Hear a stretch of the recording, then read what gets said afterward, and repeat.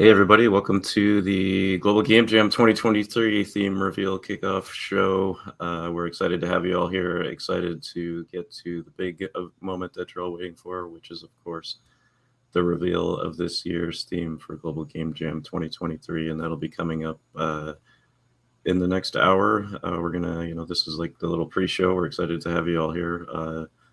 We have a great talk coming up from one of our hosts, actually, Mary Kenney, that we're going to run before the theme reveal, and then at 10 a.m. Pacific time, the top of the next hour, wherever you are, we'll start the actual show, have a little intro, and then get to the big theme reveal that everybody's waiting for, that we're also super excited for. So sit back and give Mary Kenney's talk a listen, and then get yourself a drink or a snack and be ready for the big theme reveal. Hello, everybody. I'm Mary Kenney, and I am your keynote addresser today. So thank you so much for watching. First of all, I really appreciate all of you being here. And I also want to congratulate all of you on participating in the Global Game Jam. It is such a big name, an exciting experience, and such a great time to build your profile as a creator, your teamwork. It's just such a great opportunity. So I hope you all are really excited about the fact that you're part of this. I really appreciate all of you being here. And I also want to congratulate all of you on participating in the Global Game Jam. It is such a big name, an exciting experience, and such a great time to build your profile as a creator, your teamwork. It's just such a great opportunity. So I hope you all are really excited about the fact that you're part of this. The reason that I'm giving this talk and the focus of this talk is going to be on games history, aka Why we need gamer girls, which is the name of my book, which is what we're going to be focusing on. It's really easy for all of us, me included, to get really wrapped up in the day-to-day making of games, creating assets, fixing code, coming up with ideas, coming up with pitches, making our green light pitches. And because it's so easy to get wrapped up in the actual creation of the things that we love, sometimes we can overlook the culture surrounding it. Coming up with ideas, coming up with pitches, making our green light pitches. And because it's so easy to get wrapped up in the actual creation of the things that we love, sometimes we can overlook the culture surrounding it. We can fall behind on what our own history is, what current events are, what's currently being written about, what's happening labor-wise in our industry. It's really easy to lose track of that in the midst of everything else we're trying to do, because creating games is not easy, which, believe me, I know. But it is really important for all of us to know our history as game developers, as people who are participating in this industry and creating culture every day. The games that we create are culture. The ways that we talk about the games we create are culture. And because of that, it's really important for us to know where we're coming from as an industry, so we can look forward to where we're going and where we want to be going, instead of kind of oopsing into it. So I'm going to talk about history because that is the subject of my book. And my hope with this talk is that it inspires you going forward. Knowing your history can help you know what kind of game developer you want to be, what kind of influence you want to have on this industry. It can help you build a healthier practice for yourself, for your teams, for your studios. So my question is really specific. It's, why do we need a book like the one I wrote? As I say here, I am the author of Gamer Girls, 25 Women Who Built the Games Industry. Why do we need a book like that? Why does it matter? And so that's what I'm going to be digging into in this keynote address. But again, the bigger thing to think about here is not just what is our history, but what does that mean about who we are today and who we are going forward? And that's something I hope is in the back of your mind as you jam on games, as you pitch games going forward, as you found studios, as you join studios, and just think about your role in this culture. What does our history tell us about the industry that we don't already know? Every single industry has myths around it about who the auteurs are, who the successful teams are, what it takes to be successful. And sometimes those myths are similar to history, but rarely do they actually echo accurately the history of any industry, really. So what does the actual history tell us about ourselves that we don't already know? And how do we lose track of it along the way? I also talk a little bit about my methods for finding all of this information, because I hope it will help you as you continue to learn more about the industry and trying to keep track of what is happening in the industry. This will help you do your own research going forward as well, not just looking at what I already did. Promises for this talk. There will be colorful slides, as you can already tell, because this is one of them. There will be history. Yep, went over that. There will be book excerpts. I will be reading from my book. I'm not going to put big chunks of text up on the slides because I think that would be horrible to look at. But just as someone who doesn't love reading big chunks of text on a presentation. But I will be reading from the book, and you are always welcome to pick it up if you like what you hear. There will be action items for each of us as individuals and for our studios, and there will be a cat photo if you stay all the way till the end, I promise. So hold on for that, if nothing else. All book art featured was created by the incredibly skilled Selene Pereira. Selene was the illustrator artist of Gamer Girls. And so all of the art that I'm featuring comes from Selene. So Selene is great. So who am I? I am the author of Gamer Girls. I am a senior writer at Insomniac Games. That's my day job. That's what I spend the majority of my time doing. I am a comics writer. I've written Godzilla, My Little Pony, Read Only Memories, all sorts of things for IDW, primarily. I am a lecturer at Indiana University in narrative design. I teach it usually once a year. I was a Forbes 30 Under 30 in Games in 2020 and a BAFTA Breakthrough, and I'm a current member of the Game Awards Future Class. So Those are all things to know about me. If you did not know who I was, that is who I am and why I am talking about this subject. What is this book and why does it exist? Like I said, this is specific to my work and my scholarship and lecturing and all of that, but it is also important because I want to talk about what I'm talking about really here is history and culture, and that is something that you're all part of by participating in the Global Game Jam. So what is this book? Why does it exist? It's a collection of 25 biographies of women whose work shaped the industry that we know today.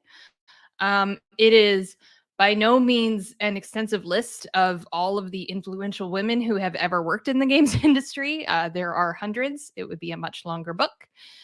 This is really focusing on women who were part of the industry in its earlier days, who were really part of shaping it before it was what it looks like today. So that is the focus of the book. That is how the research went into the book. That is how it was pitched. An even shorter pitch would be people whose names diehard video game fans should know, but don't always. Some do, but in some cases, even really hardcore gamers had never heard of some of the people in this book, and that is what I was trying to correct by writing it. The earliest biographies that you will find in this book begin in the 1960s, which may seem early to you because it is, and we'll go into that a little bit more later. And they worked through the early 2000s. They were writers, producers, designers, programmers, artists, puzzle designers. There is a very wide range of people who appear in the book, which was also really important to me. I am a writer in the games industry, and writers often get a lot of love from the press, but we are by no means the only members of a game dev team. As any of you, again, participating in this jam would know, it really takes a multi-talented, multi-skilled team to build a game. And so it was important to me to really capture that in this book with these profiles.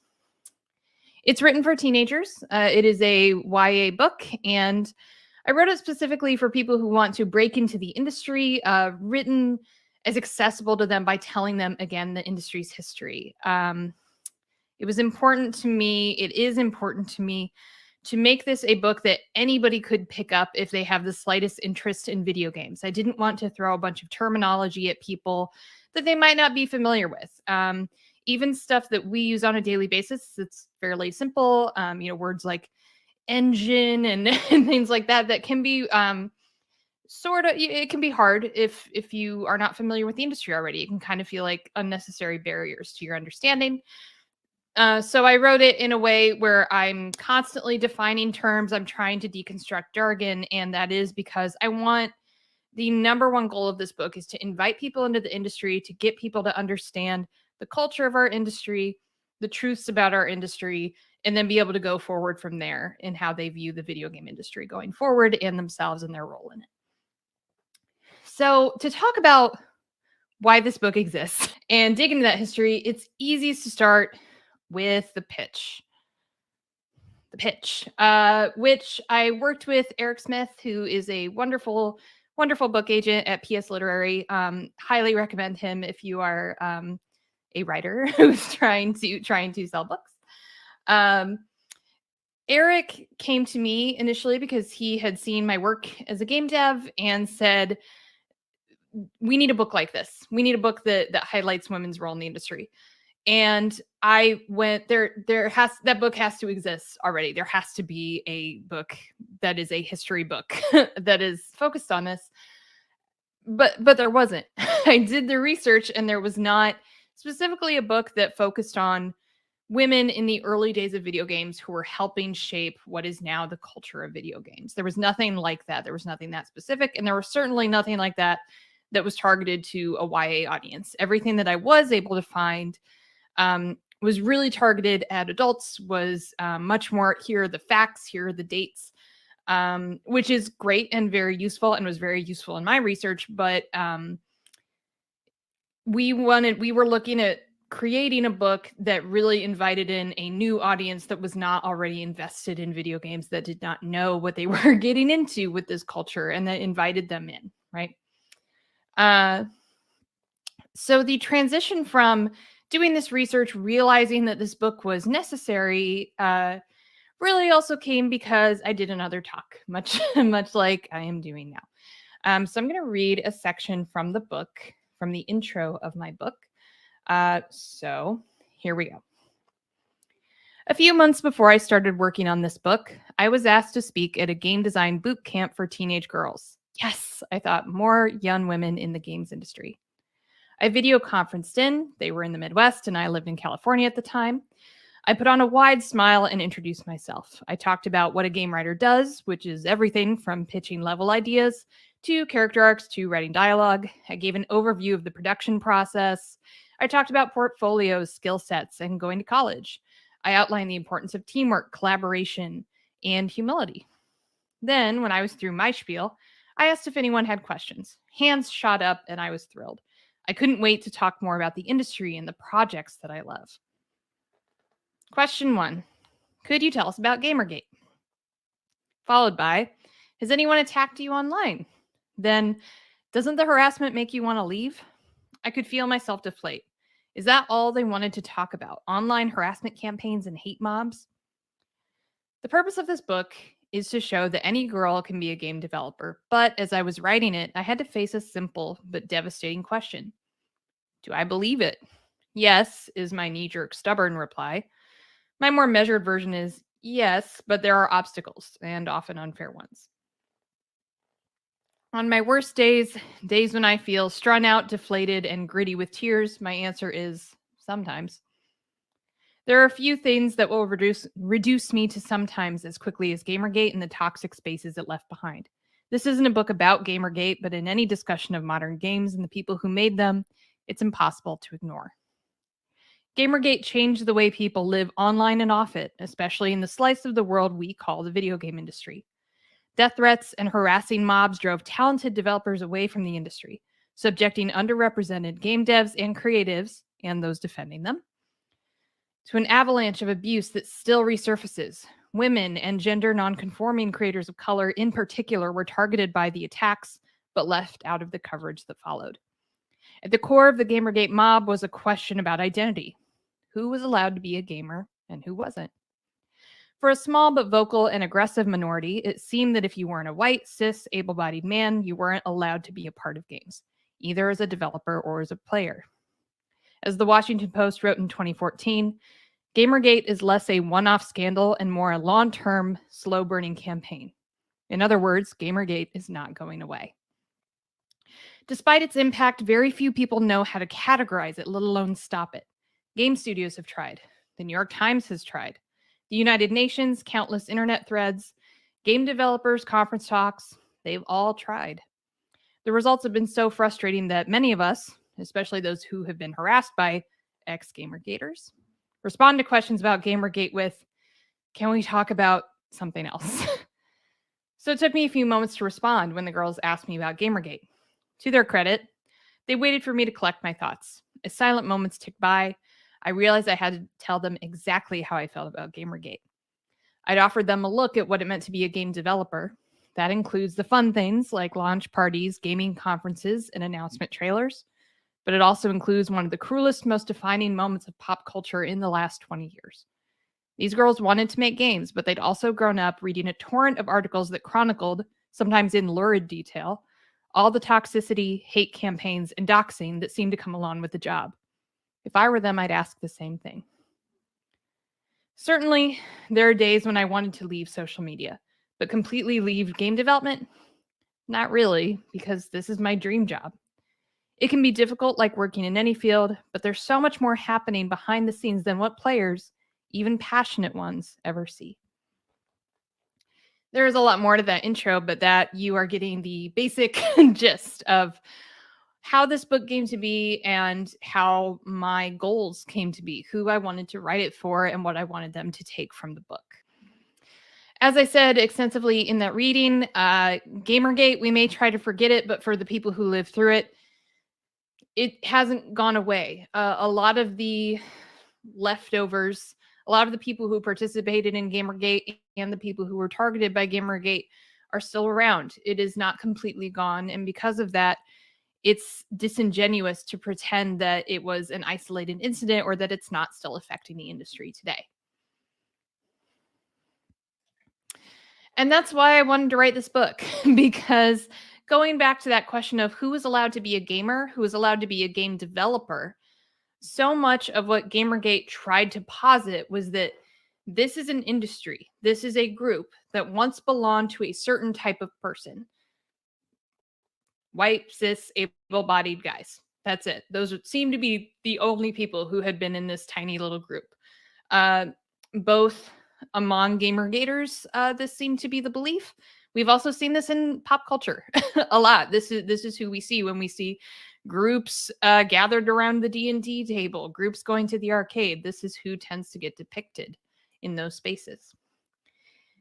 That's why this book exists, because the point of this book is that that's not true and that it was never true. That was never the full spread of who we see who are gamers. It was never the full spread of who we see that are game developers. It's simply inaccurate.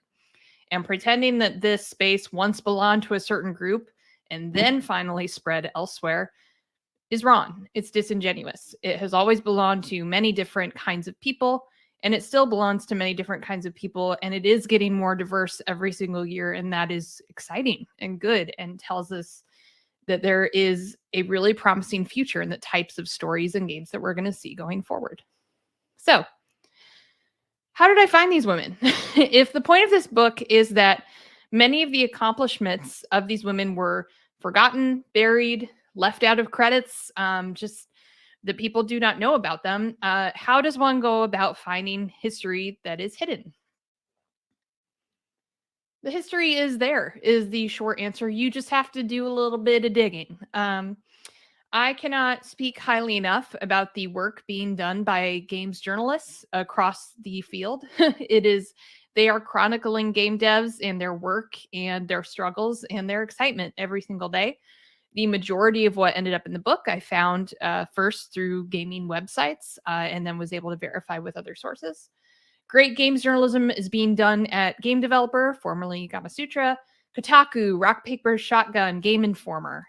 These sites, as well as Vice, really gave me a ton of stuff that I could dig into and people I could reach out to for further details on these women and their accomplishments. The Strawn National Museum of Play is phenomenal. I suggest everybody participate however you can, read their articles, visit if you can.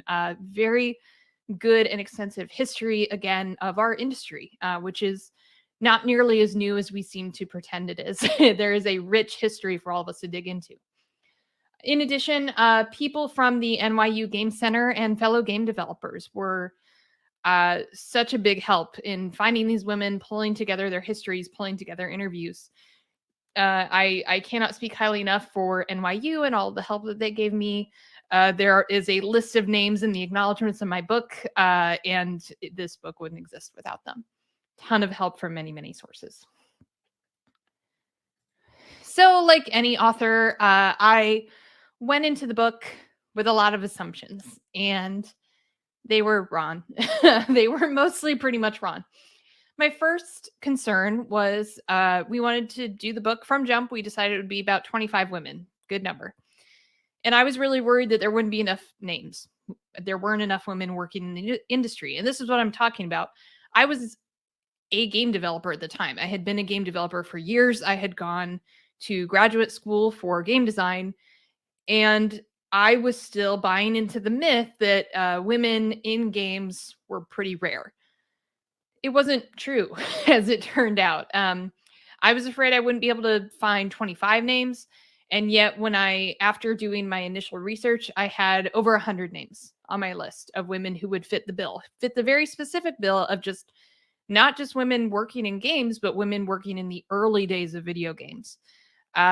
Over 100 women. Had to pare it down with the availability of research, the availability of interviews. There was a ton of criteria, mostly in how much I was able to fact check, but plenty of names. There were a lot of people working in this industry in its early days, and a lot of them were women. In addition to making sure that I could fact check everything, that I could interview people when relevant, like I said before, I was really trying to find a widespread of which countries people were from, what roles they were in, what their firsts in the industry were. That was all part of the paring down process. But if I wanted to write more books on this subject, it would be totally possible. There are plenty of women to choose from, which is really exciting when you think about it, even if at the time it was somewhat daunting. Another really important thing for me in the book was to write about history, not about idols. What do I mean by that? From the beginning, this was not a book about flawless people making flawless games that are perfect and had, perfect Metacritic scores. That would be difficult because Metacritic did not exist back in the day. But that wasn't the point of the book, right? I really wanted to talk about people operating the space who had a big impact on this space. And they had missteps, they had flaws, they had dreams, they had hopes, and telling their real stories, the good and the bad and the moments where they struggled, that to me was honoring their stories and honoring our culture of video games without flattening those stories. I think turning people into idols is how we flatten history, and we make it harder for us in the present to relate to it. But being able to tell the full story of each of these women and what they were interested in, what they were trying to do, what they believed about themselves in the industry when they got in, how that's changed over the years. That's how we really capture these moments in history that are part of our culture in the video game industry. So that was very important to me. In digging into their stories, I found a lot of surprises and I found a lot of common themes. So I'm going to talk a little bit about the surprises that I found along the way. And then I'm going to dig into some of those common themes. Again, as I'm going through this, as people participating in the Global Game Jam, as game developers yourselves, especially with the surprises, with the themes, I hope you start to reflect on your own journey as a game developer and where you want to go in your future in this industry. So, stories that surprised me, starting off with Donna Bailey and Mabel Addis.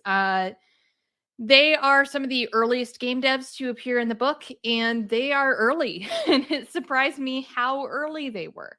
For Donna, she began working in games in 1980. For Mabel, she began in 1963. 1963, to some of you, you're going, what video game could you make in 1963? We sure were not on PlayStation 5 at that point. What was she making it for? And in Mabel's case, she was primarily a teacher. She was an educator, and she worked to create one of the first video games ever. She was the writer on it. It was an economic simulator, and she was writing the story that really got people invested. We often call that the narrative hook, even today.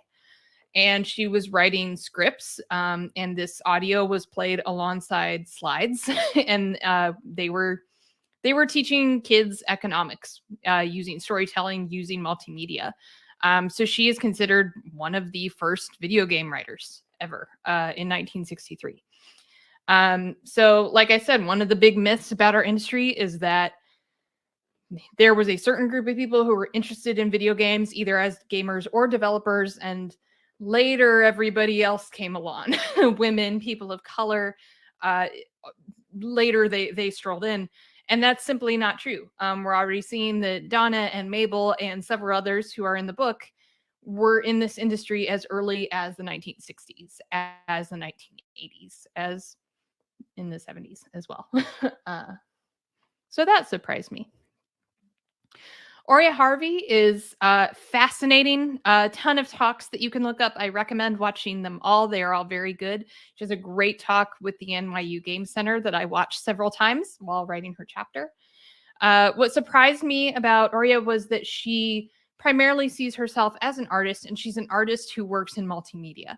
So she was one of the earliest, artists in working in HTML in the early internet, and expanded that with her husband into working on games. And she and her husband's goal with creating these spaces was this interactive art. And that is what we're looking at with video games.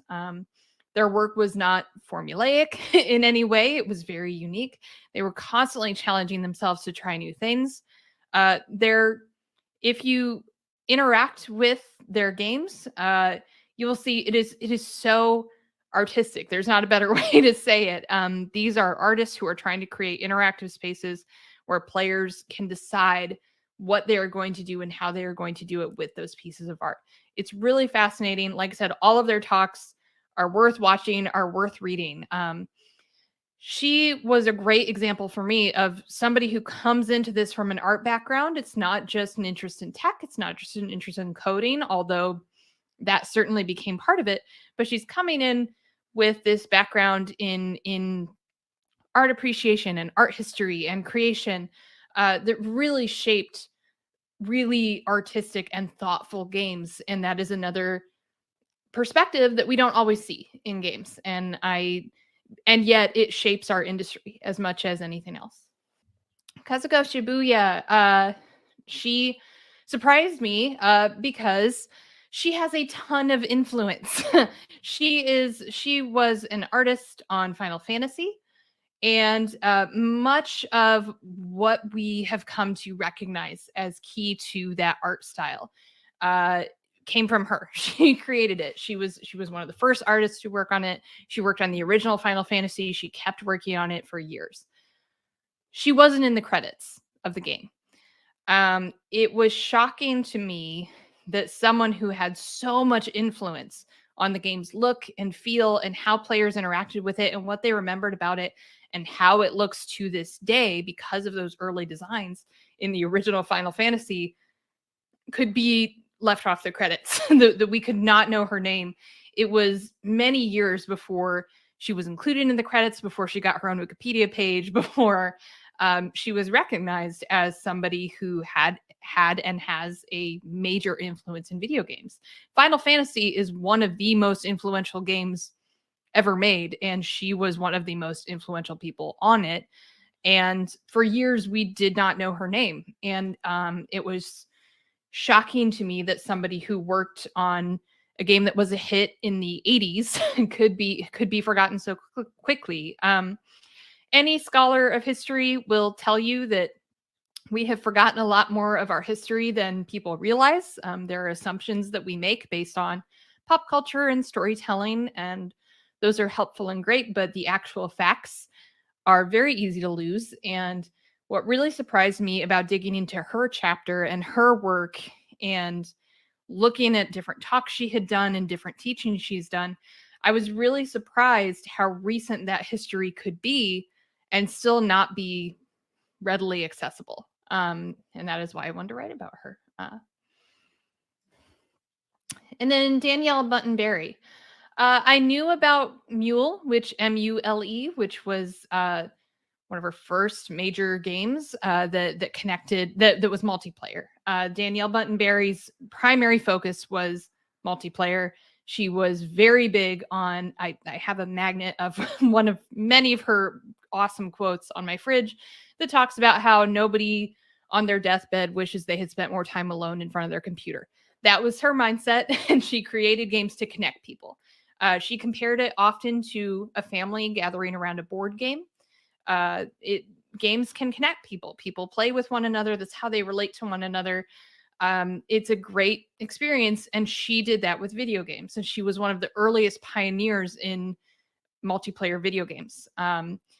Mule was fantastic. It is fantastic. It was a brilliant multiplayer game, but I didn't realize how prolific she was beyond Mule. She kept working for years and years with this focus on multiplayer, both as a game dev, and she was also a speaker. She wrote extensively about her own experiences as a transgender woman, about as a game developer, as a parent. She wrote about all of this in her blog.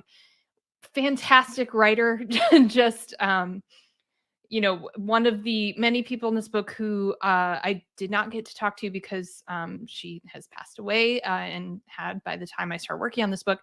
I would give just about anything to have been able to talk to her, because her mindset about how to connect people with video games has so much in common with what I'm talking about, which is our culture of games and how we are creating culture with every single game that we create. Another person who I recommend, look up every talk she ever gave, look up her interviews, look up her blog. Fascinating stuff. You will learn a ton. She was an absolutely brilliant game developer. And so now I want to talk about some of the common themes that came up across all 25 of the profiles. And I really want to talk about this again because I hope you can apply it to yourself and your own practice as a game developer and your goals as a worker and laborer and creator, and in your studios. I hope you kind of keep these things in mind going forward with the kinds of games you want to build and the kinds of team environments that you want to build. Passion. We love this word in video games, both for better and for worse. Most of the people that end up making video games do it because they love it. They grew up with video games, or many people come into video games later in life and discover something they love. They discover something really fascinating about it. I have talked to many people who started in film or TV who didn't grow up with video games, but once they were introduced to them, were just floored by the creativity that goes into video games from everybody, for the creativity of the programmers and engineers and the creativity of the writers and artists and everything that goes into a video game. And that passion is it is hard to meet a game dev who does not have it in one degree or another. I say this from personal experience, but also definitely from writing this book. But what does that mean? That means it can be easy to take advantage of people's passion, to make them feel like they are not honoring their passion and love enough if they are not working at a certain amount for a certain amount of time, et cetera, et cetera. So as a game developer and as a person leading teams, part of teams, you have to honor that passion. You have to allow people to own their own content, respect their work, and that lets that passion thrive. It's not just constant criticism and notes, it's also praise and working together in collaboration. Honoring it is really important to maintaining that passion instead of burning people out. Don't abuse it. Again, burnout is going to come up a lot on this slide. Burnout is the antithesis to passion. Burnout makes people wonder why they cared and why they loved the industry that they were planning to be a part of. Encouraging healthy work-life balance, encouraging people to take breaks when they need it, encouraging them to keep working on something if it's not ready yet, that they don't have to be done on a certain deadline when possible. These are all ways to not abuse that passion and, again, to keep fostering it. Stamping out toxicity. Toxic workplaces kill passion real fast. If you are being bullied at work, if you are being belittled at work, if you are not being respected for your ideas and for your excitement, that is all part of a toxic workplace. And that forces people to either quit that job, they can't be there anymore, or to mentally check out so that it doesn't hurt them anymore. If you are forcing your employees to mentally check out, that's going to kill their passion for the industry. If you yourself are discovering that you're having to mentally check out to get through the day, that's a killer of passion. That's not a good sign. Credits. As I noted before, talking about Final Fantasy, credits are sometimes stolen. People work on a game and then are not credited for it. That is the easiest way that we lose sight of our history and sight of our true culture, and not just the myths about our culture and who is allowed to participate and who is welcome in this space. You need to credit your developers. In the game itself, where and how are the people who worked on it listed? Did you list, that's typo, did you list the whole team? Did they have their correct titles? Are they listed for the work they did on your game? If they're not, that's a problem. On the press tour, really think about who is invited to speak to the press.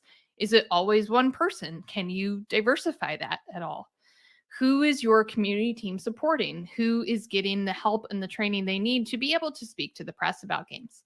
One thing I noted in a lot of my research was that in the 80s, 90s, early 2000s, games at Game Awards ceremonies on the press tour were often represented by one person.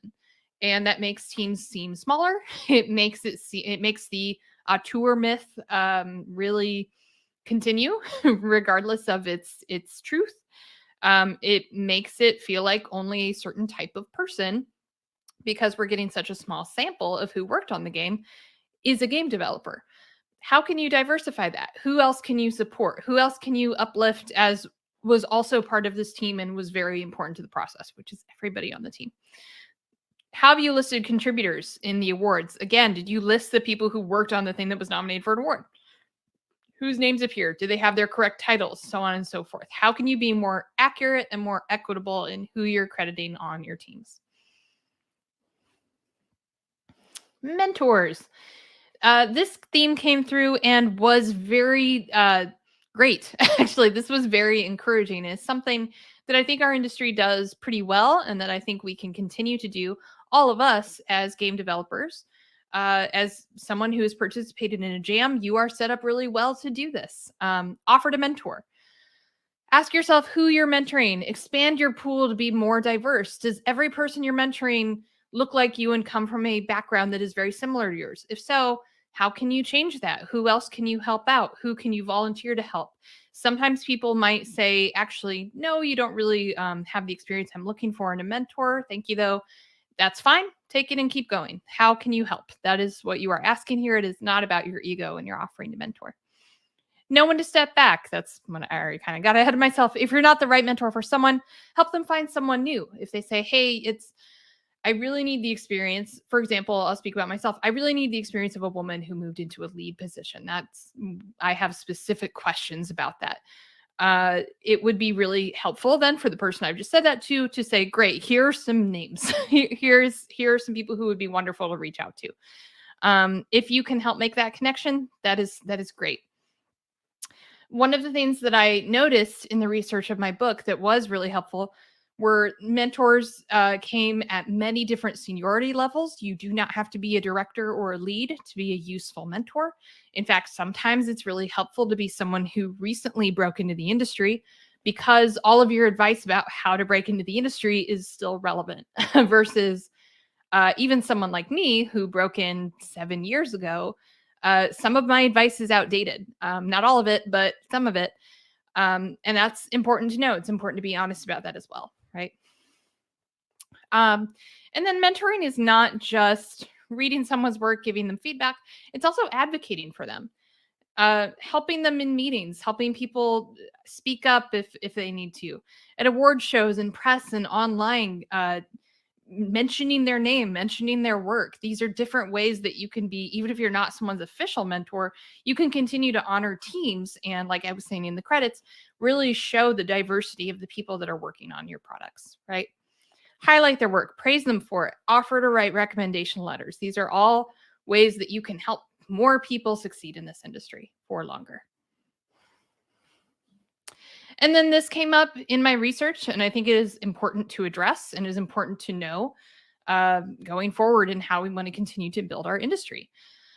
Privilege was big. A lot of the women who are in my book were able to pack up and move cross country for a job. That is not an option for all people. Few of the women in my book had to move between countries. They were, if they were working in the United States, they tended to be from the United States. That is a privilege. Most of them had gone to college at one point or another. That is a privilege. So it's important for us to think about going forward, how can we even the playing field to invite in more voices as we go forward? Remote work, for example, is really great. It allows people who live outside major game dev areas like LA, Seattle, Austin, people who live outside of those areas to join the industry without having to move to what in some cases are some of the most expensive places to live ever. So this allows them to join the industry without having to uproot their lives in situations where remote work is appropriate. And as we saw during the pandemic, many more roles can be remote than we realized previously. So that is something to think about really seriously and how that is going to widen the pool of people that you can invite in. Training and internships. Internships are so important, but they do usually require college. So can you offer fellowships and other kinds of training that do not require a college degree to be part of? That is a great way to get past that piece of privilege. What other kinds of trainings can you offer? What other kinds of outreach can you offer that, again, invite in new voices and new artists and new creators who maybe were not able to go to college for whatever reason?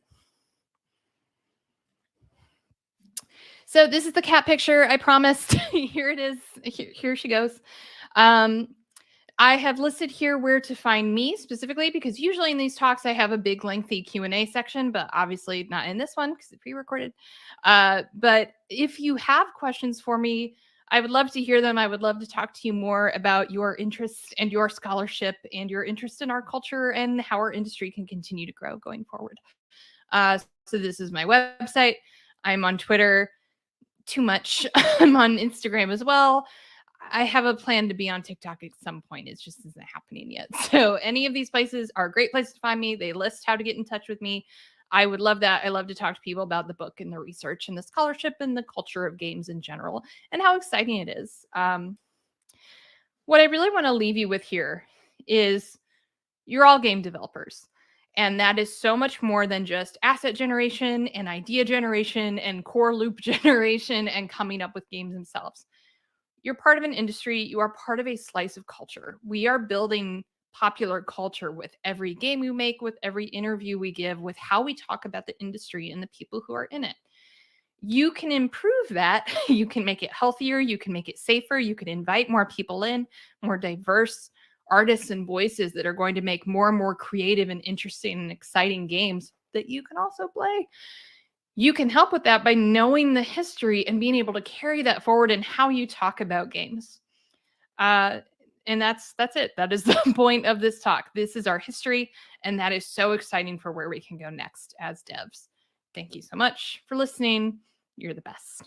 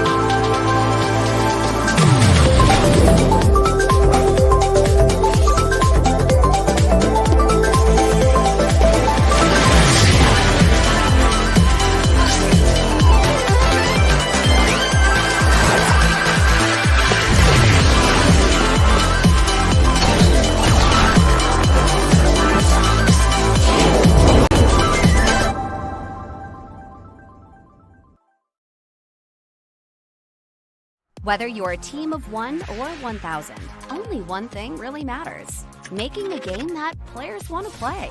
Developers are imagining future games that delight players and require solutions to support their dreams. Players expect games to have fast response times and high-fidelity experiences on any device, anywhere in the world. To achieve this, more and more developers are turning to the cloud. AWS for Games provides a broad portfolio of industry-specific products and solutions from AWS and AWS partners to help you build faster, run smarter, and grow your games. AWS for Games portfolio covers 12 solution areas, spanning the 3 phases of game development. When building, AWS will help you to modernize your architecture and move your production pipelines to the cloud, enabling you to recruit and build diverse teams around the globe, not limited to a physical location. When running a game, AWS can help you streamline operations, deploy the right compute and accelerated networking options to deliver low-latency game experiences, provide real-time and serverless analytics to help better understand player behavior, and help you harden your back-end against DDoS and other malicious attacks. To grow your player base, AWS can help you acquire and retain users with an engaging community experience with Twitch, Amazon Luna, and machine learning tools. With 175 fully featured services and more functionality than any other cloud provider, AWS infrastructure is trusted by over 90% of the largest public game companies, including Epic, EA, Ubisoft, Sony, Nintendo, Zynga, Rovio, and more. Need help getting started? Visit the AWS for Games landing page for a customized onboarding experience. Take one of our structured learning classes or dive deep into the 12 solution areas. Either way, we want to help you create the next amazing game. Welcome to AWS for Games.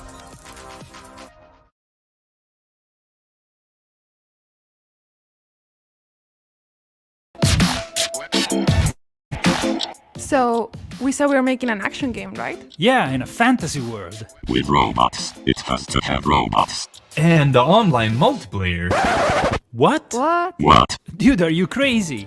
Making multiplayer games is 100 times harder than single player. Gas. You're right, multiplayer is usually 100 times harder. But with coherence, it's only 17 times harder. Only 17? That's insane. You mean coherence at Coherence.io, right? Right. Coherence really is the fastest way to make multiplayer games, even during a game jam. Wouldn't it be cool if you could play your game together online? Hey, guys, look, I already got something running. Wow! Seriously? Yeah, just 2 boxes syncing, but it's a start. Fascinating. See? If you want to try it yourself, you can get more information at coherence.io/GGJ.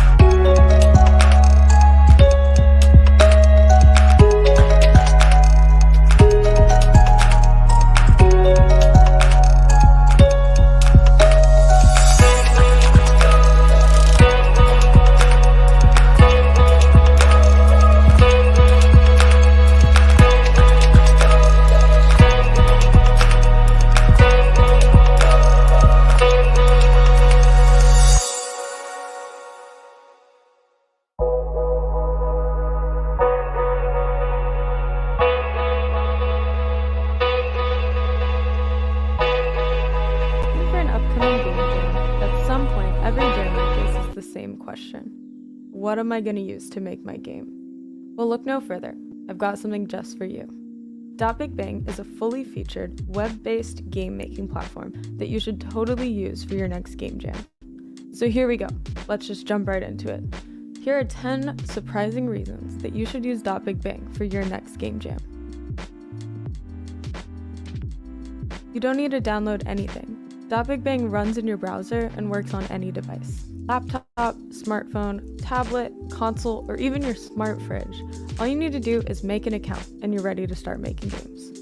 You don't need to worry about downloading or updating an app, how long your builds will take, or where you're gonna host your game. We've got everything taken care of for you. As long as you have an internet connection, you can start sharing your games right away. Big Bang runs best in Chrome or Chromium-based browsers like Edge, Brave, and others. And if you'd rather not work in a browser, you're also welcome to install the desktop app. You can share your game instantly with a link and play with your friends. In order to share your game with your friends, all you need to do is click the share button, copy the link, and send it to them. Or just send the link that's in your browser. Once they click the link, they're already playing your game. And when you use the share button, you get a multiplayer link. So you can actually instantly play your game live with your friends. This mechanic is great for playtesting your game while your game's in progress during the jam, and really great for sharing your game with your family and friends once the jam's over. Your game will work on any device, console, mobile, desktop, you name it. Like I mentioned before, no need to worry about where to host your game or how people are going to play it. We've got that covered. If you're planning on working with a team, Big Bang makes that super easy for you. Just by sharing a multiplayer link with your teammates, you and your teammates can instantly start building out your game together. Big Bang supports live multiplayer editing, which is the click of a button, and you can all playtest the game together while you're building it.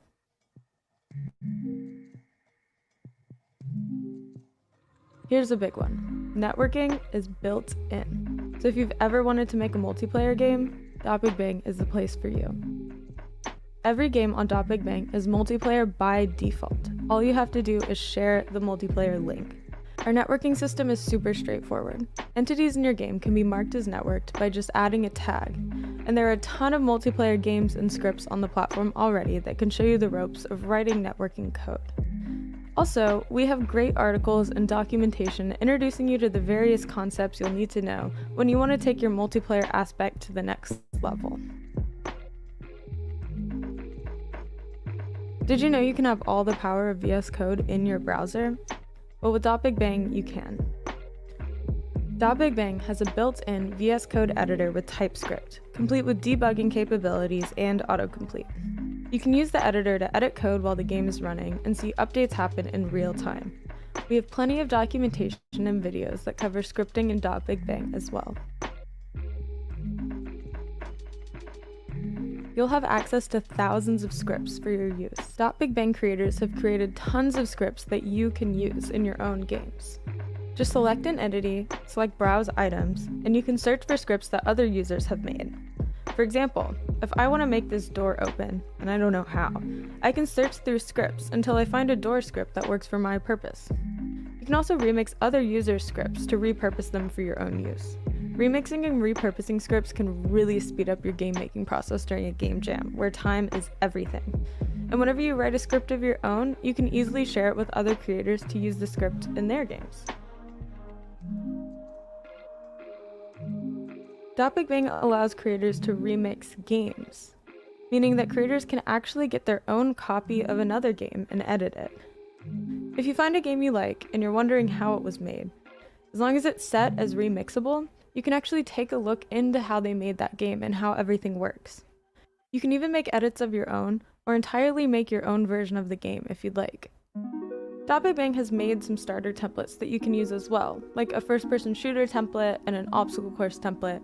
There's also a template for people who are new to scripting and want to learn more about it, or new to building out an environment and want to learn how to do that. So definitely check those out. You can find the links in the description.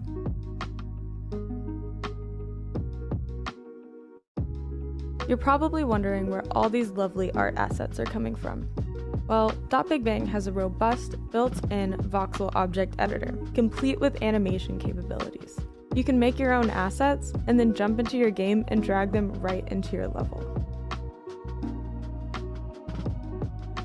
There is a huge library of voxel art for use in your game. So if you're thinking to yourself, well, what if I can't make art? You're in luck. Just like with scripts, .BigBang has thousands of voxel objects made by other creators that you can use in your game. If you're working with a team, your teammates can make art that you can instantly drag into your game. And if you're an artist, you can make your own art usable by other creators. You can talk to the devs directly for help. If at any point you're stuck or need some guidance, you can reach out to the .BigBang devs on Discord. The link's in the description. The devs have been making games with .BigBang for years and are happy to help out creators as much as we can. We've also got documentation, videos, and live streams that show you all sorts of ways you can use .BigBang. Whether you're an artist or a programmer, if it's your first game jam, or if you're a veteran, or if you're anywhere in between, .BigBang has a place for you. So that was 10 reasons to use .BigBang at your next game jam. If you want to give it a try, go to .bigbang.com to get started and join our Discord to meet other creators and have your questions answered by the same developers who built the platform. The links are in the description. Thanks for watching and happy jamming!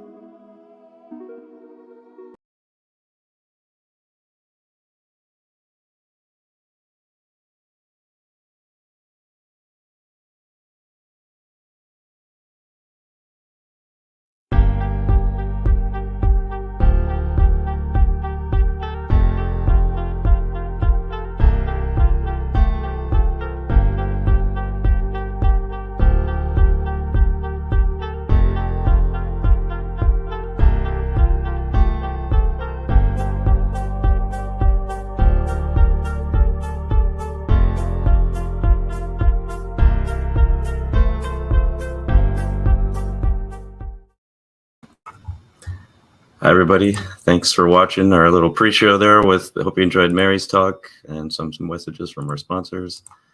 Excited to have you all here. We're going to start the theme reveal video very soon.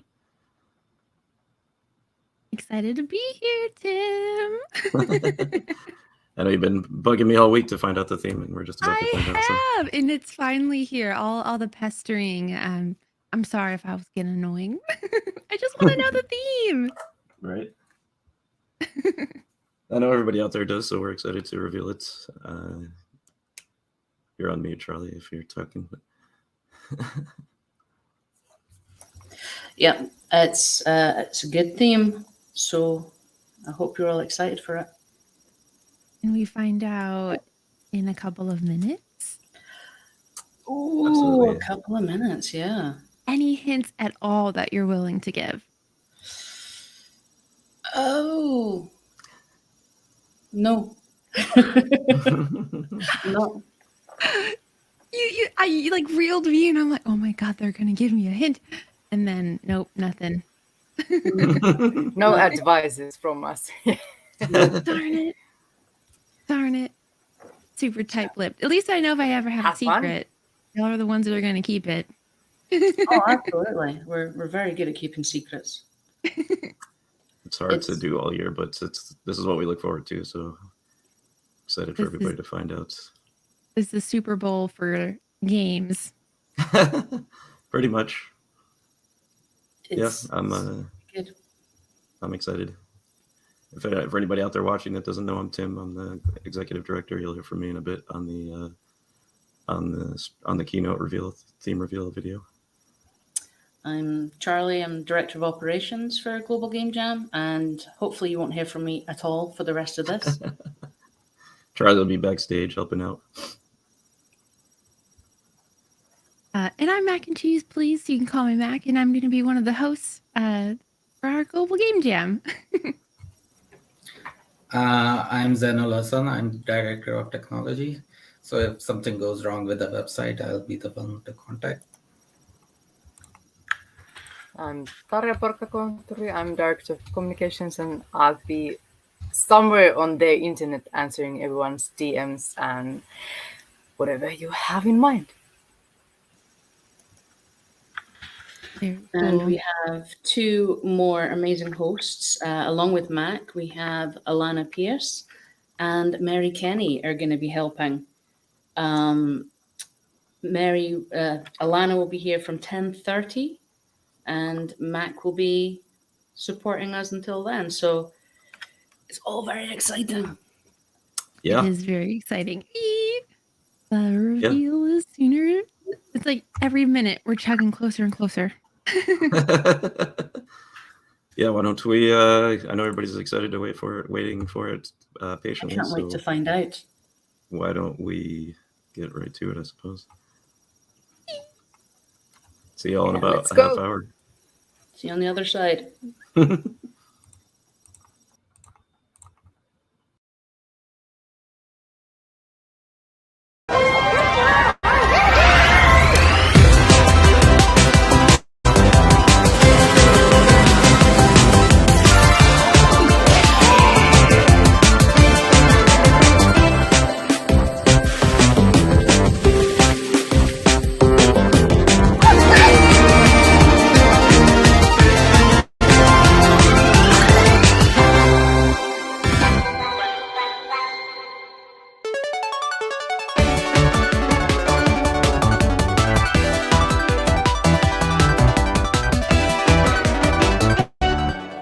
Hello, everyone. I'm Tim Cullings, the Executive Director of Global Game Jam, and welcome to Global Game Jam 2023. And for the first time, we're welcoming Global Game Jam Next 2023 at the same time as GGJ, and we're excited to have you all here with us and excited for the theme reveal, of course, that's about to happen in a few short minutes.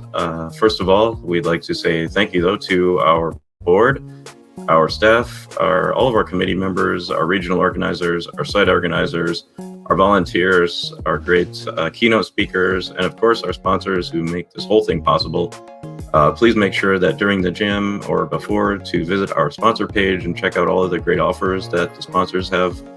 A lot of them are free offers for technology, tools, engines, all to make your jam a lot easier, a lot more fun. Let you try to learn some new things with new tools and technology. So definitely make sure you go and check that out. And thanks to all our sponsors again for making this possible.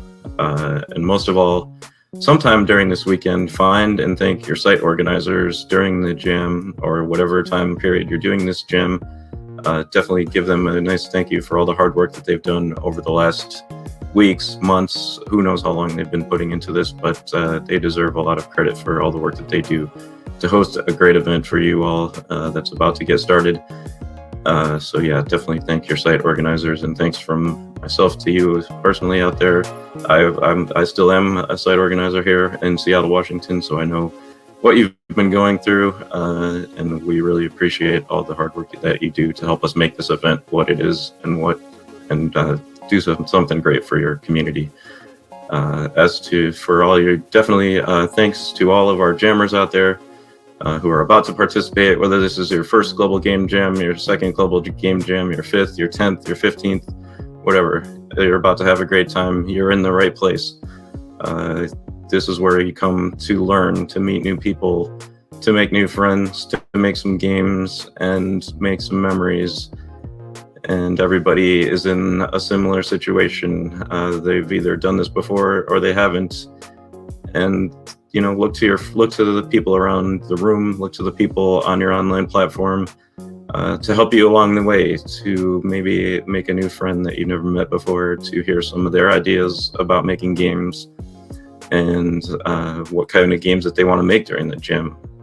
Just listen to each other, support each other, make sure you get some rest, eat some good food, and have a great time. And yeah, we're excited. So enjoy Global Game Jam and Global Game Jam Next 2023. Thanks, everybody.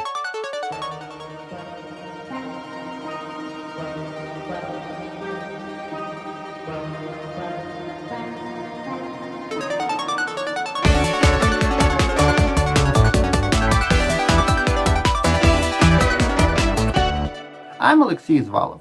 I'm the regional coordinator of Global Game Jam in Ukraine, and also I'm an indie game developer and associate professor of Robert Elworthy Economical and Technological Institute. Today, I'd like to talk about the community. One of the core missions of the Global Game Jam is to bring together people who are fond of game development.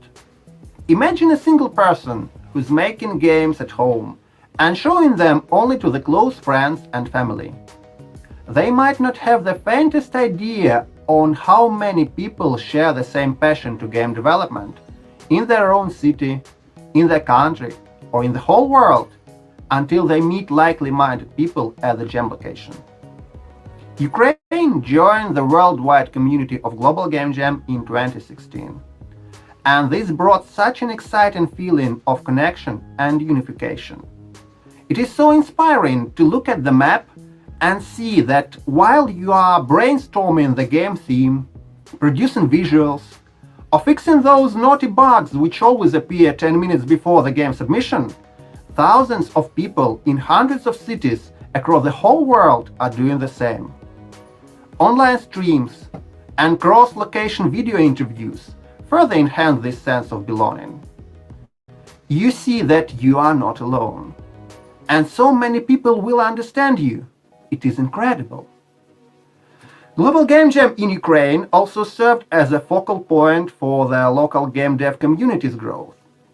After the initial boost given by Global Game Jam in the beginning of the year, in January or February, we kept the community living via other events and sessions. Many teams continued to work on their games afterwards, and then they showcased these games at the international conferences. Often at these conferences, they had chance to meet face-to-face the Global Game Jam participants from other countries, and it is so joyful, helpful, and inspiring. Even switching to the online mode due to the pandemics didn't slow down the community creativity.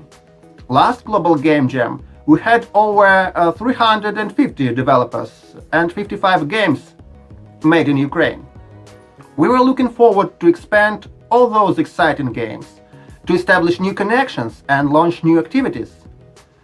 But then, on the 24th of February 2022 was the day when Russia started the full-scale invasion against Ukraine, and when the first Russian missiles struck Ukrainian cities, killing innocent people.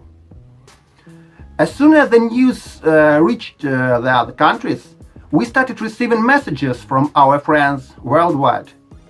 This is another powerful sign of connection in the worldwide game development community which we experienced. The simple question, "How are you?"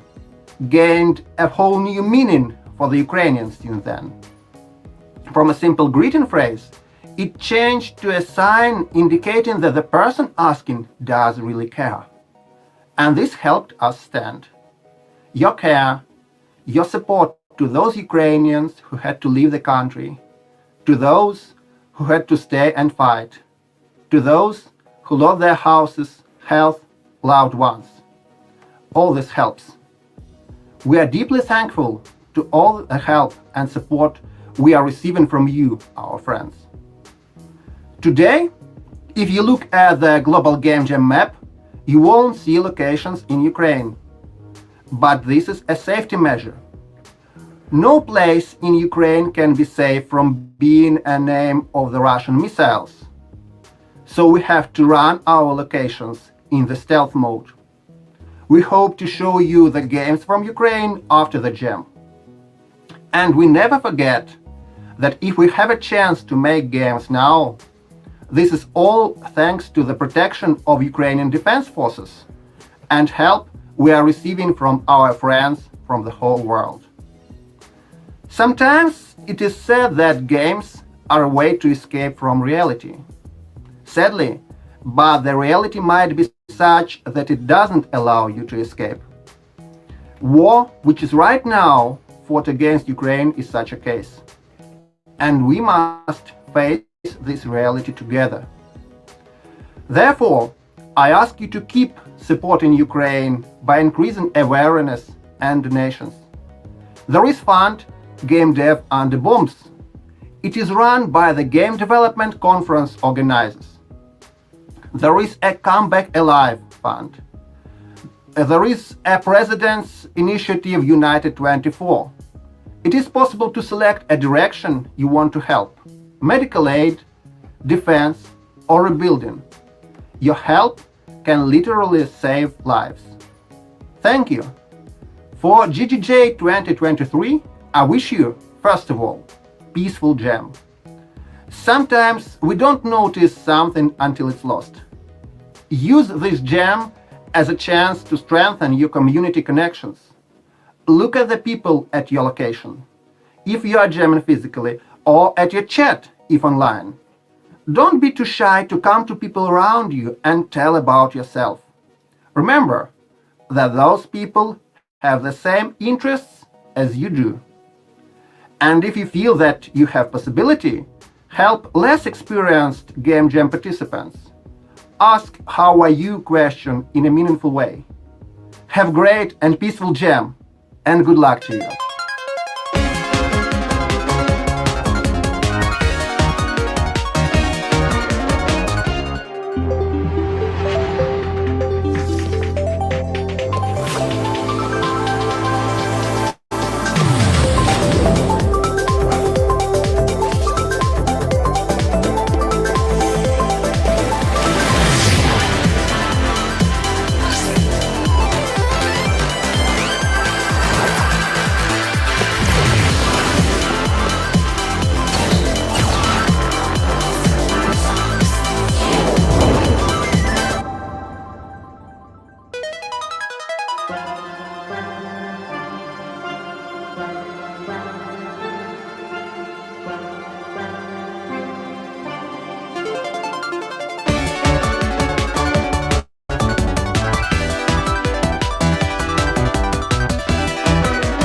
Hello, Global Game Jammers.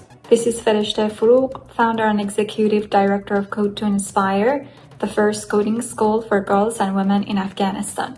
It's my pleasure to welcome you all to the 23 Global Game Jam. At Code to Inspire, we address the perennial economic, cultural, and patriarchal challenges that girls and women in Afghanistan face by providing a one-year after-school program in a safe environment. To date, we've educated more than 350 girls in our coding and graphic design classes.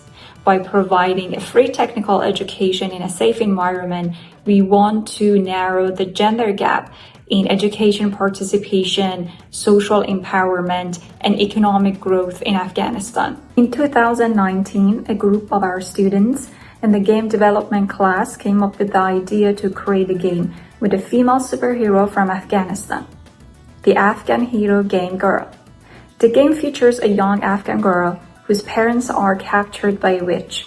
Our students wanted to create a game that included a girl who looked like them in a heroic decision-making role so that the other young women could see themselves as powerful figures. Knowledge is power, and technology is the tool for this empowerment.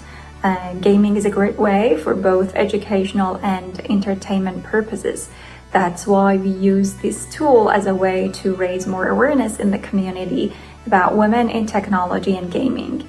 Sadly, with what happened in Afghanistan, August 2021, with the Taliban taking over the country, girls and women of Afghanistan since then have been deprived to access basic fundamental human rights such as education, work, freedom of movement, that many girls around the world are taking it for granted.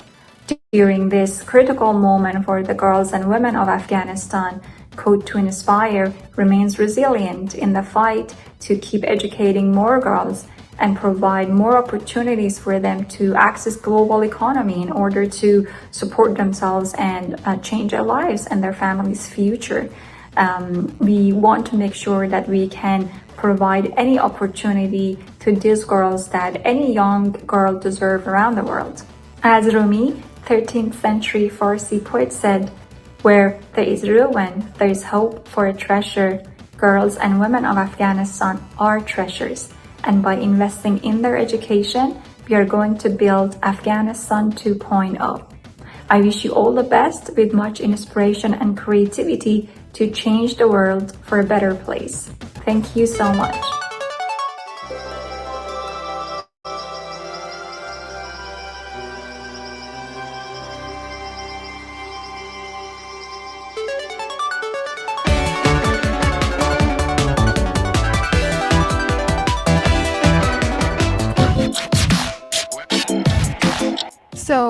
we said we were making an action game, right? Yeah, in a fantasy world. With robots, it has to have robots.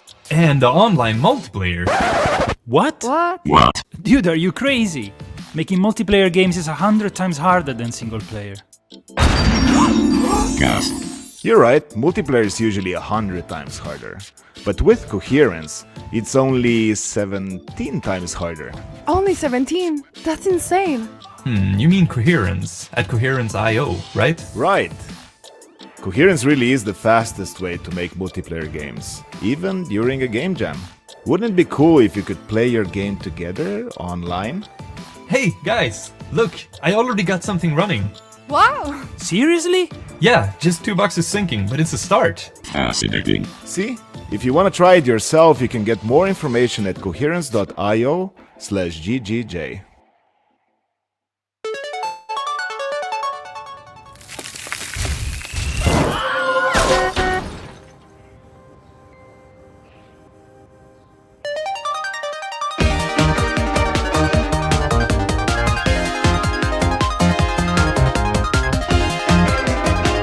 Hi, my name is Jabari Ali, and I am a systems designer with Skydance Interactive and an innovation educator with the Hidden Genius Project.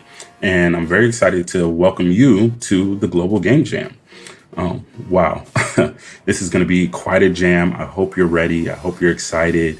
You know, man, let's do it, right? And so for me, game jams has been just an inspiration, right? It really gave me that courage to really make this my career, making games.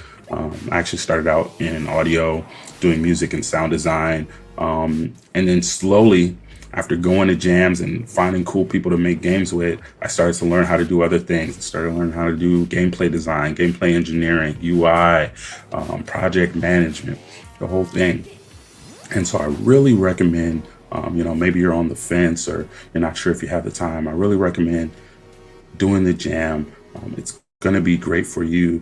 And the biggest thing is just understanding that the commitment level, like how intense it is up to you, right? You can keep it light, you can keep it small, or you could go all in and, do crazy all-nighters and make something, make something huge. But it's just about the experience, right? And so my first little piece of advice actually is understanding the why. Why do you want to do the jam? So for me, it started out with, I just wanted to have fun. I was like, wow, I can make a game and I can, kick it with some fellow nerds and just be weird and just be crazy and make some cool stuff. And so that was my why to begin with, right? So I kept it real lighthearted and just wanted to have fun and share my skills and kind of get better. But, maybe you have a different thing. Maybe you want to go in there and you want to make some real strong contacts and you want to find some people to work with later on major projects. Or maybe you've got some things you've been working on that you're really good at, but you need a team to actually get it out there. You're an artist, but you need a coder to work with to get your art in the game. Whatever your why is, understand it, and really make that part of your focus, right? That will keep you motivated throughout the jam, keep you centered, keep you focused. Okay, so figure out your why. And then the next really important thing to do is, what are you bringing to the table? What are your strengths, right? And don't hold back, right? It's okay to flex a little bit, right? Because a lot of people that you'll probably be working with, they haven't met you before, they haven't seen what you're doing, right? So get your portfolio together, don't be shy, let people know what you can do, and really think about, okay, hey, this is what I can bring to the table. And I actually really recommend that even if you're a jack of all trades or hey, I can do anything, I really recommend that you pick one thing to focus on for the jam, right? Even if you can do art, code, design, and all that, pick one. Maybe you're like, hey, this time I'm just going to do design. And that can really allow you to hone that skill, but also give other people the opportunity to, pick up those other areas, right? And it's really beneficial to work on a team. You make great connections, you're able to get more done. So I recommend that you figure out what your strength is, what role do you want to have for the jam, and then find other people to work with, right? And if you have your own idea, please write a game design document. Now, it doesn't have to be long. It could be just half a page, but just having a little something to keep everybody centered, right, will go a long way, right? So figure out what do you want to do. What is your role for this jam? And then, fill in the blanks, right? Hop on the forums, hop in the Discord, hop on the social media, right? Talk to people, share your portfolio, comment on other people's posts, and just really get yourself out there, right? And don't be shy. So what's your role? What do you need? Find your team, okay? And it's okay if you don't know right away. Maybe you all just like platformers and you're like, hey, we're going to make something, but we're figuring it out, right? So find your team, find the game that you're going to make. And then when you do, keep it simple. You don't have a lot of time, okay? It'll go by in the blink of an eye, right? So one mechanic, right? Maybe your mechanic is just jumping or dashing through walls or, being able to, throw cheesecake, whatever it is, right? Pick your one mechanic and then make sure it's fun, okay? Don't wait till day 3 to see if the mechanic is even fun. You want to experience that mechanic on the first day, honestly, within the first few hours. That is priority number 1. What is the mechanic? Design it and be able to actually experience it in the game, in an actual build too. Don't stay in the editor. Don't spend too much time in the editor. You want to play test early and often, okay, in an actual build, okay. And then, you'll hear this a lot. Honestly, you want to be kind of on top of your scheduling and your roadmap, right? Day 1, get your mechanic. Day 2, get the complete slice of the game. I can play from beginning to end, right? I have a start screen. I have a victory screen, right? And then day 3, now I'm making it nice and pretty with all the bells and whistles and the animations and the sound effects and the music and all of that, okay? And remember, it just is a demo. A demo is enough. It doesn't have to be the full game. It could be one level. It could take 5 minutes to play the game that you're making. You can keep it light, right? Don't put too much of a burden on yourself, okay? But yeah, just really think about that first little bit, the why. Are you here just to have fun? Are you here to make connections? Are you here to hone your skills? Maybe, all 3, maybe something else, but think about your why. Let that be your ground. Let that be your focus. And most of all, please, have fun, meet some cool people, and don't be afraid to let it carry on after the jam. Honestly, my first jam, we went on to work on some really cool projects afterwards. So yeah, if you meet some people you really like working with, then, keep making games with them. Or if you make a project that's just, wow, this is so amazing. Yeah, continue that project afterwards, right? But yeah, super excited for this jam. I hope you are too. And best of luck to you. Have fun. Bye.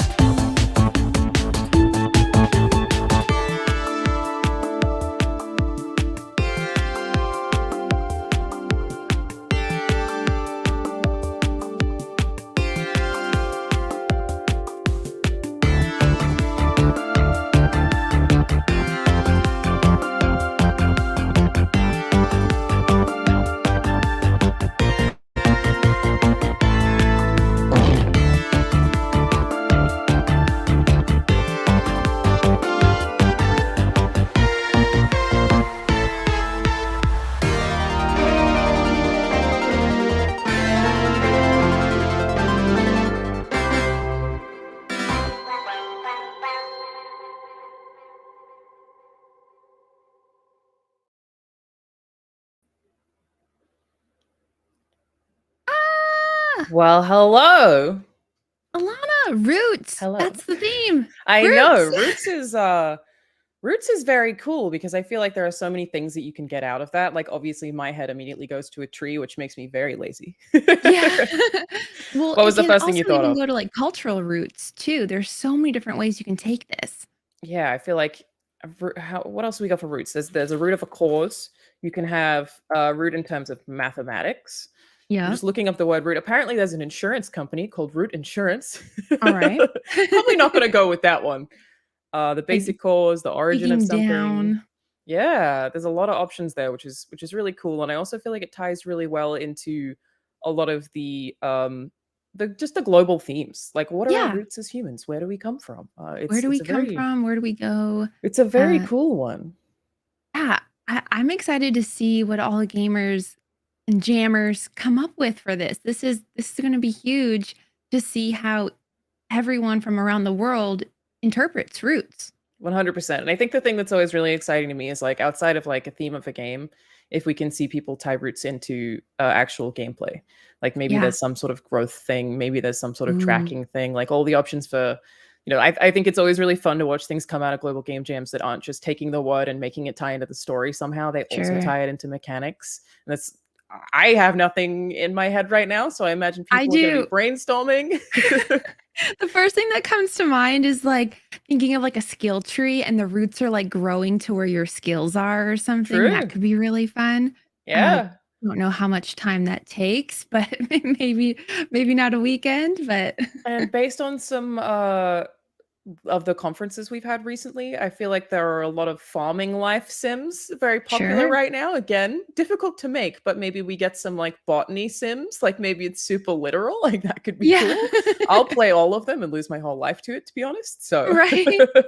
Or even incorporating like mushrooms and like the root systems that are just all over the forest floor and just connection, really. Yeah, definitely. A lot of very cool options. Would love to see how everyone in the chat feels about it. To the person who asked, is this live? The answer is yes. Going back to your roots, that's a good one. That is a good one. And we've got, could be personal roots, personal stories for sure. Hello, welcome everybody. Welcome. Good evening. Good morning. Hey there. How's everybody feeling about the theme?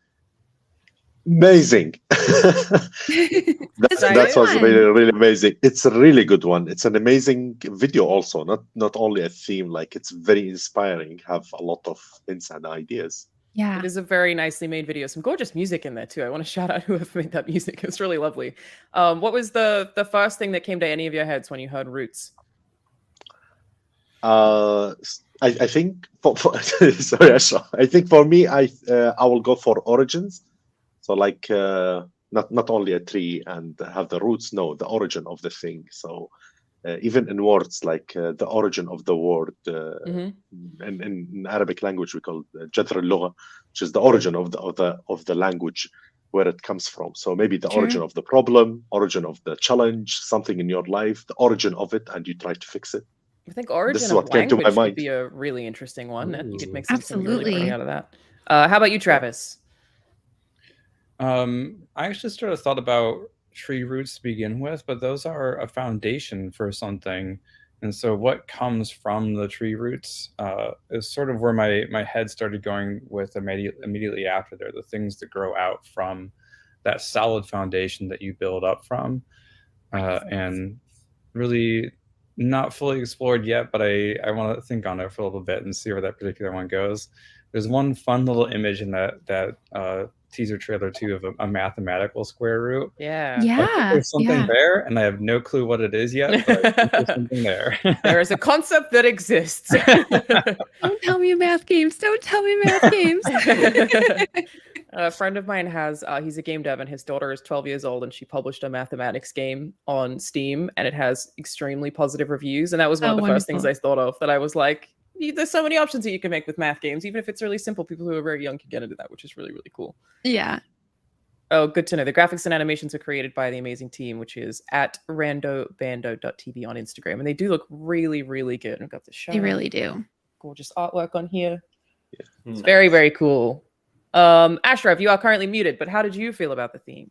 honestly, when we were going through all the themes we had, this was something that stood out to all of us, because when we saw it, we just paused and we were like, we could make like 10 different games just from this one word, because of, you know, all the different ideas that stem from the word roots. Haha, pun. So you know, each of us started spitballing different ideas, and some of us started with trees, some of us started with teeth, some of us went to math, some of us, like Donat and I, because we both speak Arabic, we both went to the root of the word, and we bonded over this as well.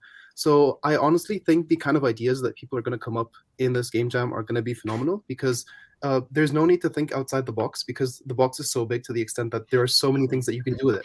So I'm just genuinely excited to see this, especially since game jams to me have always been about having fun with unique ideas and just exploring things that you're going to throw away after a while. So might as well do something funky and silly with it. And what better way to do this than with a bit of inspiration from the theme? So yeah, I definitely think it's nice to have a theme that's not very restrictive, that there are so many options. You're right, because it means we can get totally different things to different people, and they can use their creativity and cling to whichever part of the word root that they relate to the most, which is really cool. Absolutely. Options. It's all about diving. You know. Yeah, and I think this theme evolved during our process. At first, as Travis said, you think roots of the tree or roots of the mankind, but now that we have talked about it, roots is many things. Yeah. And I think this is awesome theme and awesome video. Thank you for the audio team for that. Yeah, the whole intro was absolutely awesome, and it was really nice to hear from Ukraine as well, I think, and to hear that they're going to be basically like stealth making games, which was, you know, thoughts to everybody in Ukraine. That's absolutely terrifying, but I also love that the community's backing them on that. I think that that's just so awesome that everyone's like, still get involved, don't miss out on this opportunity. We still want you here. And it was very, very cool to hear that perspective in the intro as well. I think it's super important. Definitely goes with the theme of global game jam as well. Obviously, very, very cool. Someone in the chat said, can we repeat what the theme is? The theme is roots. Roots. And Idea in Twitch chat here just said nerve roots as well. You can have, you can have things relating to nerves. There's so many options. It's kind of intimidating. It is. For any of you who have been involved in game jams before, where do you think you start? Like, what's step one after you've heard the theme? Is it just a big brainstorm meeting? Mm-hmm. A lot of staring at whiteboards. Yeah. Seeing what sticks. Mm-hmm. It will be like for me, the first thing I just type it on the Google and see what type of things should I get, like pictures and things like this. Maybe checking the video again, like frame by frame, and checking each ideas. One of the pictures is like the tooth and the root of the tooth. This is like something. This is something really out of the box. Yeah, a dentist simulator. Like exactly. So things like this, it will trigger, and then we start like a very simple line of how the game will be. Like, what's the main idea? What's the main goal of it? Maybe this is like the few hours. Or a couple of days. I think I've done 5 game jams at this point, and my start is also exactly the same thing, which is Google. So I imagine probably a lot of people do that. Just I used Pinterest once, which I think would actually be really interesting for roots, because you just see aggregates of kind of picture boards people have put together, and you can think of something that you never would have thought of before, which is really cool. We do also have the diversifiers as well, which make things even more interesting. So I think the diversifiers we have this year are making memories, which is create a game that has at least one moment that everyone who plays will remember it, which I would hope would happen regardless, but that's still a really cool one to like actually really try to tie into. And then there's Dungeon Master, which is using the Unity editor as a mechanical tool in your game. One player can join from the editor at any time to affect the world in a way that ordinary players can't, which is also awesome. Entries using coherence multiplayer eligible for $10,000 prize pool, which is very cool. The world is a better place with more creators in it, which is build a game where the player commands a large group of characters or many players play together to achieve an objective. The Yahaha multiplayer challenge, which is use the Yahaha Studio platform to create a game that is suitable for multiplayer or social scenarios. Definitely a lot of multiplayer stuff here, which is like very much, again, in the theme of community. Hidden Heritage. Please only use this diversifier if you're a team based in the UK, because it's from the UK Games Fund. And that is select a local landmark or place of cultural/historical interest. It can be fact, fiction, myth, or legend to close to your team's physical location, and use it as inspiration for your game ideas. I'm looking forward to seeing some of those, learn some more about the UK in the process. I could probably list these for a long time, but it was really cool to see some accessibility suggestions, art suggestions, audio suggestions. So I'm sure we'll cover those further as the jam goes on. But the diversifiers are very cool. Let me drop the link in the Twitch chat for anyone who hasn't seen it. Yeah, you can check them out. They are awesome. Is there anything anyone is like particularly excited to see that we haven't already covered regarding Roots? Like, other than I just want to see different ideas, really. But there are some really nice songs about the Roots, so maybe you can try YouTube as well, or Spotify. Besides Google. Yeah, that's a good idea.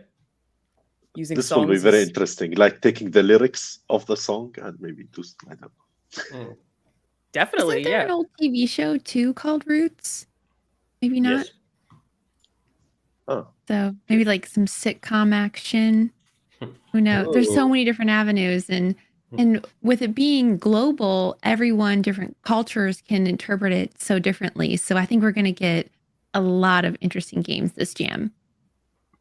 Yeah, very, very excited to see what everyone comes up with. And yeah, for anyone who's not aware, majority of the time you can play games that are part of Game Jam and you'll get a whole bunch of really different things. Some of them are really short, so a lot of the time it's really easy to get through a lot of them, and it's a really cool way to learn about different teams from all over the world as well. So I highly recommend doing that when they're all actually available to play. They've just gotten the theme, so give everybody a second. It doesn't quite work that quickly, but yeah, it's always really, really fun to actually jump through all of them. It's awesome. So we have some more suggestions in chat that I think are cool. A cooking game, root vegetables and ginger.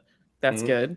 Ooh. If you can make sure I'm not as frustrated as I am when I play Overcooked, that would be great. Yeah. Anything slightly less frustrating. So apparently there was a Roots TV show. Yeah. So someone wrote carrots are roots, which is interesting, and this is becoming like a bunny theme game. Oh yeah. Yeah, that's good. Yeah. And then we've got root directory as in computing. Yeah, you could do some very cool stuff with that. Oh, apparently potatoes. I wouldn't even thought of that. That's great. Yeah. History related things will be roots also. Anything related to history, maybe. Yep. This is part. Potatoes are root vegetables. My ferret's name is Potato, therefore my game is about my ferret. Hell yeah, dude. Hey, go for it. I want the ferret game next to the bunny game. Let's do it. That's awesome. Oh, hair roots. See? Hadn't even thought of that. Oh, yeah. Ooh. Very cool. Tons of great ideas coming up. And this has just been like, what, a few minutes since we've revealed the theme. And people are just like churning out tons and tons of things. So it's really exciting to see what's going to be made at the end of the day as well. Definitely. I think that was a good idea what Bernard said, that you could watch the theme reveal video again after some brainstorming. Yeah, so I can link that in the Twitch chat as well, because we have just the theme reveal video by itself, which is really lovely. So for anyone who wants to check that out, go there. I'll put that in YouTube as well. This one here.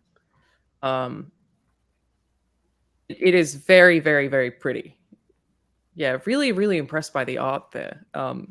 Definitely a lot of imagery that just I wouldn't have expected to see, which means that we've kind of got a good beginning point, I think. A lot of very, very cool stuff in there. Yeah, it looks awesome. Yeah, root vegetables. If you lose the game, you have to eat a turnip. Definitely going to be a lot of root vegetables, I think. It'll just be what people do with it. Also, I've never eaten a turnip. That could be bad punishment. No! But technically, there is no losing in a game jam. Anyone who participates is winning, and I get asked all the time how I got into game development, and my literal beginning was game jams, because I was like, I don't know how to get experience as a video game writer, but that's what I want to do for a living. How do I even begin with that? And to understand how different departments work with each other and how that communication works, I did a bunch of game jams, which is easy to do even when you're working full-time. If you want to get into game dev, I highly, highly, highly recommend it. It gives you like real world experience, real idea of the problem solving that is majority of what your job will be if you work in game dev, to be honest. So I definitely recommend taking a part of it and having a look at how everybody does things this year so you can get some ideas. Oh, the link didn't post in Twitch chat. Sorry, I'm probably not a mod. Many successful games came out from game jams. Yeah. There. Like even I know people who were like working on a big project, then they take a break to make a game in 2 days or 3 days, and this game became the hit of the year. Yeah, not their original game. So yeah, it's very, very cool. There are word roots also. Oh, of course there are. You could do something with Latin.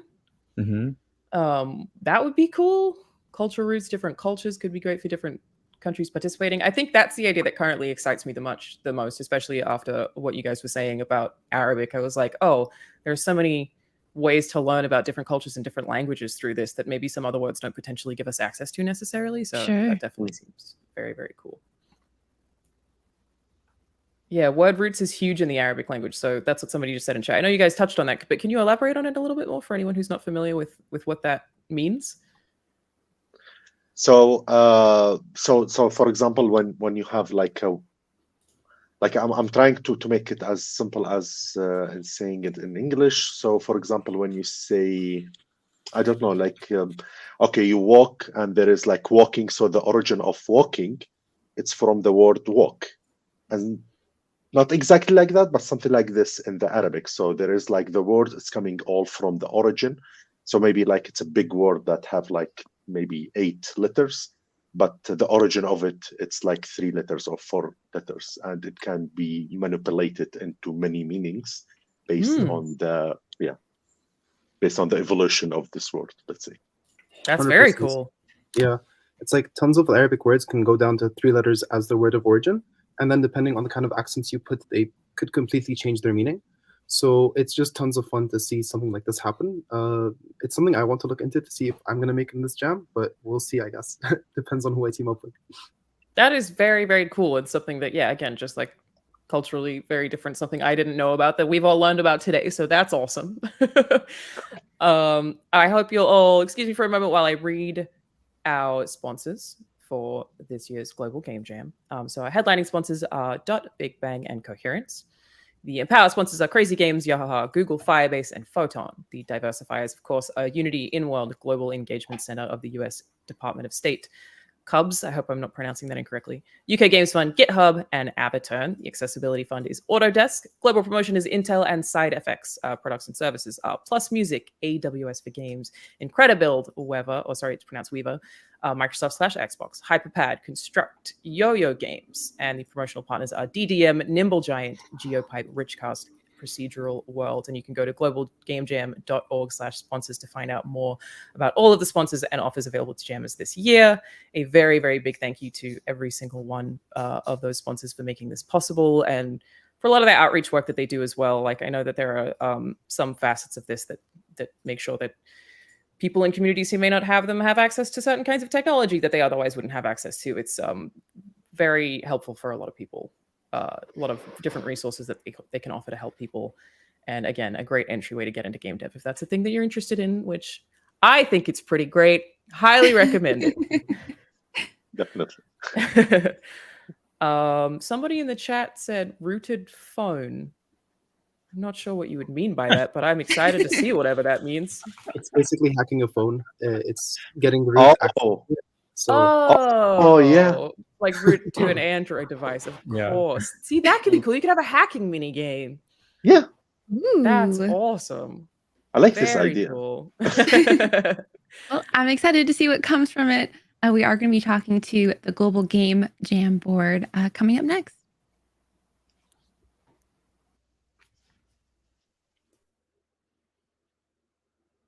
Man, rooted. So exciting. Very exciting. Cool to see so many people in the chat just jumping through what they're thinking of today too, because they keep saying things like even with the conversation we had with all of them, but now with us too is like, oh, what is this going to be? I know there's so many options, so many things I haven't thought of. So many options. It's so broad. Cool. Very excited, and yeah, just kind of picking people's brains, seeing what how they interpret the word. But hello, welcome. Hello. Hi. So excited to be here. Would you like to all introduce yourselves maybe? Because I didn't do that last time and definitely should have, which is my bad. JC, do you want to start with your introduction? Sure. Hi, I'm JC Lau. I am the current president of the board of directors for Global Game Jam. Happy Game Jam Day, everyone. I'm Sabrina Stolba. I'm the vice president of the board for Global Game Jam.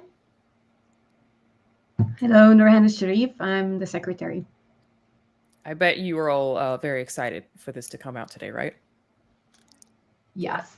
It's been a long time coming, and I do want to give a shout out to everyone that's worked so hard to make this event happen. So all the event organizers, the committees, everyone that's actually jamming, like we've had a really good turnout this year. So I'm just really excited for this week.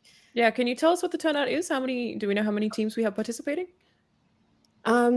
Sabrina, do you have those numbers? Because I do not off the top. We have, last time I checked, we had 770 approved sites.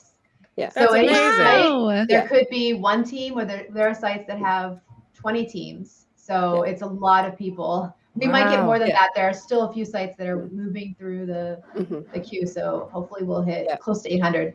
Yeah, said over 15,000 registered already. Whoa. That's amazing. 15,000 registered. That's so wonderful. It'll go way up during the past game jams. Last year we had almost 600. Was it 600 games that got made? Wow. Wow. That's so cool. Yeah, what an awesome thing. 6,000. Sorry, I was off by times 10. Sorry. 6,000? I was impressed by 600. Sorry, yeah, now 6,000. I'm like, what? 6,000 games. So it's really cool just to see so many people get involved and make good stuff. It's exciting for everyone else to play. Like we do stream about it as well, and we have, people get prizes, people learn, you form groups, you make friends. So yeah, it's just a really great time. So because we have you all here, right? Oh, sorry, go ahead. No, I was just adding to JC that also this year is especially special because I think most sites have been offline for the past 2 years. So most sites have been going off-site and meeting face-to-face for the first time for 2 years. Since 2 years. Sure. Yeah, this is different, and we've missed this. Everyone missed this, I bet. Yeah, it definitely makes a huge difference. Because we have you all here right now, I just wanted to ask, what actually goes into making the Global Game Jam possible? I imagine this is not an easy thing to put together, and you don't have to detail every part of the process for me, but I'd love to have a little bit of insight of what the planning for this every year looks like. Oh, it starts early. We start very early. I can speak from the regional organizer side. So that's the team that actually processes all the site applications. So we have calls with every site organizer around the world just to make sure they're ready to go. They know what's going on for this year, to get them approved, make sure they're going to run a great jam. And we start recruiting for that team in the summer. And then they really get to work in the fall as the site applications come in. So that's that side of it. And then there's all the other facets as well. Translation, which really ramps up in the month before the jam, just getting everything translated and prepared since we have a global community. Yeah. Of course, creating the theme. We have a committee that works on that. So if you enjoy the themes, that committee does amazing work every year. We have the team that's running the staff of Global Game Jam, Tim and Charlie and Tarja, who keep Global Game Jam running all year long. Trying to think of other things that are happening in the background. How big is the team overall? Depends on how you define the team. Yeah, I guess it's difficult when something's this international, I suppose. And then all the volunteers and all the work that goes into it. And... Right. Yeah, and Zane, who runs our website, that's a year-long endeavor as well. Yeah, I bet. Yeah. It looks amazing. The website looks really, really, really cool. I love the kind of color themes this year. They're just so pretty. It looks gorgeous. Yeah. He does great work. Yeah, for anyone watching who may just need a reminder, that is globalgamejam.org. The jam is, of course, running 30th of January to 5th of February. There's an FAQ on there. There's details about sponsors, games locations, all that good stuff, so you can find out everything you will need to jump into Roots. How are you guys feeling about Roots as a theme? Obviously, we've spoken about it a fair bit, but I think it's awesome. Same. The moment I saw the theme reveal, I just had tons of ideas pop up in my head. I felt like itching to just work on ideas, sketch them, and maybe like, this rush you get when you see when the video is wrapping up and you just can't wait to go there and start working right away. Yep. Yeah. Yeah. So and that it has been well thought through, I think, for this year to be Roots. So I think, as you've said during the theme reaction, it can be interpreted across different cultures differently, and it's endless. The possibilities are endless with Roots, I think. I agree.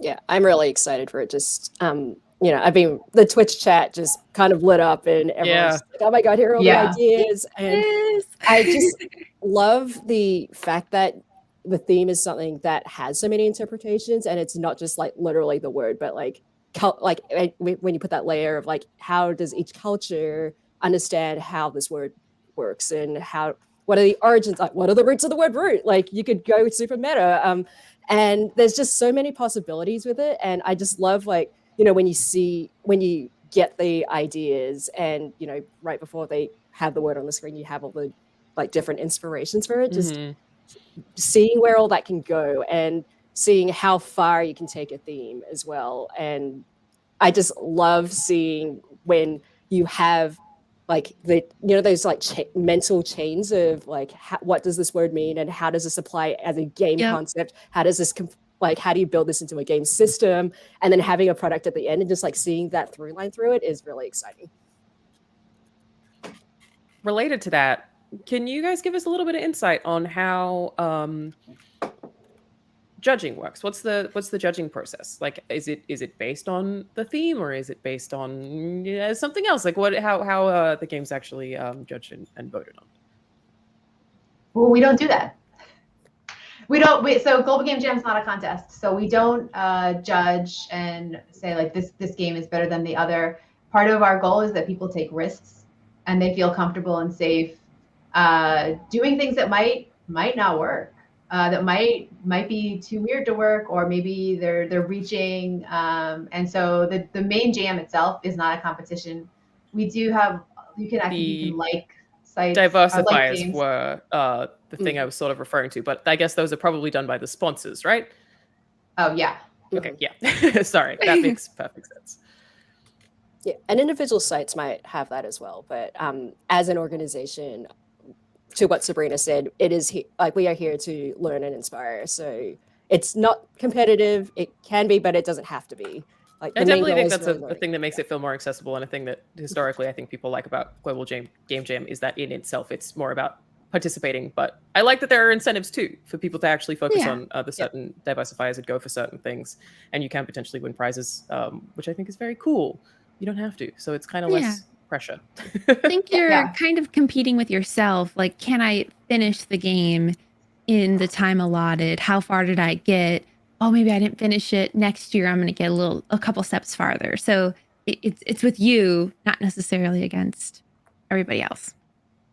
Yeah, it's basically challenging yourself, like reaching new limits.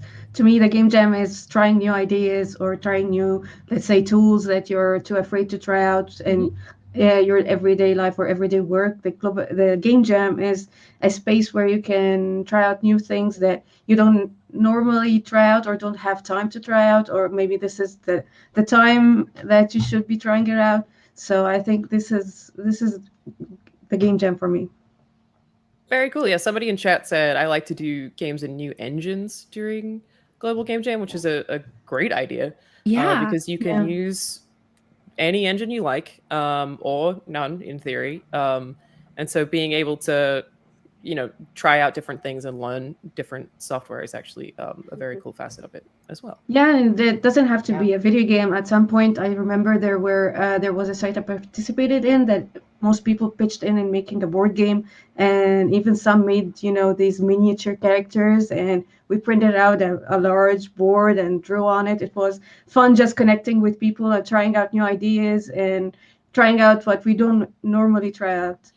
One year, I don't remember what year, but it was Global Game Jam, and I had played a game that was basically a series of documents. I don't know if they use Google Drive or not, but it was a text adventure that linked through documents, which was really, really cool and really unusual. I love that. Yeah. It was like 1,000 pages, like, you know, those Goosebumps books that choose your adventures. It was kind of like that. It was very, very cool. Scroll And to like page something, 35 if you want blah, blah, blah to happen. exactly. But because it was all digital, you just linked to it, which I thought was incredibly cool. And I think works for people who maybe have teams who don't have art experience. There's always, you know, options. Not that you can't make your own art. That always works too. So a lot of very, very cool options there. Well, thank you all for joining us and chatting to us. It seems like everybody is very excited, and I'm excited to see what everybody comes up with. Do you have any closing thoughts? Rest well. Remember, it's not a race. Rest well and drink well. Take care of yourself and the rest of your team. Yeah. Ultimately, this is fun. This is supposed to be a fun event. So, like, do those things, like rest. Make sure you are not, like, you know, you're not crunching. That I have a whole other conversation I could talk about the games industry and that. But the whole thing here is you're here to learn and have fun and make friends. So make sure that's your priority. The game is the consequence of that. So yeah. Very, very good words, especially to hear from the directors. Really appreciate that. Don't crunch, drink water, and sleep. Absolutely. We are going to jump into a trailer now from Big Bang, who is one of the sponsors this year.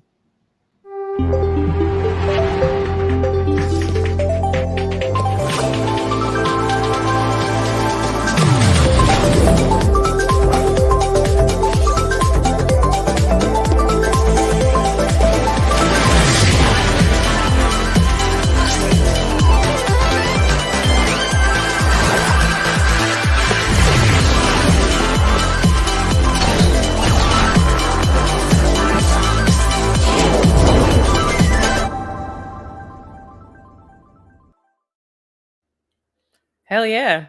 There's a lot of good music across the board today. Great music. And a lot of good words of advice, too, from our directors. Definitely appreciate that. Yeah. Now Robert Anderberg is going to join us to show us the platform they're building, Big Bang. It's an online game making platform where you can make games that work on any device and share them with a link. So look out for links in chat. Hopefully we can have those come through. Welcome, Robert. Hey. Hey, how you doing? Thanks for the intro. Yeah, Doing great. There has been some awesome music so far. That trailer was great too. You guys killed it as well. Yeah, the awesomeness. It took us ages to find that track. That was a fun one. Oh, really? Yeah, so we're going to do something a little bit different today. You know, in the spirit of Global Game Jam, we're going to game jam in the game jam.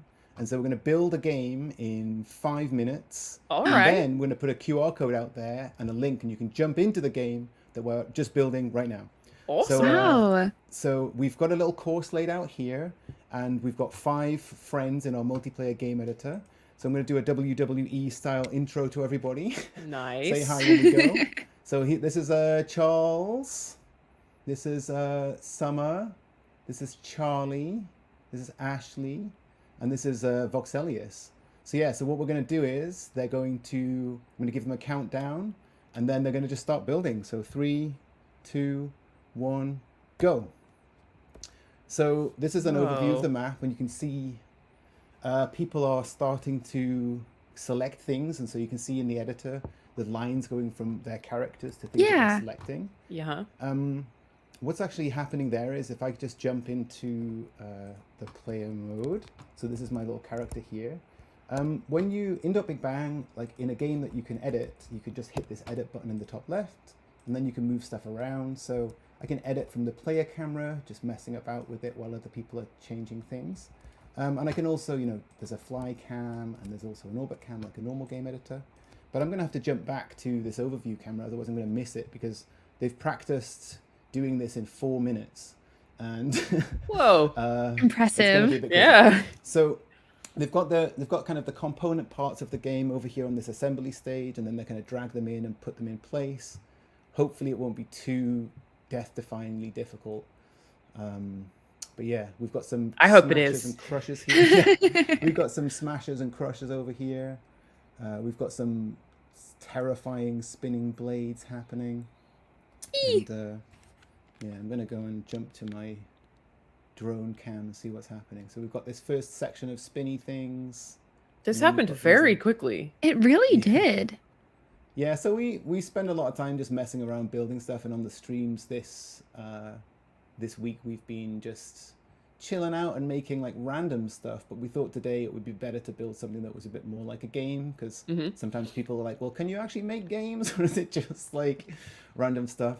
And you know, these things have scripts on them, so everything in the game editor is editable. We can jump back and fly over to that stuff and just show how some of it works. So we've got like a spinny thing here. We can click the edit button.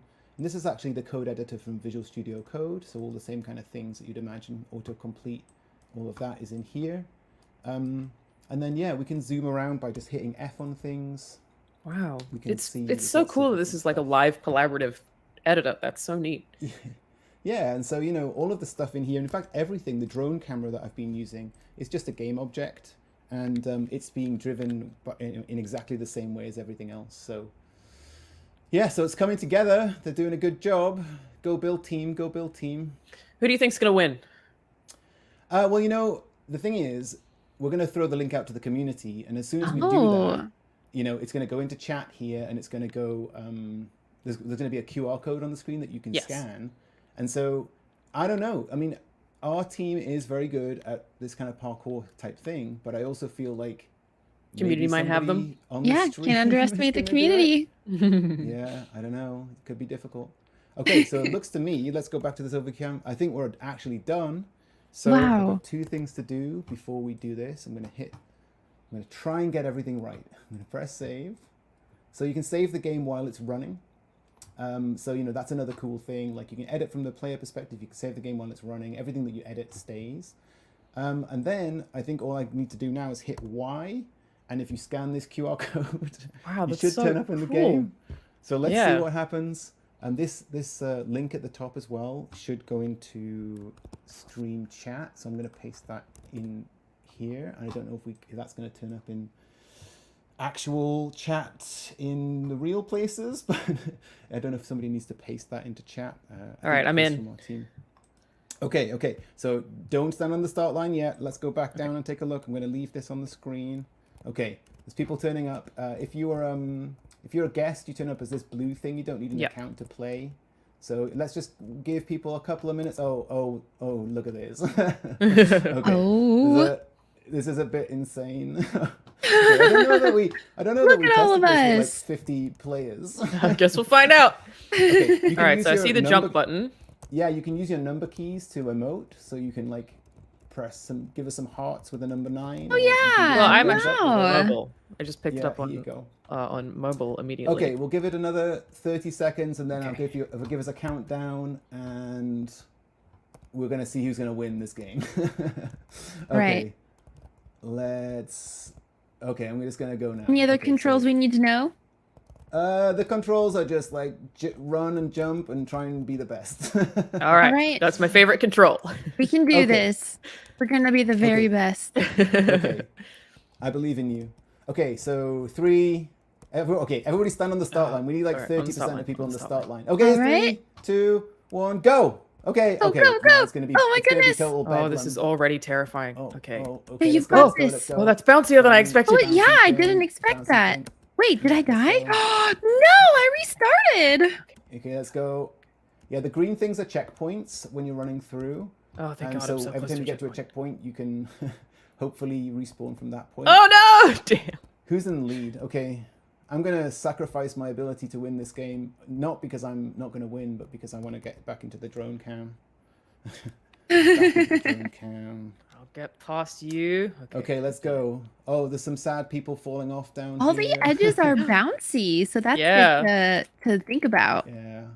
Okay, so people are struggling with this section. Oh, look, somebody's ahead. I got popped. Okay, somebody's ahead. I feel like this is a ringer. This is feeling pretty intense. I also just got popped. A bit exploded. All right. Yeah, I had made it all the way to the last one, and it popped me. Yeah, it's a sad time. This is very cool that this is something that we can all just jump into and play this quickly like this without even needing to in 5 minutes. Download anything. That's incredible. Yeah, and so all of these pieces, we have what's called templates, which are all version of prefabs. We've got a whole bunch of stuff you can just drag in and mess about with. Oh, look, here we go. Here's the challenge. Oh, you know what? There was a guest at the lead, but now we've got the dev teams coming back. Oh, there's somebody up here. Some up here. I think this person's a ringer. They're gonna win. Okay. So that's the first place. Oh, we've got a winner already. It's gonna show you in the podium in a second.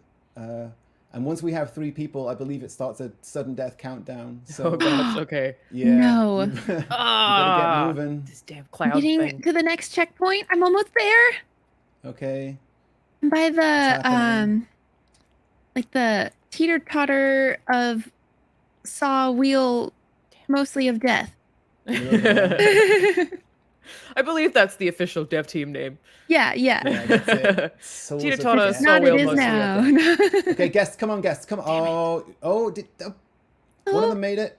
Here you go. You can do it. We believe in you. Come on, you can do it. Oh no, both got chopped. Oh, here we go. Who made it? Did you make it? I have not yet made it. I'm trying. Okay. I don't think I'm gonna make it. Okay. Now we got. Oh, not again. Okay, we're gonna have to. Usually it's no one left behind, but we're gonna have to leave you behind. Somebody else like pushed me off the edge. That's what it felt Okay. like. There's some kind of like collaborative party happening before the finish line. I don't know that this is in the spirit of sports. Damn it. Come on. 22 seconds. Are you So how many people can actually play at once? Did you get past this section? Did you win? Oh, I me? won. No, I'm miles back. Okay. No. Let's go. I'm not doing well at all. 9, 8. I believe in you. 7, You can get this. I don't 5, know that I can, my 4, friend. But I 3, appreciate your belief in me. 1. What's happening? The time's going back up again. That's not a bug. Why is that? I don't understand. Oh, I think it's because we've got 3 people. Okay. Let's jump to the finishing area, which is over here. That was a good time. Firing some celebratory fireworks. And then let's see who our winners were. We got a big oops because I failed. I also got a big oops. Oh man, that's bad. Yeah, so number 1 is DMM. Number 2 is a guest. Number 3, who's this? Is this Sync? This is Sync from our Discord. Congratulations. Sync is so much better at games than me, and I'm always like making games that they're beating me at. But look, we got a little party happening. We're jumping around. Very cool. Yeah, I'm in the jumpy party. Yay! Yeah, so the That game's was resetting. wonderful. Yeah, so that is that's pretty much it. super so yeah, impressive. If you want to use .Big Bang to build stuff for Global Game Jam, or we can go back to party mode. If you want to use .Big Bang to build for Global Game Jam, we've got a specific channel in our Discord. That's .bigbang.com/Discord. We've got a whole bunch of example games and getting started stuff and a whole bunch of other things there. And yeah, I mean the whole reason that we built this really was, just tools are so slow these days. It's really frustrating sometimes to just try and build something, and by the time you've had an idea, it's the kind of times pass, right? But I think being able to just like hit edit and edit the game, yeah, you can't really go faster than that. So yeah, so I think that's the thing that we wanted to show today, and very cool. We went faster than I thought we would. So yeah, no, that is awesome. Yeah, come and hang out in our Discord, join this game, and yeah, that's everything we had to show you today. Well, thank you so much, and thank you for sponsoring the show. Where can people check out, outside of the Game Jam, where can people check out more about .Big Bang? Yeah, so you can just go to .bigbang.com, and right there, you can just build games from the front page once you sign up. Awesome. We also have another URL, which is pretty funny, called game.new. And once you've signed up, you can just type game.new in your browser and make a game. Hell yeah. So wonderful. like, instantaneously quick to make stuff. I love those. We do a ton of stuff in our Discord, so we do weekly art challenges. Everything in this game, every single object is made just in the browser in our tools. We've got a voxel object editor to make all the objects. We've got coding tools to do all the coding. Yeah, and we're in Discord, like the developers. I wrote a bunch of the code on the project, so it's people who actually make games helping you out doing stuff. And yeah, that's the thing. So .bigbang.com, .bigbang.com/Discord, and then we've got a whole bunch of global game jam content in there. But yeah, I think if anything, we went too fast, so we'll try and go slower. Yeah, and then I think we are going to do a couple more streams in this week. We did a whole bunch of streams on the kind of lead up there, and yeah, that's pretty much it. So very cool. Get out of. Thank you so much for joining us. Yeah, thanks so much for having us. And thanks Robert. The show. See you later. Bye. Bye. That's super inspiring. It is. It was so quick. Yeah. Hi, Mary. Welcome, Mary. Hi, everybody. We just played a video game that was made in 5 minutes. It was That great. is incredible. Yeah, I was watching you and I was like, wow, I'm glad no one can see how bad I am at video games because you all were killing it. I did not make it to the end. In my defense, I was on mobile. Okay, not a mobile gamer. Yeah, That's made what it to I'm the telling end on myself. desktop. Yes. I mean, that's why you got to multitasking in general. Yeah. It's like so much. No, you're giving me too much credit. Very, very cool, though. I think for our next segment, we're going to jump in and actually talk to the Global Game Jam founders, I believe, and have a chat with them about everything Global Game Jam, if they're ready to join us. Yeah, and I will be popping off, so I'll see you guys in a little bit. Thank you, Mac. Thanks for the help. Bye. Yeah, no. Hello, everyone. Hey. How are you all doing today? Very good. Can you hear me? Very good. Yeah, happy to be here. That's a nice surprise. How are you feeling about the reveal? How do you feel about the response so far? Super. Every time we had a reveal, it was always that excitement, and we've always had amazing themes, which is something that I've been so proud of over the years. Yeah, and I just want to mention this is something you have to be kind of old to get. Maybe Susan or Ian can back me up on this, but Roots was a TV show in the 80s, and it was named so because it was about the history of slavery in America. And one of the stars in that show, actually a bunch of stars in that show, ended up later being part of Star Trek: The Next Generation. And so LeVar Burton, who played Commander Geordi LaForge, who was the chief engineer on Star Trek, got his start from that show, Roots. So a lot of connections there. I did see some people say that in the chat, and I had not heard of Roots. But that's an interesting one because there's nothing stopping people from going with the TV show as a theme either, right? I guess like that's could be wild.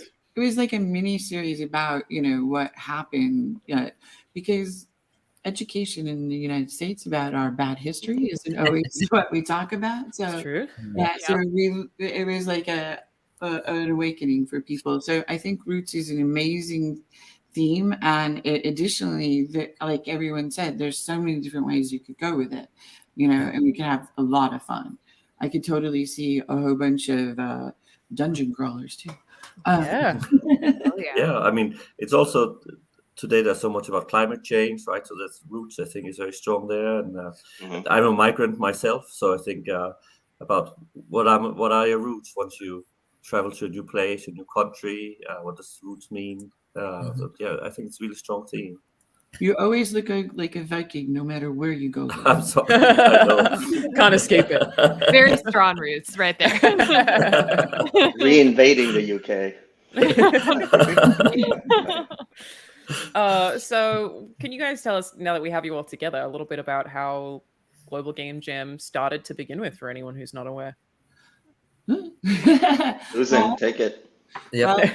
So I was sitting in a talk at a conference on Gotland in Visby, and they had a presentation from the Nordic Game Jam, and I had never, I had been in education, and I had never heard of a game jam before, and this is 2008, and they made the most incredible games in the course of 48 hours. And so I walked up to the guys from the Nordic Game Jam afterwards, and I'm like, I have this crazy idea.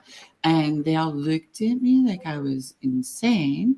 But then Gorm kind of came over and said, I'd like to talk to you some more about this.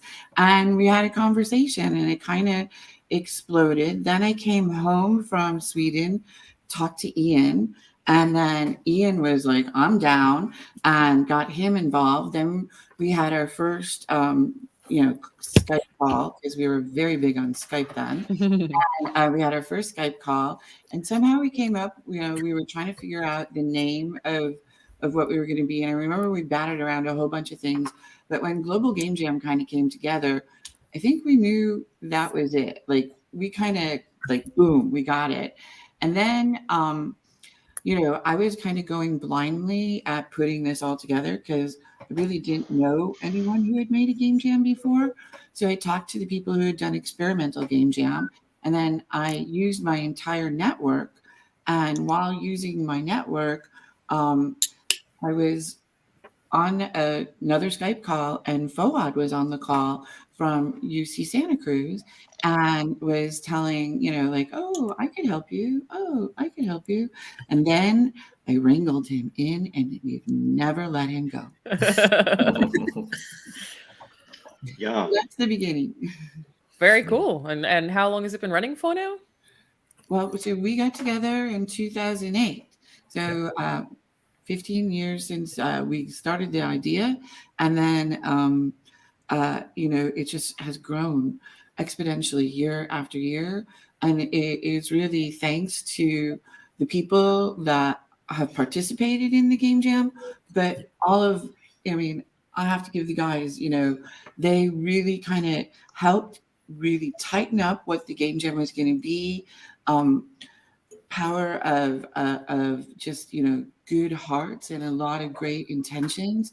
And we figured it out somehow. Like, we had no idea what we were doing on trying to do it on a global level. And I remember telling Foaad, I have no idea how we're going to upload all those games. Like, I had no clue. But anyway, Foaad has a short little slideshow of like major things that have happened. So we can give you a little play-by-play. That sounds great. Yeah. Let's do it. Yeah, it's just a really short thing. But before we start, does this shirt look familiar to you? I was thinking.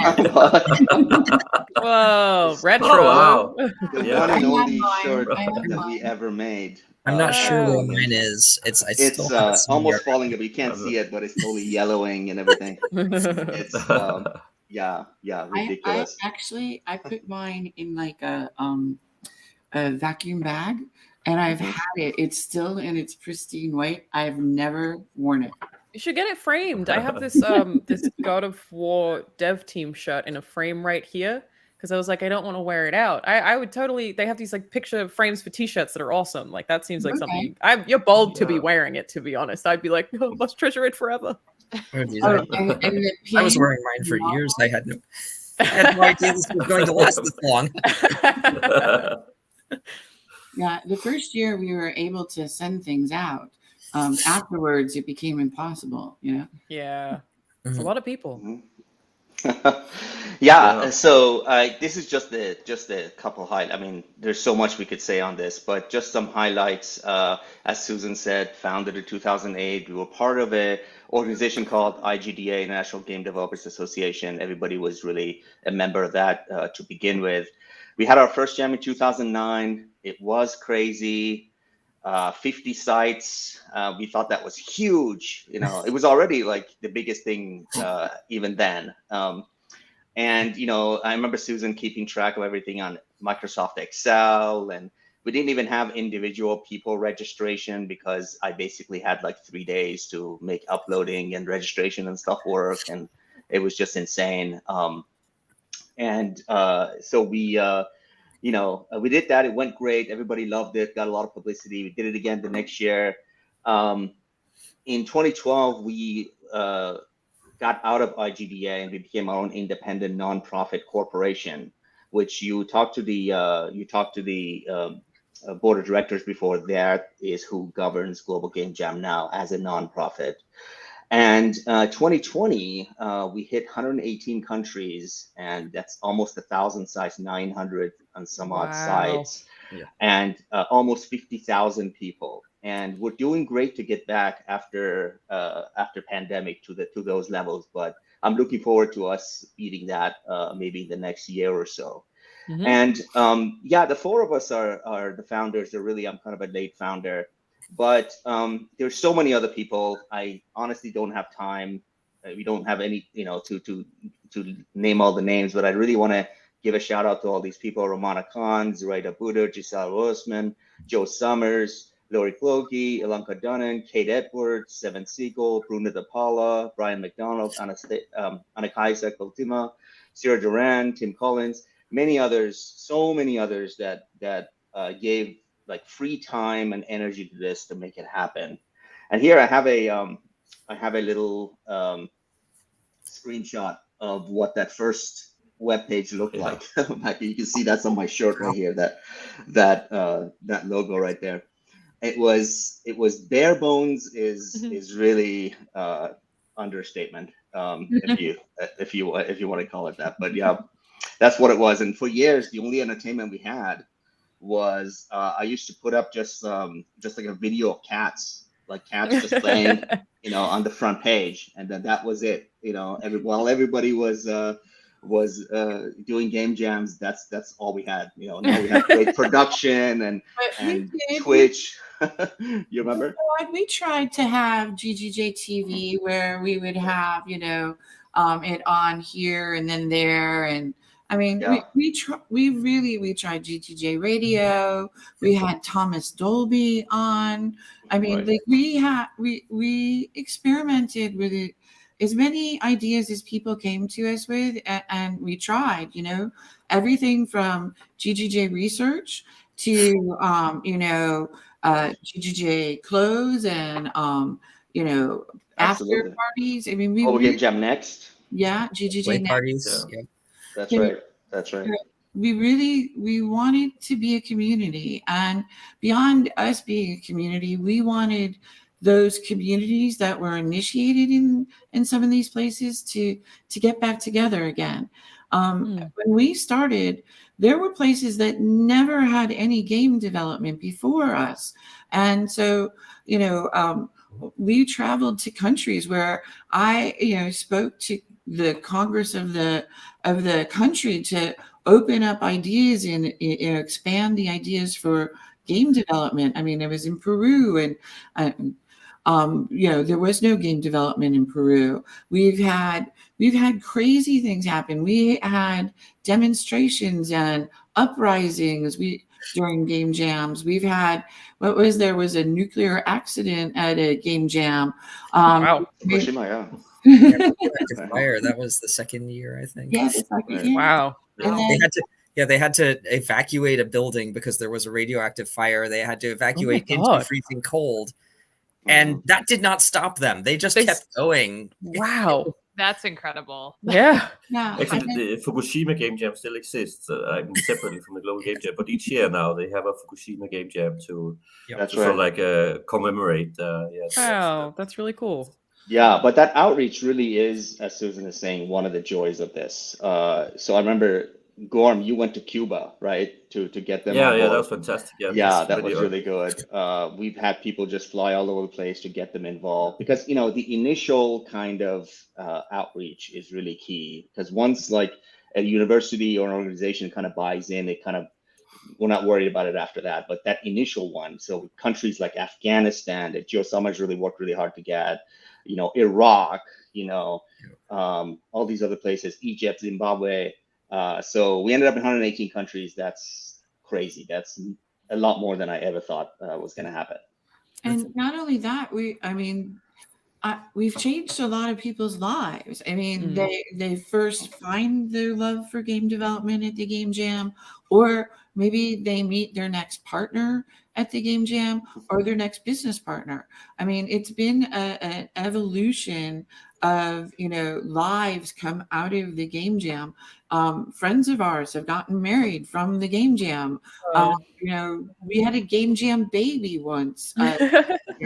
Somebody was so pregnant, like they were afraid she was going to go into labor, and she was still coding. You know, that's awesome. Wow. Yeah, absolutely. Now, speaking of roots, sorry, go on. Go ahead. No, I just want to say, I think it's great to see though, because when you leave I also co-founded the Nordic Game Jam, and I was quite nervous when I left that, and they're doing well. And then when we left the Global Game Jam, which is quite a different beast, it seems to me that the Global Game Jam is doing better than ever. The new team is doing incredible work, and I think that's just really nice to see. That's this thing living on, and yeah. My outside perspective is I would totally agree. It seems like such a healthy community of people who are really, really passionate and excited, and it just keeps getting bigger, and it's awesome. I do think what you're doing for involving different countries and different people into game development is incredible, especially now. I think a surprising positive of the pandemic is that a lot more studios are allowing remote work. So, if a Game Jam was introduced into their country and then that's how they learn to code, or that's what inspired them to code, it is actually more accessible for them to get a job full-time in the industry as a result of that. And that's an awesome gift to be giving people, really. It's very, very cool. Yeah.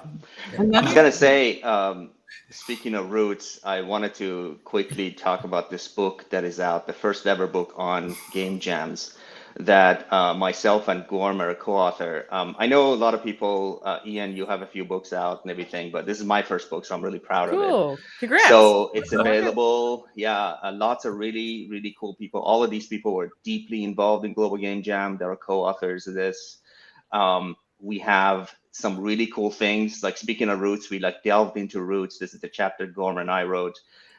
Where did game jams come from? What was the origins? We found this right here. This picture is from a game making event at an educational institution, all the way in the 70s. And yeah, picture on the right is from a train jam. A lot of you know train jam. Train jam is a game jam where you actually develop the game in a train, and there's all kinds of crazy places where people develop game jams. So so the book talks about that, and we have some really cool information there for you if you want to check it out. And I shout out to all the authors who helped make this happen. A lot of you know these people: Anna Kajsa, Johanna Pirker, Nia Wern. So thank you. Very cool. Like you said, it's we're getting a look at the roots. Yeah, absolutely. Global Game Jam, very on brand. Someone in the chat asked for a link for the book. Where's the best place for people to buy it if they want to check it out?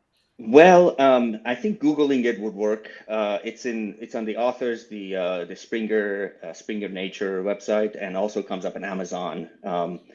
We haven't made a separate website for it. We probably will, in case people want to talk more or talk about things that we could do for next book. So probably Amazon. Cool. Perfect. Yeah. Awesome. Well, thank you all for joining us. Any closing thoughts before we continue the show? I just want to wish everyone a great jam. I want you all to, make sure you sleep, eat, and be kind and good to one another. That's really all that we can ask for, is continue to build our community and keep our reputation as stellar as when we left it. Absolutely. And yeah, good luck, everybody. Thank you all for joining us. We Keep up the good work. Jumping into the conference trailer now, I believe. Thank you. Bye. Thank you. Bye. Yeah.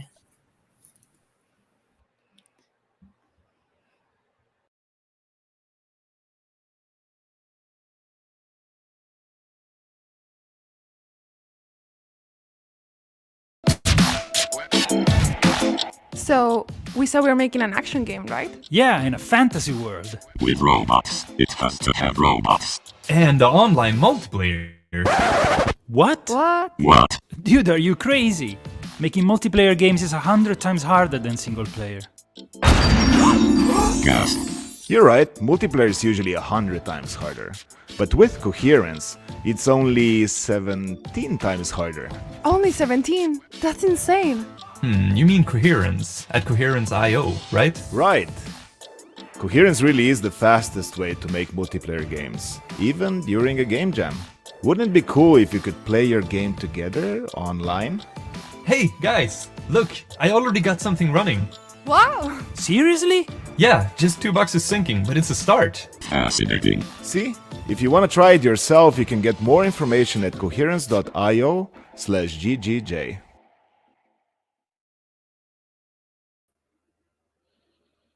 It is a very cool trailer. Yeah, I love Thank it. you. It makes me smile. I thought that even when Thank we you. started earlier in the show, I was like, it's very, very well done. Yeah. Welcome, Tade, to talk to us about coherence. So Thank you. is Hi. the trailer true? Is it really that easy? Yes, I have a. I made a YouTube video a week ago or so, showing this live. I'm gonna show it live today as well. Actually, Great. It seems to be a kind of a theme to make things in minutes. I love that. It's awesome. Yeah. Yeah. Nice to meet you. Yes. Hello. I'm in Sweden. It's almost 9 here, so I'm getting ready for dinner. Nice. It's Thank you for dark joining and us. wet and cold. Thank you. But it's been great watching the show, and I really enjoyed it. And great talk, Mary, earlier. So I wanted to talk to you about coherence a little bit today. And what is it? So coherence is a new multiplayer technology created by game developers. So we're a bunch of game developers. We game jam all the time. And game jamming is actually part of our culture at the company as well. And every sprint, the whole company goes into game jamming mode for a week. And we make games with our latest release. So we're very excited to be part of Global Game Jam this year. We're also going to be jamming ourselves. So I'm going to go to London. We have people going to Rome, to Madrid, to, I think, Tartu in Estonia, to all sorts of locations. And That's North awesome. England and, yeah, Gothenburg. So, yeah, our team speaks multiple languages, obviously. We're Yeah. a very distributed team. So we're going to be on site jamming ourselves and also helping out with everything. I think coherence is the easiest way to create a multiplayer game. I'm gonna show you, and like to it's see super it. flexible, super flexible, and high performance. It's it's a game engine that you can use for all sorts of multiplayer games. We currently have a Unity SDK, so if you're using Unity at the Game Jam and you're thinking about or maybe open to use it doing multiplayer, why not try out coherence? And you can use it on Windows, Mac, Linux. You can make builds for all these, for WebGL, mobile, VR, whatever. And you can build, deploy, run, and scale, and everything. And coherence.io is our website. And feel free to go there and get a free account. So, of course, coherence is free to use and free to develop in. And so anybody using it at the Game Jam, you can build your games, you can host them at coherence, you can share them, you can host WebGL builds and all sorts of things. So you might think, like the trailer said, is it crazy to make multiplayer games at the Game Jam? Well, we are a little bit crazy, but I think I think it's definitely doable. And we actually did a game jam in November in Sweden, an invite only to test things out a bit. And we got a bunch of teams coming in and making awesome games, really. And none of them had ever made a multiplayer game before. Wow. So in 48 hours, they made quite elaborate games in some cases. It's amazing.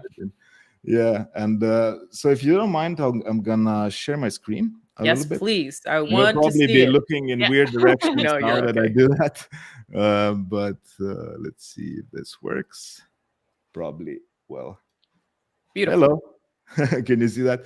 Just Yep. to be able to guide everybody through it a little bit better. So this is a link I'm going to be sharing in this private chat, and I'd appreciate if somebody could repost in the channels.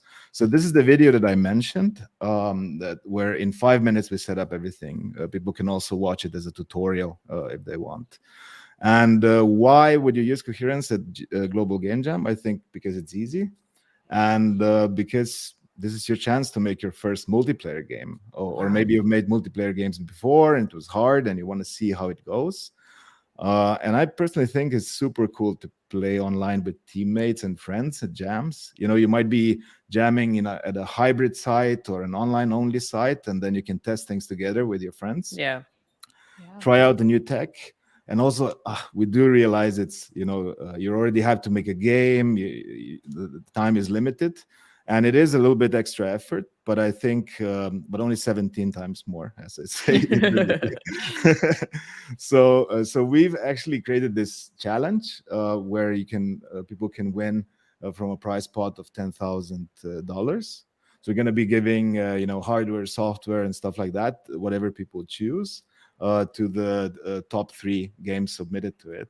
So we had people in the chat earlier asking how judging works for this kind of thing. So in this instance, it will be that Coherence, you yourselves will be picking winners. Do you have any criteria that people can look at or strive towards? Definitely. So we have a few criteria, and we're going to be posting that on our contest page. We're very open about it. So we're going to be looking at innovative use of multiplayer. I'm going to be looking at general game feel, like the coolness factor of a game or fun factor of a game, and also how complete it is compared to others. And we give people actually a week more than the game jam lasts, the global game jam lasts, to if they want to do any last minute changes or polish things up and then submit. And there's an itch.io link at coherence.io/GGJ where you can just enter and submit. And we'll be definitely helping out throughout the coming weeks, not weeks, days, and basically weeks. On our Discord, on our forum, on site, as I said, we'll be there in person and helping out. And well, why don't we just jump straight into Unity and look at how we can actually network something that's single player. Yeah, and I have this really simple example here. We have a little character and a little cube there, and you can see the character can move around. And obviously in Unity, you have these prefabs, and prefabs have the rigid bodies and colliders and input scripts and stuff like that. I'm going to just assume that you have something and you've built a single player game before and show you how to make it multiplayer actually. So when you install Coherence, and Coherence is a simple Unity package, the instructions how to install it are very easy to follow on our documentation page. You just open the Coherence Hub, and the Coherence Hub is kind of like the central place where you can control the configuration of multiplayer for your game. And so first of all, I want to set up my scene to support multiplayer. So in the hub, I go under scene, I add a monobridge, I add a live query, I add a sample dialog. See, we provide the sample dialog, 2 different modes, rooms or worlds, but we don't have to go into details now. And now my scene is actually ready to be multiplayer, but I have to look at my character that was moving around earlier. So if I open this character, I see that I added a script called Coherence Sync on it to it. So all I did was add this. And then the prefab itself, if I open this in prefab mode, then we'll show all these different options for configuring multiplayer. We don't have to go into a lot of detail, but just so you know that the character is going to be session-based, but it could also be persistent, so it would remain on the server after we leave. But all I have to do is go to configure, and this character obviously has a position and rotation. So here I can just set up all the fields I want synchronized with the network. I have position, rotation. I could even synchronize methods, make them network commands. And then in components, actually when I log into the game, I have my character, but when somebody else logs in, they have their character. I don't want my movement scripts to move their character as well. So what I want to do is I just tell Coherence to disable these scripts for the remote object. And I do a classic thing with physics. I make the rigid body kinematic. And that's it. And I do the same for the little crate we have there. The crate also has position and rotation. And I can just press play. And I made a build earlier. I'm cheating a little bit because we don't have so much time today. We won't tell, it's okay. Yeah. But basically, you can see when I press play, I have these different regions. So I can configure, local or remote servers. I have a Europe server, which I'm going to be using because I'm in Sweden. But we have a US East, US West, and Singapore later, and all sorts of regions so we're adding. And then you can see if I start a local server, I'll start it here. All of this is included in the package. I can just refresh here and I can see the local server is available. I create a new room, let's say GGJ Theme Reveal, and create and join it. And now I'm in it. But of course I'm alone because because nobody else is connected. So I'll just use that build I made earlier and connect to the same room and show you the synchronization. So you can see this room is here. I join it and I have these two characters synchronizing. This is how simple it is. And now I can share this build and send it to anybody. There's one fun thing about coherence. Oh, thank you. There's one fun thing about coherence I wanted to show you here because it kind of is related to the diversifier we came up with this year. And so you can see I'm in this Windows build, and I'm in the Unity editor at the same time.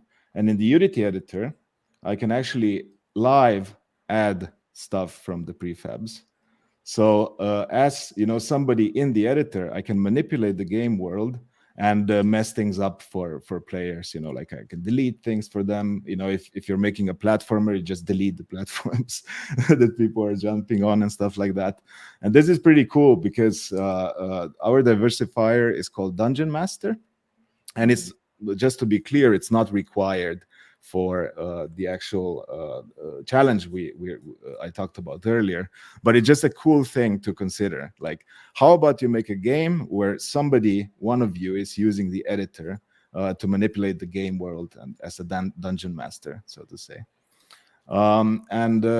In order to make it super easy for people to get started and get familiar with the basic concepts of coherence, we have created this first steps tutorial. And it's a project that you have the full source code to. I'm going to be posting the GitHub link and the documentation. But how about we all join it live now? So let's see. Let's do it. Yeah, I'll post the link. So I don't think this will work well on mobile right now because it's WebGL built with Unity. But if you have a desktop computer, you can join one of these worlds here. So this is using a world-based system, so we will all be joining and seeing each other. And if you're joining the Europe server, then you can see me as well. So if I connect here, okay, I'm alone in this one because maybe people are in the different. I'm coming. I'm coming too. You're coming? All right. I can also open the same scene in Unity. So you can see, so here we have a WebGL build, and you can very easily build your game for WebGL and deploy it. Hey, and here you can use Q to wave, emote, you can jump around, and this is just a simple scene that is showing how basic synchronization works. Hey everybody, hey Mika, hey Roy, hey Coley, hey Piemina. So in this scene, we just have the basic stuff. But if we go to physics, now we have to connect again. Here we have a bunch of crates, and it's showing a little bit different things. So all these crates are persistent. So you can see how they snap to a different location when I connect it. And this is because they're persistent. And in our previous demo, in the prep week, we actually moved them around. And I can pick these crates up and go around with them. Let me just go to scenes and open the same scene in the physics. So I can connect from the editor and from WebGL at the same time and just see the interaction happening. Ed is connecting from the editor. I can see these two characters. And one thing here is, you also have this concept of authority. And if I press tab, I can see what different characters have authority over. Oh, wow. That's cool. And authority can be transferred, on the fly, basically. Another one, I just wanted to share one more, which is the moving platforms one. And this one is actually super fun if we're several people because we can ride this train around. And this scene will show people how to do parenting in coherence because you can just, on the fly parent and and parent to different networked objects. And you can see how smoothly this still is, even though the platform is simulated on a different server, on a different client than the actual character is. Yeah, And that's very impressive. Yeah. Because thank you, and because this and kudos to the team, by the way, Chiro and Theo and everybody working on this project. They really did a great job. And we have another scene which I promise is the last one I'm gonna show, but it's very relevant to this demo and this year's Global Game Jam, because the theme is actually roots. And this is the only one that actually is a little bit connected to it, because you get to plant flowers, and flowers have roots, right? Yeah. And So I've heard. so here you can walk around like in the first scene, but if you press play, you can plant a flower, and I can plant. I think we limited it to 30 here, and please don't draw something inappropriate while we're looking at this. With the flowers. You today. should have said that. Be It's cruel, too tempting now. And if we zoom in, you can see, there's a bunch of people here. Thank you. You can see each of these flowers has a timer on it. And yeah. the timer is, when the timer completes, then the flower blooms, and then it will wane next time. Oh. And even if I disconnect from the game, the flowers are still there, even though I created them, right? Wow. Oh, and wow. and so we're building this world that everybody can partake in, also asynchronously if they're not there at the same time. And even the flowers that I'm not in this correct scene. Let's see. But it's cool to see that people were in that one as well. But you can see these flowers now have the state they're supposed to have. Wow. So yeah, it's kind of cool. And yeah. Thank you guys for joining this. I'll be posting the rest of the links, including, let's just post GitHub link to it, and the documentation, and the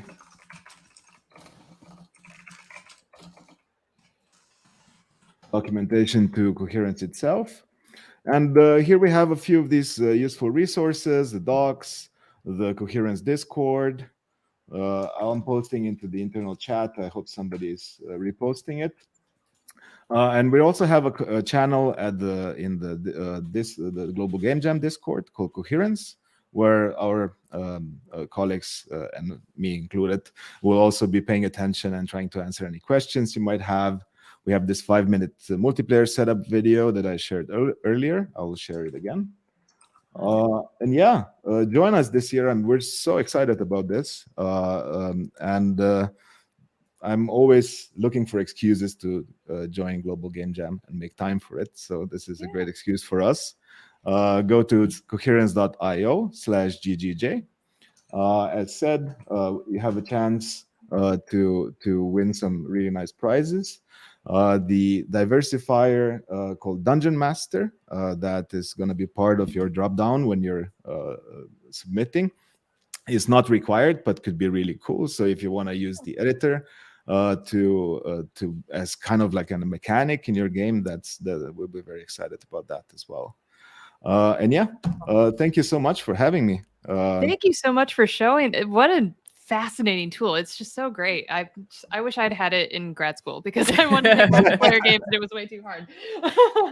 So thank you so much for showing it to us and letting me run around and bounce in it and just having a good time in there. Thank you so much, Tade. Thank you so much for having me, and hope you have a nice day. Yeah, thank you. too. And don't forget, everybody, to jam and to register at theglobalgamejam.org. See ya. Perfect. Bye-bye. Bye. Thanks so much. So next up, we will be hearing from Autodesk. So that is next in our roster. Stick around.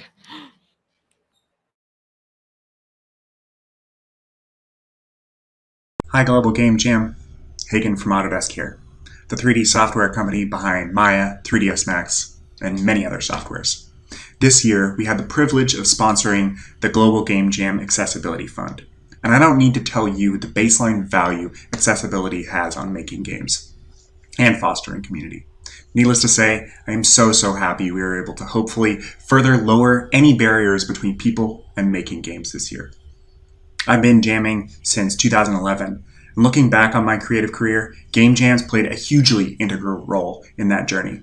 So good luck this 2023 Global Game Jam season, and I look forward to jamming right next to y'all virtually. Take care.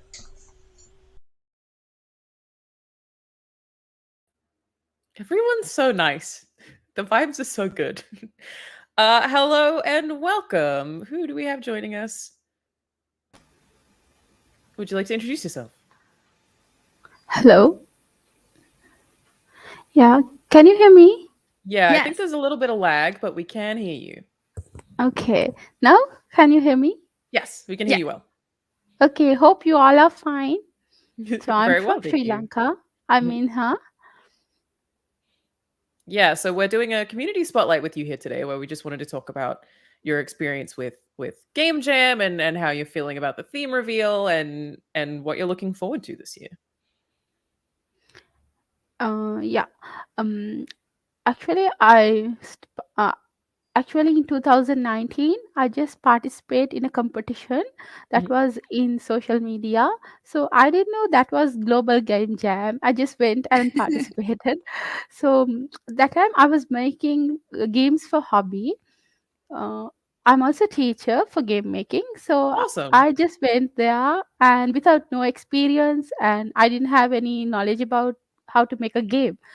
So Wow. in 48 hours I have to join. I have to make the game. So in Sri Lanka there are they are in game industry, most of them are men.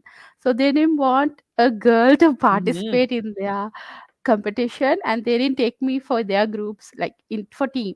So the the organizer, he asked me to do it alone, and you just do it.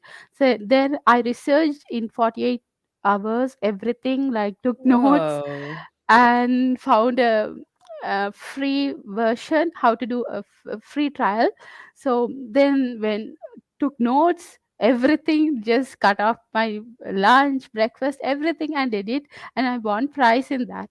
That's incredible. That you've made me tear up. That's amazing. Basically, Yes. the boys wouldn't take you, so you just learned how to do 100% of it yourself. Like that's Yeah. amazing. Oh, thank you. I got a lot of confidence in that. Yeah. So actually, I had a dream to make a game, but I didn't know that time there is an industry called game industry. So I just want to make a game because I'm also a gamer. So Sure. and then after that I research about game industry. What is that? Is there any place so I can go and make games? Then I found a global game jam in the internet, in social media. Then I asked next year, like, I asked the organizer, can I join without any experience? I have only made one game. They said yes, you can come. And then I made the first game in global game jam in 2022, and there was an error in the first stage, and I made it again and it was winning. So I was so happy, like, I made two games without no help, and in Wow. 48 That's hours we have to wonderful. do that. So I got like and they in global game jam they gave me a certificate that was like, I was so happy, and that is for innovative collaboration and creativity. So yeah, and that was awesome. I love that. Then again I researched everything about game, and I got a job to do the quality assurance in game Shadows Edge. Amazing. Yeah, in LinkedIn. So when I was searching that, so I researched for that, and in 3 days I think I have to submit that work. So I that was okay, and I got experience in that. So again came to the in 2021, again I want to become a organizer for global game jam next for kids. So, and Hmm. I have lot, like, I knew I'm also a teacher, so I knew a lot of kids, they like games. So I requested them to join, and only I did it online, and that was successful.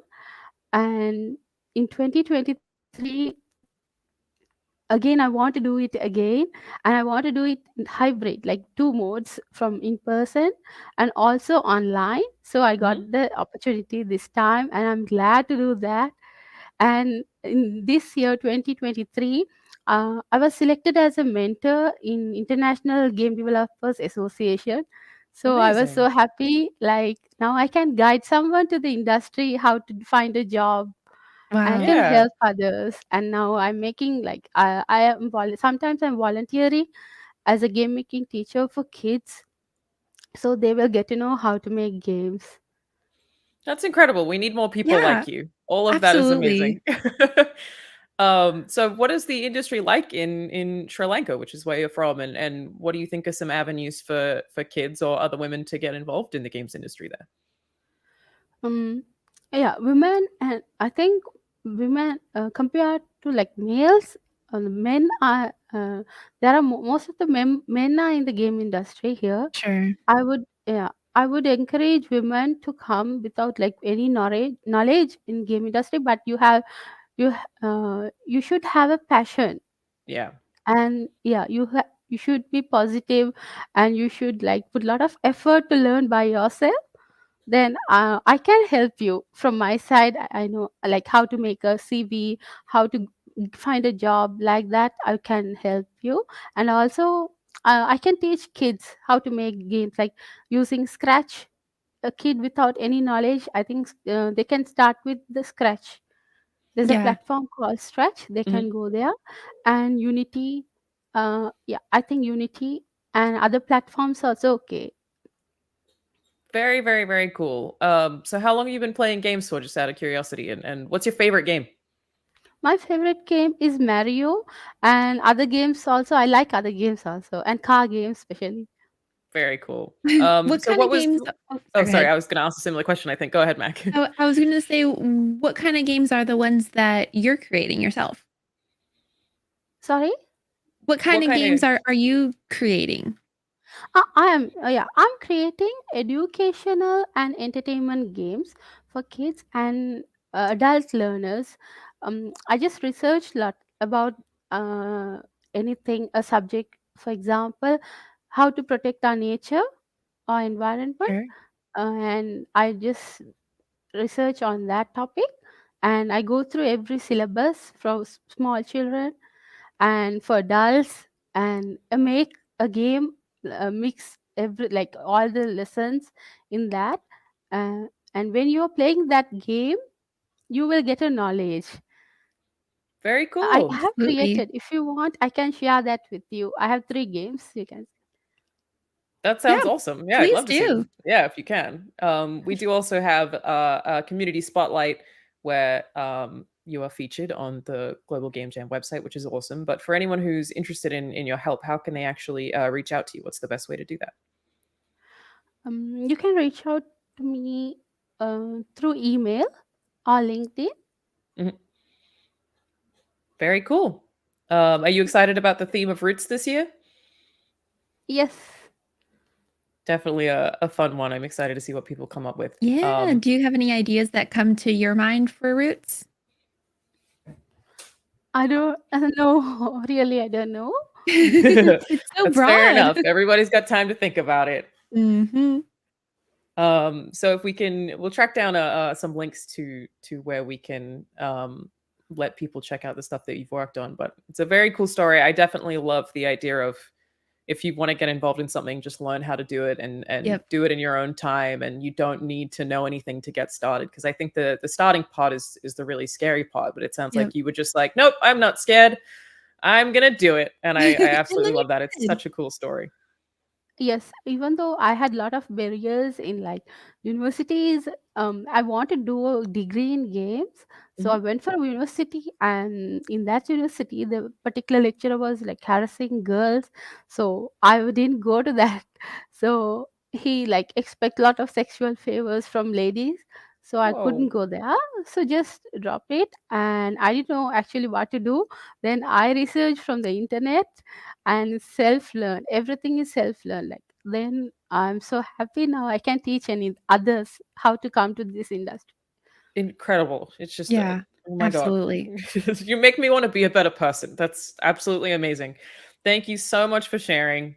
And thank you for all that you're doing in Sri Lanka. That's absolutely awesome. Yeah, and good luck in the so jam. much. And I'm very happy that I'm an organizer in Global Yeah. Game Jam, and now especially I'm doing for kids age group 6 to 16. Awesome. Wow. Yeah, and I told them about this, and they are very happy, and they have a lot. I think they are ready to come do this event. Oh, Very, yeah. very, very cool. Well, it's an awesome initiative, and I love the idea of kids getting involved top to bottom. There are so many kids who are clearly interested in game dev but don't know where to start, and Yep. yeah, it's definitely just an absolutely awesome thing to do. So thank you for joining us, and have an awesome rest of Yeah, thank you so few much. weeks. Thank you. Bye. Thank you. Have a nice Bye. day. Thank you so much. Thank you so much. Oh my Wow. gosh. What an inspiring story. I honestly want to cry. My God. Same. That's incredible. She's made 3 games and she just did it by herself where she couldn't get help otherwise. I'm just Right. like, dude, like it's just Learning from the ground up. And it just shows that like the entry point, anyone can do it. There's so many resources to get started and learn how. totally, yeah. And like she said, I think passion's really important. Once you have Oh, yeah. passion, you'll figure it out and you'll get through it. And man, like that genuinely made me really emotional. I'm like, oh my God. Okay. So next up from our community spotlight, we are talking to Hrizzy. I'm hoping that I'm saying that correctly, who has 4 years of experience participating and being a coach in the Global Game Jam, if they are ready to join us. There you are. Hello. Hello. Can you hear me? We can hear you. Yes. Welcome. Would you like to introduce yourself? Yeah, I'm Ilyas Hrizzy. I am from Tunisia, and I am the team lead of the department of virtual reality, augmented reality in DGR Living Lab. So this is me, and I will talk today about the experience that I had in the Global Gaming Jam and the impact that I has since 2018. I guess I had from 2018 until now, 3 years of experience as a participant, and now I found myself in the team of the organizer of the Global Gaming Jam in Tunisia here in DGR Wonderful. by NetInfo. So yeah, I can start with I will talk a little bit about my experience in Global Gaming Jam. So in 2018, I was like discovering the university, and this was my first year as a university, and I was like discovering the community stuff, etc. So I knew my teacher, which is the founder of DGR Living Lab. She told us about the Global Gaming Jam and creating game. I was surprised. How can we, as you know, 18 years old creating video games? This is not impossible. This is not possible. So I participate. I have seen a lot of skills around creating games, and I was impacted from all the participants. Everyone talk about some skills, and he has like each one has some skills. Someone do music, other do sketching, creating 3D environment. Some of them is a developer, and me as a software engineering, I was like, okay, that's cool. Let's create a game and let's start doing this with other guys. So yeah, I discovered how to create video games with the Global Game Jam, and I was participating from 2018 until now. And in 2020, I guess, and with the coronavirus, etc. So I started being a coach. Okay, so because we prepare the Global Gaming Jam, and after that, I discovered in DGR Living Lab they bring kids to impact them to the Global Gaming Jam next. It was amazing. So in the Global Gaming Jam in this year, we bring kids to see how the production stuff going and how they people creating sketches, other developing the projects, some of them creating the environment, and we coach them and we prepare them to the Global Game Jam next. Okay, so yeah, basically this is the experience that I had in the Global Game Jam, and also the fact that you impacting kids or impacting people around you from the industry, from any fields. It's amazing. So also we bring it's my medicines. We bring doctors, teachers, researchers to see how they can create a video game for social impact, and that will be helpful in the industry. So basically, the experience that I had from the Global Game Jam, and we as the DG Art Living Lab, it's like tradition in our structure to participate and to bring people to discover the world of creating a video games. So this is our main objective. We used games for social impact, for advertisement, for creating some project for teaching, for schools, and for the university, just to tell them that to create a video game, it's not something impossible. So you need some skills to have, like social impact. Maybe you are just a doctor who have the idea of creating a video game, for example, for your patients, and I don't know. So this is the idea, and we as DigiArt Living Lab try to guide them to how to create a gamified video game for their I don't know, their medicine process, or I don't know. So this is the main objective of our structure. So yeah, and the social impact things and how we can impact people made us like creating a lot of program during creating video games and creating. Now we have the concept of the metaverse, so we're creating some games using the metaverse, etc. And I will be happy to share with you our last program that we are doing right now, which is the Africa Metaverse. So if I have the permission to share with you the website, so Yeah, please do. I will share. I will share the link here. I think in the comment section, or I can paste it in directly in. Yeah, if you paste it in the perfect, and then we can get that link out to all of our streams. I will share my screen to show you the website. So this is the Africa Metaverse. It's totally free program for young talent for all the Africa, not only for Tunisia. So this is the big impact now we are working on, and we have like 300 talents around this program to produce their prototype of video game during the storytelling of Africa. So in Africa we have a lot of storytelling, lot of amazing stories.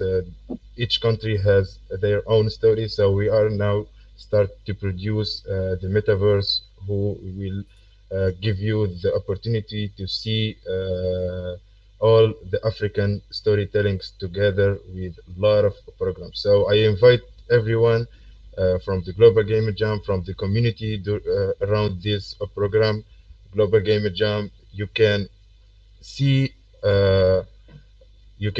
and produce your game. You can learn. You can have all the ideas about creating a video game. And this year, the theme, I was like surprised about roots. Oh my God, I was like thinking from now how we can produce this word to a video game. So I will try to implement it into this program, the Africa Metaverse Tribe. I invite you guys also to see the final result. I think in 3 months, I guess. So here we have all the necessary informations to know about this program, because we are supported by Epic Games, Mega Grants, and we will give you like the metaverse that everyone who now waited for. Not maybe it will be inspiring for other countries. I don't know, but here we have like the first step to see Africa producing their metaverse and producing the video games. So Awesome. yeah, and also here for this Global Game Jam, I invite you guys. We have DJR TV Lab YouTube channel. We will see here all the project during this theme, which is Roots and the Global Game Jam. So I invite you guys to see what's will Africa or Tunisia and DJR TV Lab can provide for kids and people, the opportunities that everyone will have to see how can Africa create video games. So basically, this is us. This is what we do. I'm so happy to be one of the team of organizer in the Global Game Jam here in Tunisia with the DJR TV Club by the first 3D school in Africa, which is 3D Net Info.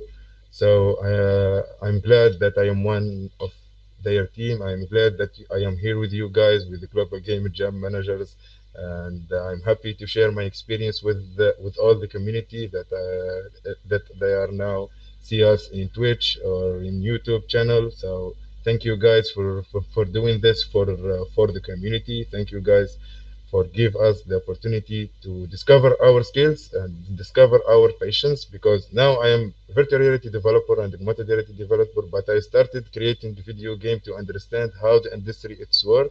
So yeah, that's basically, this is it. No, thank you. What you've done here is awesome. You took something that inspired you and made it accessible to more people and kids. And I wanted to ask, what's it been like transitioning from somebody who participated in game jams to being a coach? Has that been a weird experience? The fact is to share your knowledge, to share your experience with all the community is something like it's more important than me creating video games. So if you want to expect someone with your experience, with your knowledge, to share with them all the resources that you use to learn how to create a video game, and you see how happy they are. So this is the most important thing, and this is what made you the best person that you are now. So totally agree. I love coaching, I love teaching, I love to share my knowledge for the community. Also, I'm coaching and teaching kids to participating in the Global Game Jam, and we are a team now in the DJR TV Lab. All of them have different skills. We try to give them the opportunity to participate and to made their own games. Now we have we have a lot of I remember in 2018 I see the kids who's asking us what we are doing, what we are producing, and now those kids is capable to join the Global Game Jam, not next, but now they grow up, now they can participate, and I am so excited to see their production, their team, their final result in this Global Game Jam. So we discovered them as teenagers. They can't participate in the Global Game Jam, but they have the possibility to participate in the Global Game Jam next. So now they will participate in the Global Game Jam, and I can't wait for the next week actually. So to see them, to give them the theme, and maybe they are here watching somewhere, but I think they will be like excited to participate and to share with them the knowledge and how to create a video game with the new participating. I don't know. So there is a lot of really cool. Absolutely. I feel like kids are so creative and they can come up with different things and draw from experiences. So to see how kids interpret Roots and want to create a game from it is going to be different than how we do. So they give us the idea to produce our video game. So I remember in 2019, I remember that one kid that inspired us to create this game, which is around the people, family, etc. He gave us the idea, and we put his name in our presentation and in our demo. So we have like I think this guy will participate this year, and I will be happy to catch him technically because he gave us the idea. Now we should give him back how to his video game. So yeah, very cool. Yeah. Well, Thank you so much for joining us. Thank you for all of your work. It sounds incredible, and I'm really, really excited to see what comes out of it. Thank you so much. Yeah, and have an awesome week. See you guys. Thank you. Yeah, good luck. The Global Game Jam guys, and see you next time. Goodbye. Bye. Before we jump into our next segment, again, another incredible person. This is giving me more faith in humanity. Yes, I'm like, wow, people really are nice. Inspiring me. I just wanted to do a quick read of the sponsors for this year's Global Game Jam. Our headliners are Dot, Big Bang, and Coherence, who we already saw a little bit from and were incredibly impressive. The empowers are Crazy Games, Yahaha, Google Firebase, and Photon.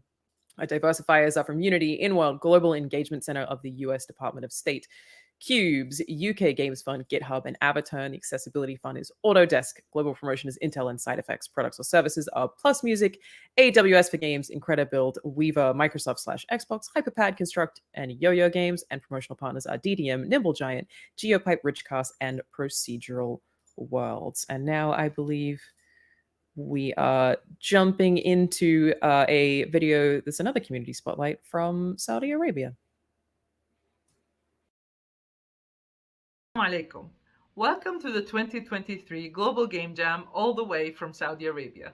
My name is Masha'il Abu Al-Naja, and I have been the site organizer for Jeddah for the last 6 years, including 2023.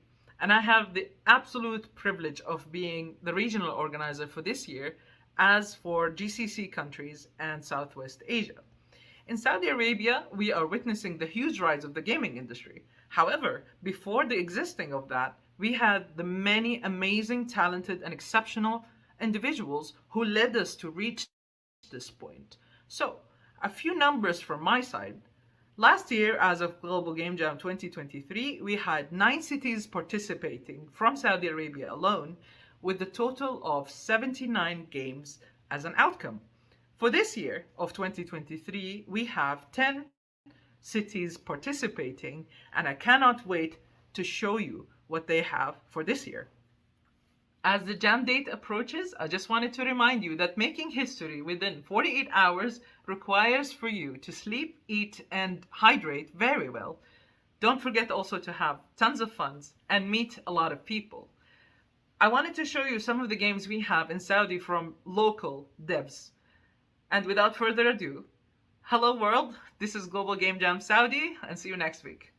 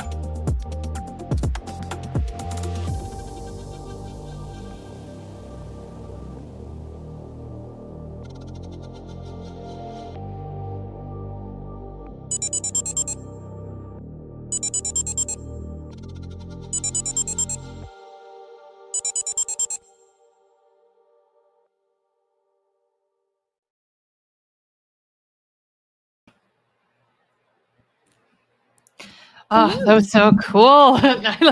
Seeing all the games, the colors, the music. Oh, it's just fantastic.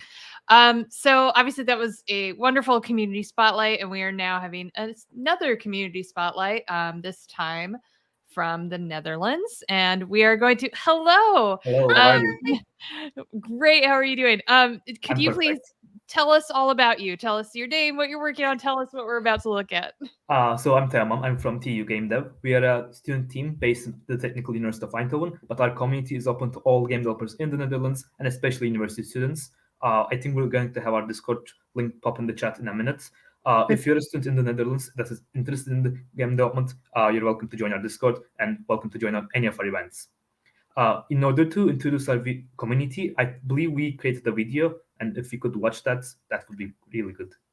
Absolutely. Absolutely. Yep. Wonderful. Thank you so much. Oh, didn't see you there. Hi everyone, my name is Ongun, and I'm a third-year computer science student here at the Eindhoven University of Technology, and I'm a team lead of TU Game Dev. We are a student team focused on video game development, and our team has members from a wide range of disciplines such as psychology and technology, industrial design, and computer science. Our goal is to bring together students passionate about making games and give them the tools to realize their vision and learn about the industry. We achieve this by organizing different learning experiences crafted with the students' needs in mind. It is really important to us that students have professional opportunities for professional development.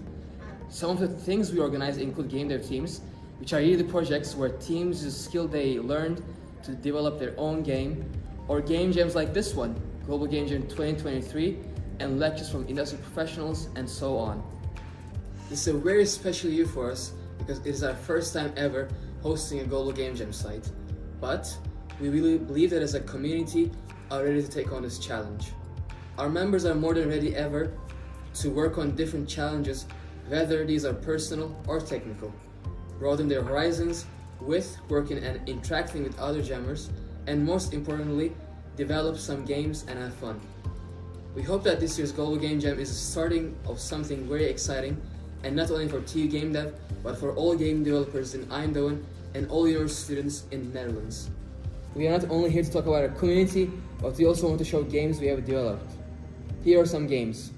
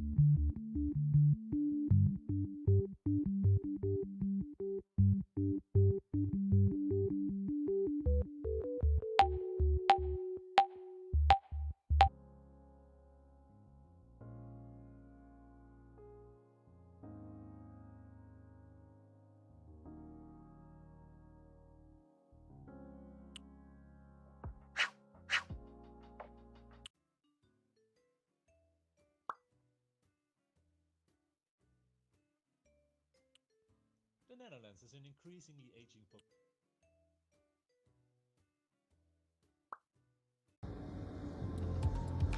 Hi, it's me again. We hope you enjoyed the showcase. We believe that the gaming industry is one of the most exciting and fast-paced industries out there, and we are honored to be a part of it. We are committed to creating high-quality games that are not only fun to play, but also push the boundaries of what is possible. Thank you for your time, and hope to see you soon.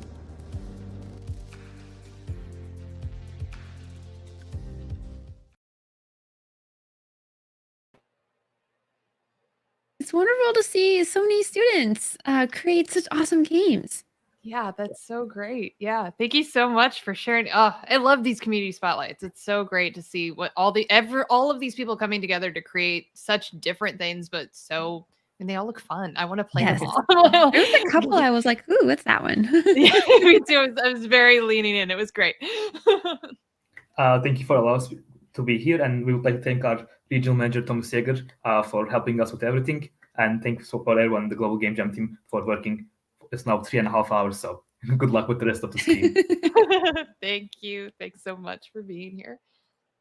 Okay, and next up, we have another community spotlight, which is awesome always. Always. This time we will be talking to Mika from Finland. He's the co-founder and developer of Boom Corp. Hi, welcome. Hello. Hello, Global Game Jam. Hello, Mary. Hello, Mac. And I guess I'm going to start with thank you, team, and thank you everyone who Tim mentioned. It's going to be long, so that's going to be like it for start. But yeah, my name is Miikka Harjuntausta, developer and co-founder at Boom Corp Finland, and a big game jam enthusiast. So this night has been exciting for me. I started my game jams in 2010 with Finnish Game Jams, which is also part of the Global Game Jam family. And Finnish Game Jam is happening this year as well, but we are doing a little bit of our own thing, or we're going to stay in the weekend style. So we're going to do our game jam, but it's going to be basically starting from next week's Friday. So this was a kind of early call for that. And that also like puts people in two camps, because like some of the people participated this event as well, but a lot of them are also trying now to avoid hearing the theme of the jam, because somehow the theme, like the reveal of the theme, it is a nice like event, and I'm really glad I got to participate it. But made me think like, should I like close my ears and pretend that I didn't hear it, or what do I do? But no, I was just about to ask your reaction on the theme, and let's dig into the theme. And I'm like, you know, just in case. I love hearing like how the theme come up, and like I think I joined through Twitch chat like most of the time, and of course everything what happened on the screen, and also looking forward to rest of the countries coming up. So I'm trying to keep mine at the 10 minutes. And a little bit more about jam history, or the Finnish game jams, how it started. Or I heard that people were like gathering up for a weekend to try and make a game, which sounded like crazy in many ways. I didn't know quite what to think about it. So my first game jam actually started by me just going there, look like what's happening in here. And it was kind of like magic, because back then I didn't really know what is capable to do in what kind of a time, and definitely the weekend time frame sounded like not doable and madness in many ways. Yeah. But it happened, and the structure, the 48 hours was also something that like worked really well, and it's something that has been going on like ever since here in Finland and in many places. I think 48-hour jams are the jams I most participated in. I've lost count, but there's been over 40 game jams, most in Finland, but then also around the world. And I guess I can give some shout outs, or I figured I might. Some of the jams are still going, and some of the jams have been something that happened maybe only once, and then they are more like they may happen or may not happen. Yeah. If I add more links, from the channel, I guess I shared the like Boom Corp Finnish Game Jam. Yeah, that's a good one. because Finnish Game Jam link through that if you are interested. We started doing our jams in hybrid since the 2020. Right. And our platform has also been Twitch and Discords. And Finnish Game Jam is not only one site. We have, I think I'm losing count of those as well, but I'm going to say over 10 sites around Finland. And we all work kind of like from the one Discord channel and one Twitch channel, or at least last year, those were the main channels. I'm not completely sure what's going to happen because I never been the organizer, or I never take the title of organizer. I just come and see what's up, have good time, and then like doing that again and again. Has anything surprised you about pulling all this together and all these people together? Yeah. You know, now that you've been to you're kind of the jam expert at this point. So I think every jam like surprises me in many ways. Global Game Jam is special in a sense that they try to make the network like go around the world, and I think they succeeded like really well. And it's also interesting to see how people have it. They all have their different kind of way of like participating in the Global Game Jam. In Finnish Game Jam, most of the time we were also just interested seeing the theme and seeing the pre-recorded videos based on the theme or what were played on the theme announcement. Or usually before COVID times, it was like a web page that was updated and there was the videos, videos ready for you. And in Finland, we always at least hear the theme, probably not at the same time that it's announced. It's usually based on our games that we play at the start of the jam, or everyone who came to the jam site. We first started doing little like workshops and kind of games where we got a little bit known or learn to know each other a bit. Because in the early days, I knew few friends who invited me there, but through the years I've been starting to know more people, or the jam events in Finland for me are like a part like go see hello the old friends, and then part seeing the new people coming in, and it seems like there's always new people coming in, or these jams are growing, and the concept of jam is really good to kind of challenge you, and you can also pick the aspect of how you're going to challenge yourself. Is it going to be that you want to try something new tech-wise, or is it just that you are like challenging yourself socially?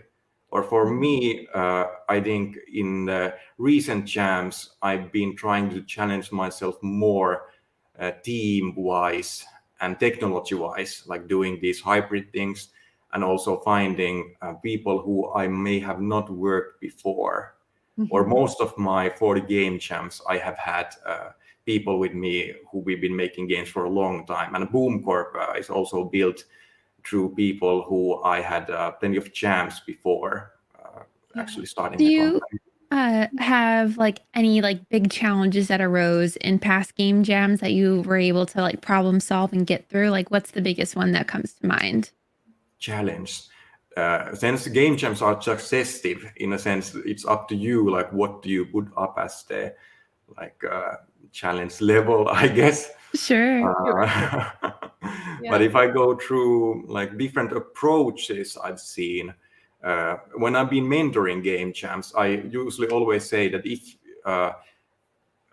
because sometimes when you start making games, it's really common, especially if you're a player, you know games, you have plenty of ideas in your head, and you might build a concept that it's just way too big to do in the time frame that's set for the jam. And that is completely okay. And I think that's also part of the jam experience. And when I've been mentoring in schools where there has been more like visual practices of making stuff, where it's not possible maybe to make the interactive experience, I try to get people to make still maybe a presentation of the game, a concept of the game that will be watched then at the end of the jam. Or in Finnish game jams, there are two like key moments or some special moments that I really enjoy. It's always like the starting day and then the finishing day and the last hour after the end, because we always have the stage presentations of their like final products. And at the same kind of in the start, but in the starting day, we actually do game pitches. So people, when we have had all the games, brainstorms around the theme, then we take, I think it's 3 minutes, or it might be even shorter, depends on who's running it. Sure. Short pitches for everyone, and then we see like which ideas get themes and what happens with them, and that's usually the exciting starting moment, and then exciting final moment, seeing then people coming up and saying like what was the challenge they took on and what game of it. And it's usually really fun as well. Or like game jams are these small creations that are most of them done kind of for those magical small moments, which also makes me a little bit sad because there's so much stuff that kind of like gets in the history. Video is the best. Like game jams that have any kind of video recording of the thing that they made usually last the longest. Like tech-wise, like tech gets old. It might be impossible, even if you work with common engines like Unity. Like if we get enough versions up ahead, I think the like jam games stop working at some point. And but video has been through the years something that is what I would recommend for documenting the final thing. What do you think makes a good theme as well? I feel like that the idea of coming up with a theme is so broad. So what, in your experience, really kind of helps both root, but kind of let also let everybody kind of off the leash a little bit to really flex their creativity? In Ludum there's a voting system. Ludum Dare is, I think, a jam that has been going. They have the only title of ongoing jam that might be older than the global game. There's must be more, but in my knowledge, Ludum Dare has the same concept, and they do choose a theme by voting different things. But it's just a suggestion. Like I don't think it needs to be perfect, and there's no such thing as a perfect theme. So whoever like makes whatever, I think it's fun and cool. From theme announcement, I remember like in Finland, we always watch the whole program. But I was once mentoring in art school in Haifa, Israel. And that was slightly different as well, because they have week like one day ahead or behind. Let's see, Sunday is like their first day of the week. So their jam happened on Thursday, Friday, Saturday. So one day beforehand the thing. So the things were like, and they got a early link before the like official announcement. Oh, okay, gotcha. That was nice, but also like the mindset that we had there, or like I remember it was the teacher who actually skipped the videos just to the theme. Okay, this is the theme. Let's go. No, off the races. Oh God! I can see like people participating different level of different things, and also here. Funny seeing like when the theme was announced, like you kind of heard it that there were like developers who ran right away after hearing the theme to work around something, or like people like really like wait for that moment and take it as a maybe like this speed run in a sense, which is also a fun way to challenge yourself. Like that's what you have to do when you work with the like short time frames. Yeah, I mean, it's hyper concentrated. It is just like as fast and as creative as you can be, and as collaborative. Absolutely. Yeah, that's going to be key. Yeah. The more I've been getting older, I noticed that less I do that kind of or nowadays I look for leisure in my jams. So in here, I also like that I got the theme now, and I can think about the jam thing for now 6 days, and then I'm also looking forward to the like. Hybrid and live event that's going to happen here in Finland. Right. And okay, one more shout out to Games Now Aalto. I linked that sometime before, because in Aalto University, it's the greatest, or they brand themselves. Well, it's a really good university here in Finland, and they have a games program going on. And past Games Now is I think they are on their 8th season or episode, or how you want to call it. And they've been making this program now like open for everyone. Like usually university programs are something that are really closed, but Aalto is producing material that is comparable to the game conference in San Francisco, and documenting it also in video format. And then they have also game jams running with each episode. And this current episode is also currently going on, episode 8. And here they are talking about like the new AI art. And the game jam challenges you to use or explore these AI tools, like what they are, what to do with them. And I think they could pick really good topics. Like they pick one topic for each episode or season, which they then explore with the people who we invite, do some kind of presentation and slides here in Finland. We record them and they like come to the Games Now program. So anywhere around the world, check out Games Now Aalto because it's cool, but because it's not commercial. It's something that we produce only with like kind of our taxpayer money, and it's part of the school program. But we learned that sharing is something that usually brings more value to the things. Absolutely. And Games Now, people who run the Games Now are also people who started the Finnish Game Jam here in Finland. Shout out to Aako Kultima, and Solip Park is her partner, I guess, organizing it. And many more people. Once again, I should not start naming because 45 minutes later. Yeah, I completely understand. Yeah. Well, thank you so much. I'm satisfied with. Yeah. This was so great, Mika. Thank you so much for talking to us about Boom Corp and game jams and themes and just everything that is getting everybody hyped for our jam right now. This was wonderful. It was great to have you on. Thanks so much. Is there going to be a final event or another stream at the end of this week? Mm-hmm. Yes. Okay. Good. I'm going to keep that. I'm not. Is there? I'm pretty sure. I'm 99% sure, but I'm gonna let the Global Game Jam folks chime in the comments. Yeah, they'll chime in on the chat if there will be a closing event. Yeah. And share links and such so that we can all access. Perfect. Yeah, it's been really fun. Yeah, thank you so much again for. Oh gosh, I love the community spotlights. This is always my favorite. This is so great. Thank you. Thank you. So we are now going to hear from one of our sponsors, Intel. Intel believes in empowering creators with the tools and systems that they need to create mind-blowing games and experiences. Join the Intel Game Dev program and learn how Intel collaborates with leading game and game engine developers to enable great new experiences.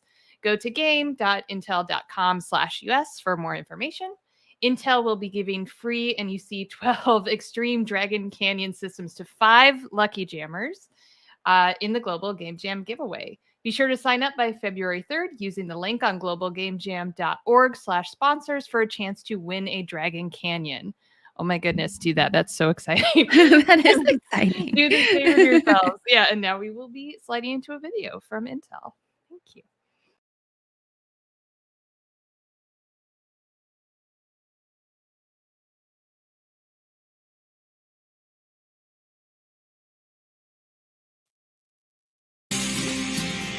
Hey there, jammers. My name is Reagan, and I represent Intel's gaming and creator team in collaboration with Global Game Jam 2023. Intel believes in empowering creators with the tools and systems that they need to create exceptional games and experiences.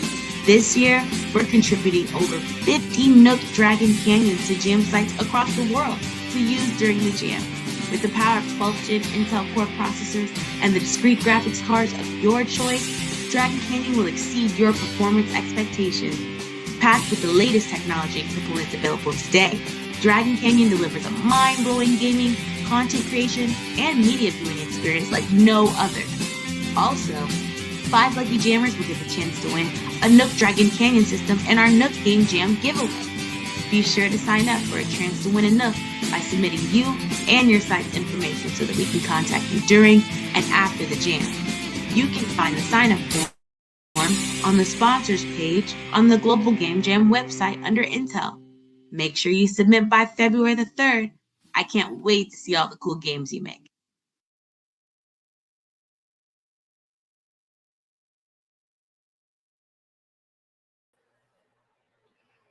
Wow. That was really nice of Intel. I know. Thanks, Intel. No, that's so exciting. I love, I hope everybody signs up. I am wishing you all luck in being one of the lucky 5. Awesome. We are now moving into another community spotlight. So exciting. This time we are talking to folks from our community in Switzerland. Hello. Hello. Hey, how are you? This is fine, thank you. You too? You're Yeah, still, doing great. it's a long stream for you, isn't it? It's a long day. I got my water. I exciting. got a very nice candle burning. We'll be all right. So please tell us all about yourself. Tell us about the community. We're so excited to get to talk to you. Yeah, my name is Dragica Kahlina. I'm at the moment working for the Lucerne University of Applied Sciences and Arts. Sorry, it's a long name in English. In German, it's much easier. It's Hochschule Luzern.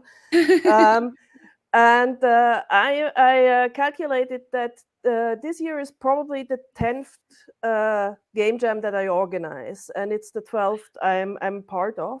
Wow. And that's a long time now. Yeah. And I actually wanted to talk a little bit about, Switzerland's game dev scene isn't as big as it could be, or as most people believe. And for me, it was like the game jam was one part why I started to do community work, because it was like we had the global game jam. I was in 2011, I was in the global game jam. And it was like this feeling of having other people to talk to jam with, that actually made me and a colleague start our own community with monthly meetings and starting to actually go and organize the game jams and help organize the game jams. Your first global game jam was in 2011. Is that right? Yes. Did I have that right? Yeah. Yeah. And that kind of launched, creating this community in Switzerland as well. Yes. Yeah. Exactly. It was like I was working on games in Germany, and there were meetings like 400 people. And then I came to Switzerland, and I was trying to find anything. I couldn't find anything, and just because I knew, actually, I didn't know the game jam. I didn't get that one, but I knew the organizer, and he was like, "Hey, we are doing a game jam. Aren't you doing games?" And I was like, "Hey, write me in. I'm coming." And I was like, for the first time, not for the first time, but it was like a bigger meeting other people and doing games. And we are still friends from this group of people who I did my first game jam with. Very cool. That's phenomenal. And nowadays we are actually working together, and that's so cool. Oh, that's great too. That's so exciting. What do you feel like has changed in the, you've been doing this for many years now and organizing all these people. What has anything shifted in that time? It has. It's a little bit, it got a lot bigger in the beginning. Not only in Switzerland, but also in general, the global game jam, it got more like polished. In the beginning, sure. We had like this 4 hours upload times and stuff like this, and it was a little bit rougher around the edges. And nowadays, it's this global phenomenon, and it's so many people, and it's really cool. But I think in the heart, it's still the same. It's like people meeting and just doing stuff, and it's just come and see, and if you like it, stay and make something. And don't be afraid. We can help you. It's mostly like this thing, because it's a community. It's like, even if you have no idea what you're doing, and even if you have no idea if making games is for you, or if you have no idea how to start, come and start with us, because we can help you. So that's figure it out. Still.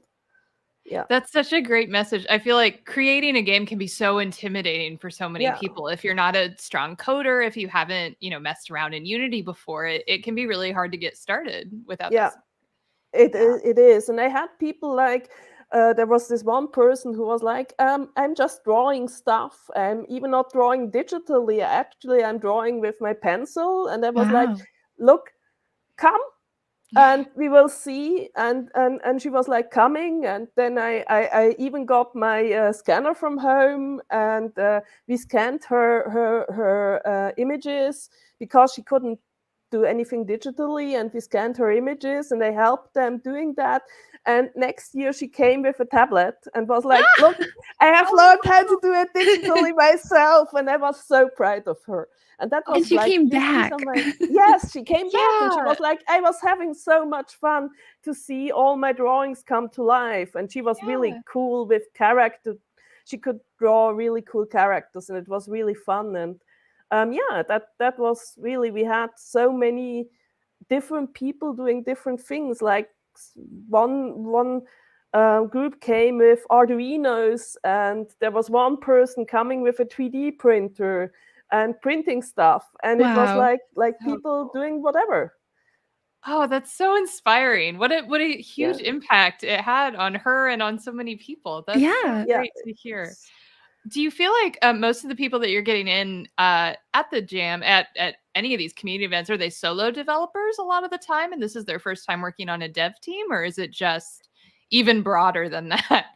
It's even broader than that. I mean, we have a lot of solo developers because, especially in Switzerland, there is lots of people doing it solo because there is very few game companies, and the biggest, I think, is 30 people, and they are mostly doing other things too, because there is still the professional level in Switzerland is not good for big companies.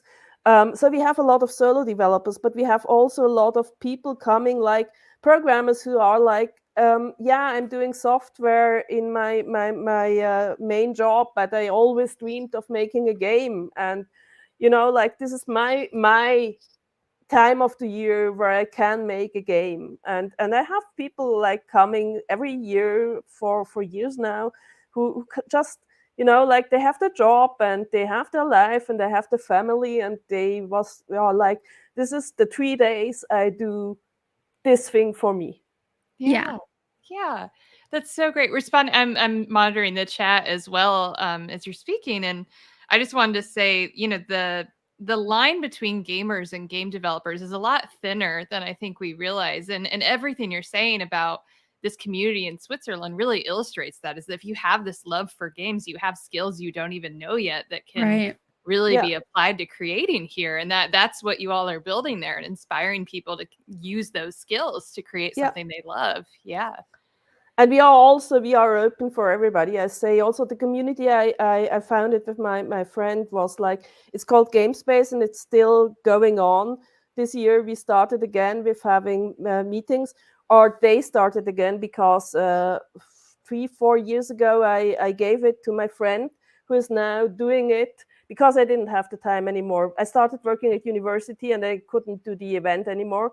And my friends were like, hey, then we are doing it now. So I was really happy for that, and it's really cool to have this community, and it's cool to do that stuff. And I want to encourage people. For instance, our site last year we had just 5 people because it was COVID, and people were like, I don't want to come, and maybe not. And we only have 5 people, and I was like, okay, let's do it with 5 people. Actually, I had in the registration only 4 people. 3 people were like, okay, we are coming. 1 person was like, I don't know if I can come. And 1 person was like more or less a surprise guest. So we had just 5 people, and it was like, okay, let's do it anyway. And this year again, I have around 30 people. So it's like, oh my goodness. Yeah, just open the doors, and maybe people come. Sometimes people don't come, but if you don't open it the next year too, it's maybe, you know, like this was also with GameSpace. In the beginning, people were telling us, hey, nobody is coming, and at the beginning nobody came, and I was sitting alone with my friend there. But it was like, the door is open. And nowadays it's a thriving community with a Discord and meetings, and we have barbecues in the summer and stuff like this. That's so fun. It really does feel like a community event, and everyone is coming together and bringing their skills to the table to create games. And it's cool that also this inspired some people to go from, I'm doing a game in my spare time, to I'm doing a game professionally, because, hey, you guys think it's cool. So I didn't think that was I didn't know that people would like that game. So I'm going to make that game because people like it. And I'm very proud of these people who were like jumping in and doing it. And the rest of the community who actually we all are like, we all know each other, and we are all like you know, everybody chimes in and everybody helps. And I mean, in the beginning, I didn't have money for the community events. It was like somebody gave me their room they had for meetings for another community, and I was like buying drinks, and I was like, look, people pay if you can, and yeah, hopefully I break even with the drinks, but you know, like, come, and if you can't pay because you're a student, then okay, you don't. And it worked out because people were like giving me money for the drinks, and we could somehow manage it to do.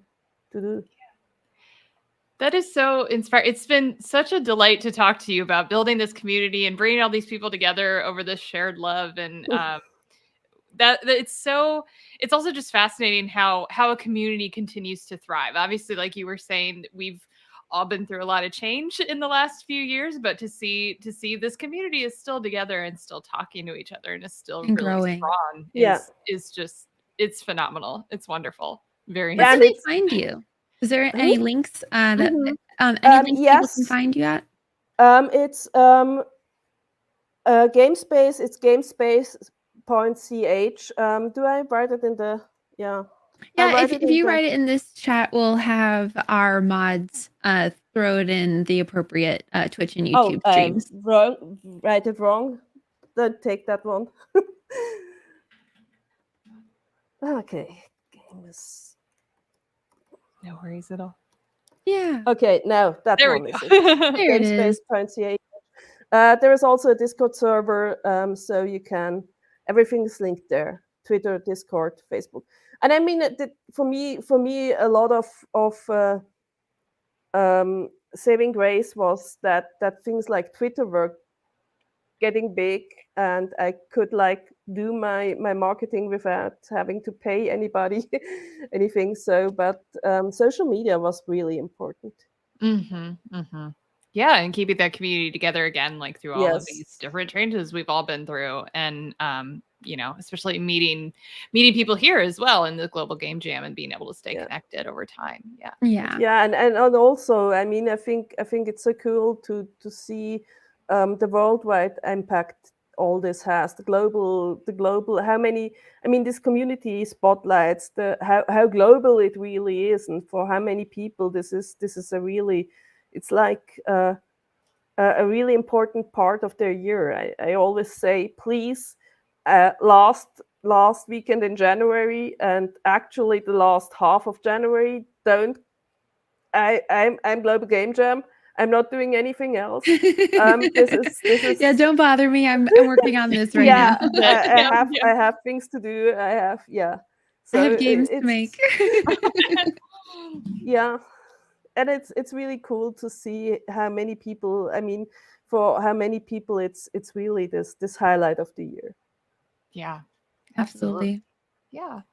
Wonderful. Thank you so much again for your time. Thank you for talking to us. Thank you for, really inspiring us. Again, I love hearing about these communities coming together, especially as you said, where it's not always easy to meet other developers outside of certain hubs. And so this is so great to hear about how people do anyway, and how we can all get together to make games. So thank you again for being here. Thank you for listening, and thank you to all the other community people telling about their communities too. Yeah. Wonderful. Have a nice evening. Thank you. You too. Thank you. Bye. Bye. Bye. Wonderful. I love talking to everybody. This is so great. Yes. That is so inspiring. And I love everything she said about how you don't need to know everything about making games to start making games. It's Nope. just, I think it's one of the biggest barriers to development, and it doesn't have to be. So If you like games, you can figure it out. People will teach you. There are tools and websites and just things to help you along the way, so you're not alone ever. yeah. And if you're not good at everything, that's okay, because nobody is, as it No turns one out. is, We can all yeah. lean on each other a bit. Yeah. Next up, we have our community spotlight, this time from the UK, and that is already pre-recorded. So we are going to go into another video. Thank you so much. Welcome to 2023. My name is Adam. I'm one of the Game Jam sites over in the UK, one of the hosts at Game Dev London. We host one of the biggest sites here in the UK. and I'm super excited to be taking part in Global Game Jam 2023 because this is actually my 10th Global Game Jam. So that's a whole decade of Global Game Jams for me, which I'm a huge fan of game jams. I've been doing them. It was basically one of the first things I did when I sort of started working in video games as a student, getting really excited about making the most basic games that I could, and then got overly ambitious every game jam since, and I keep not making games, but we'll ignore that for the time being.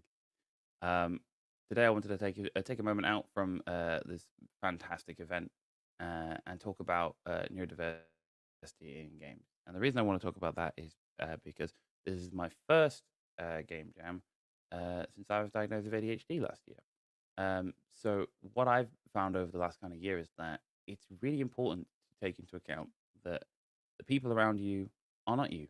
They don't think like you. They haven't lived with the things that you've lived with. They work in different ways. And we all know this because people around us might not be the same discipline, or they may not be from the same country, or they may not even be from the same city. And all this can play into effect how we approach stuff. And neurodiversity and neurodivergence is another aspect to this. So this year, one of the things I want you to think about with this amazing theme and this another fantastic opportunity to make some really cool and interesting and novel games is about how you could approach making games that is inclusive, that is open, that is accessible, that allows the people around you to work with you to make the best thing you can. Fortunately, there's some really easy ways to do that. The key one is going to be, and it's a skill we all know, it's communication. Big shock, right? Think about the people around you as people who they want to help, they want to get involved, they want to make something cool, but they may not have the best ways of being able to explain that to you, and you may not have the best ways of explaining it to them. Sometimes it's language barriers, sometimes it's colloquialisms, sometimes it's ways that you express yourself are different to the ways that other people express themselves. And you don't need to be thinking about, is this person, does this person have this specific neurodivergence? You don't need to go that far. All you need to do is be patient, be kind, and try and think about, okay, what is it they're trying to tell me, and what is it saying to me? If you try and come at them from your own perspective, when somebody is explaining something, if you're not sure, if you're confused, don't get frustrated, don't get annoyed, don't be there going, oh no, that's wrong. Tell them how it's coming across to you. Say, oh, hey, so if I've got what you're saying correct, I think you're trying to say that you want to make this, or make the game like that, or do these kind of things, or bring in this mechanic. And you might be right, and that's perfect. Or they might go, oh, that's not quite what I'm trying to say, and they might try and explain it another way. Work with them. Try and figure out where the confusion is happening. And the thing is that effort is how you make a great game, because it's only when we work with different people, we work with people with new ideas, who attack it from different directions, who look at the same information and come up with a completely different way of interpreting it, that we can make the best things. I mean, that's the point of a game jam, right? You've got thousands and thousands of jammers all over the world taking part in Global Game Jam, all with just the one theme, the same theme. And no two games are going to be the same. There may not even be games that are close to similar. And some will be so unbelievably amazing. Some will be ideas that you've never dreamed of. And the reason that happens is because people are working together all over the place, coming up with new ideas, bringing new things to the table. People are being inspired by things, both in games and outside of games, by art, by culture, by music, by film, by books, by nature. Anything can turn into what is going to be, some fantastic mechanic or novel way of approaching games that we may never have thought of before. And that's one of the reasons why game jams are so fantastic, is that it brings all these people together with all our differences and changes, our divergences and our similarities, and asks us, hey, you want to make something cool? And of course we say yes. So I'm super excited to be here for Global Game Jam 2023. I'm really looking forward to making something cool. Me, myself, I'm not sure what I'm going to make yet, but we're going to find out. And I'm looking forward to seeing what you make too. So, Global Game Jam 2023, a good year to listen, a good year to be making something interesting, and a good year to be promoting neurodiversity. Have a great Global Game Jam. I myself am going to be doing the 48 hours on the last weekend. You take it whichever way that you want. Every way is valid. And I'll see you at the finish line.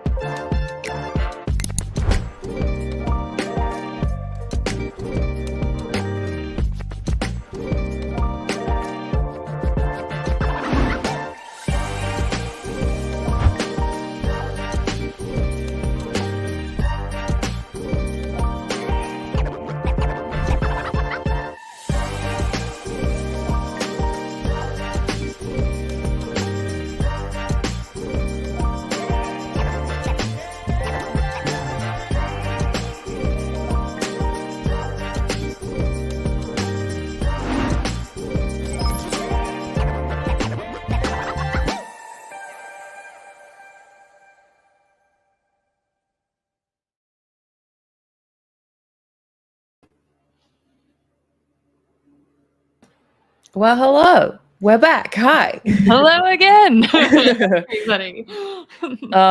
Very, very awesome to hear from our first UK Community Spotlight member. I do love the discussion of neurodivergence and how that plays into game dev. I think that's super important. And it's definitely, like, he touched on how you approach working with different teams and how global game jams or game jams in general can be really good for your social skills as well, because obviously a lot of dev is collaborative, despite the amount of people we've spoken to today who've been solo devs, which is also very cool.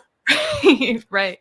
I feel like a game jam is such a good opportunity to, if you are a solo dev, to experience developing on a team too. And we've had a few people talk about that, and really practicing those skills and how to work together creatively is just, it's a really good opportunity here. Yeah, I think the thing that I found most helpful when I started doing them before I started working full time was understanding how different departments have to work with each other and complement each other, because it's something that from the outside you wouldn't really have any idea of. Like, does this go to art first, or who do I talk to about narrative design? Who is the programming? Where do we talk about this particular thing? So it's definitely a really important and fun thing to get involved in.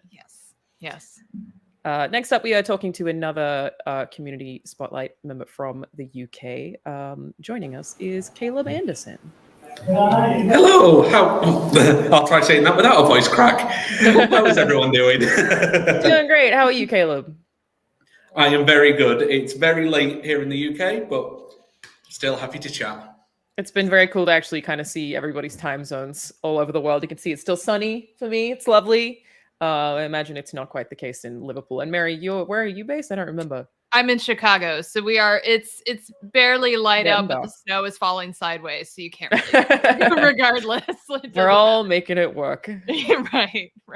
So Caleb, how do you feel about the theme reveal today? It was quite interesting because, like, watching the video, obviously you start to get an idea for the theme and you start to build it up, and then obviously you get to the point where it's like the theme this year is, and all of a sudden it came up with the word roots, and my brain was immediately going, okay, what can I do with this? And it's so interesting because your brain can go from having 50 billion ideas to all of a sudden having that one idea that you go, this is what I want to do. You've done 5 global game jams? Yes, this is my 6th game jam. I've been a site organizer for the past, this will be my 3rd year. So what tidbits from those 5 years, almost 6, of experience do you think you can share with any newcomers? I think the first thing will be, obviously people sign up, they see the 48 hours and they think, I have to be going at 100 for that whole 48 hours. Especially if you're new to it, don't feel like you have to be working the whole 48 hours. Get some rest. Trust me. Like, it's one of those that if you don't take that rest, you will see your project suffer. And that's something that no one wants to see when you're working on something like this. Take that rest if you need it. Remember to eat, remember to drink, remember to look after yourself. That's my biggest tip. It's just not worth it otherwise, right? We don't want anyone to burn themselves out. Exactly. You're not going to have a good time. It's not in the spirit of the whole thing. It's definitely not a good idea. Yeah, your brain's No, not definitely at not. its best when it Yeah. hasn't slept or had anything to drink in a long time. So you just can't bring And your this is best coming from someone who made that exact mistake. Like in my first game jam, I stayed awake the whole 48 hours. I probably slept for a week afterwards. Yeah. Sure. That's Hard rough. crash. Yeah. I get that. Yep. 100%. How do you feel about the diversifiers and how much attention do you think jammers should pay attention to those? Yes, the diversifiers, they are possibly my second favorite thing to look at when it comes to game jam. First, obviously, being the theme. Diversifiers, for anyone who doesn't know what they are, they're little extra challenges that you can set yourself as you go through developing your game. And they're quite interesting because they force you to think about things in a way that you probably wouldn't otherwise. And it's always important, even if you're thinking, oh, I'm not going to touch these at all, just take a once read. Whether that's at the start, whether that's halfway through. Have a read of it, because you might look at something and go, actually, I can tie this into what I'm doing. Mm-hmm. So if you take that chance, read through the diversifiers. There's a lot every year. They're chosen by a wonderful team. I was involved with it a couple of years ago. Have a read through it all. See if there's any that jump out to you. If not, that's fine. If there is, have a go at including it. Even if you have a go and you decide halfway through, actually, I don't want to do this, that's fine. Game jams are for experimenting. You also work on board games, right? Yes. So in all the time I've been doing Global Game Jam, not once have I touched a line of code. And No way. I think if I tried to, I would probably not be able to do half as... Wait. So you've made I've seen a lot. board games every time? Yeah. Whoa, cool. Yeah. That's so awesome. So how do you feel like I don't even know how to phrase this question. Like, where do you start if we have people who want to specifically get into the board game side of things? What do you think is the beginning processes of designing a board game? Well, one of the easiest things, I think, is hop on Amazon, order just one of the sort of cheap kits that you can get. You get a bunch of stuff, just lay it out all in front of you and go, okay, I could use this for this, I could use this for this.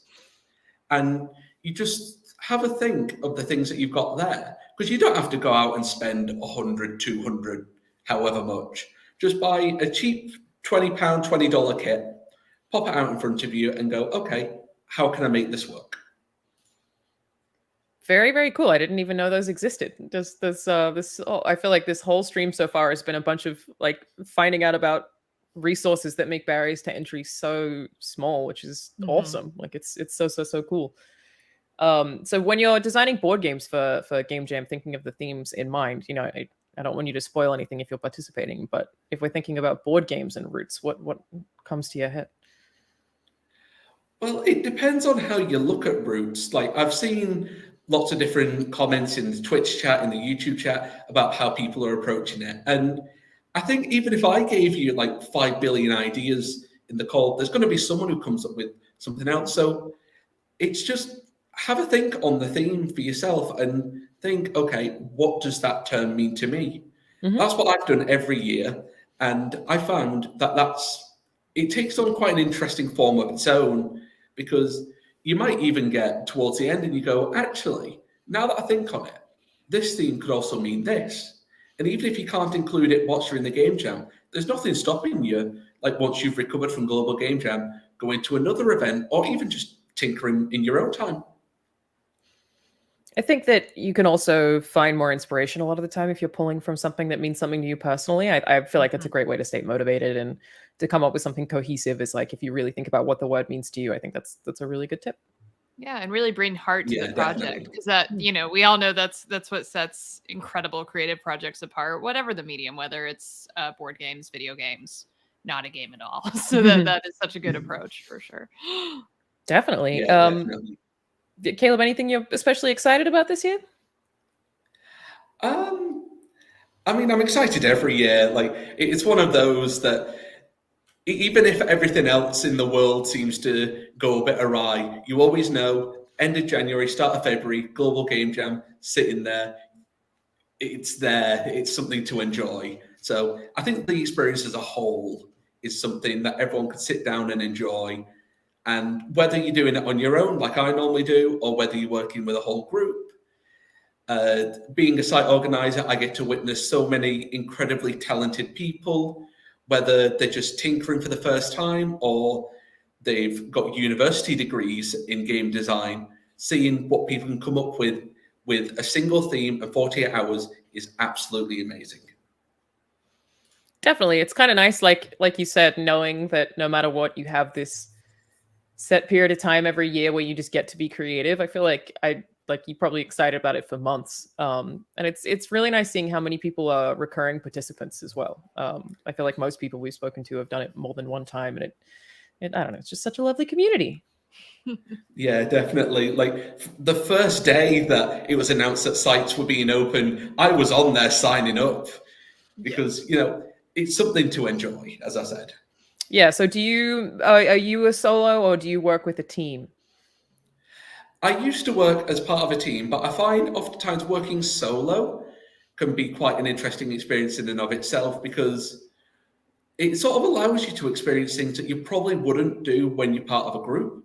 Because you've got solo control over everything. So you get to have a tinker with the art, with the music, whatever it is. And if you've not got experience in it, oh well, it gives you a chance to try something new. You have experience after this. Great. Yeah. Yeah, definitely. Now you've tried it. Exactly. Yeah. Very, very cool. Any closing thoughts for us, Caleb?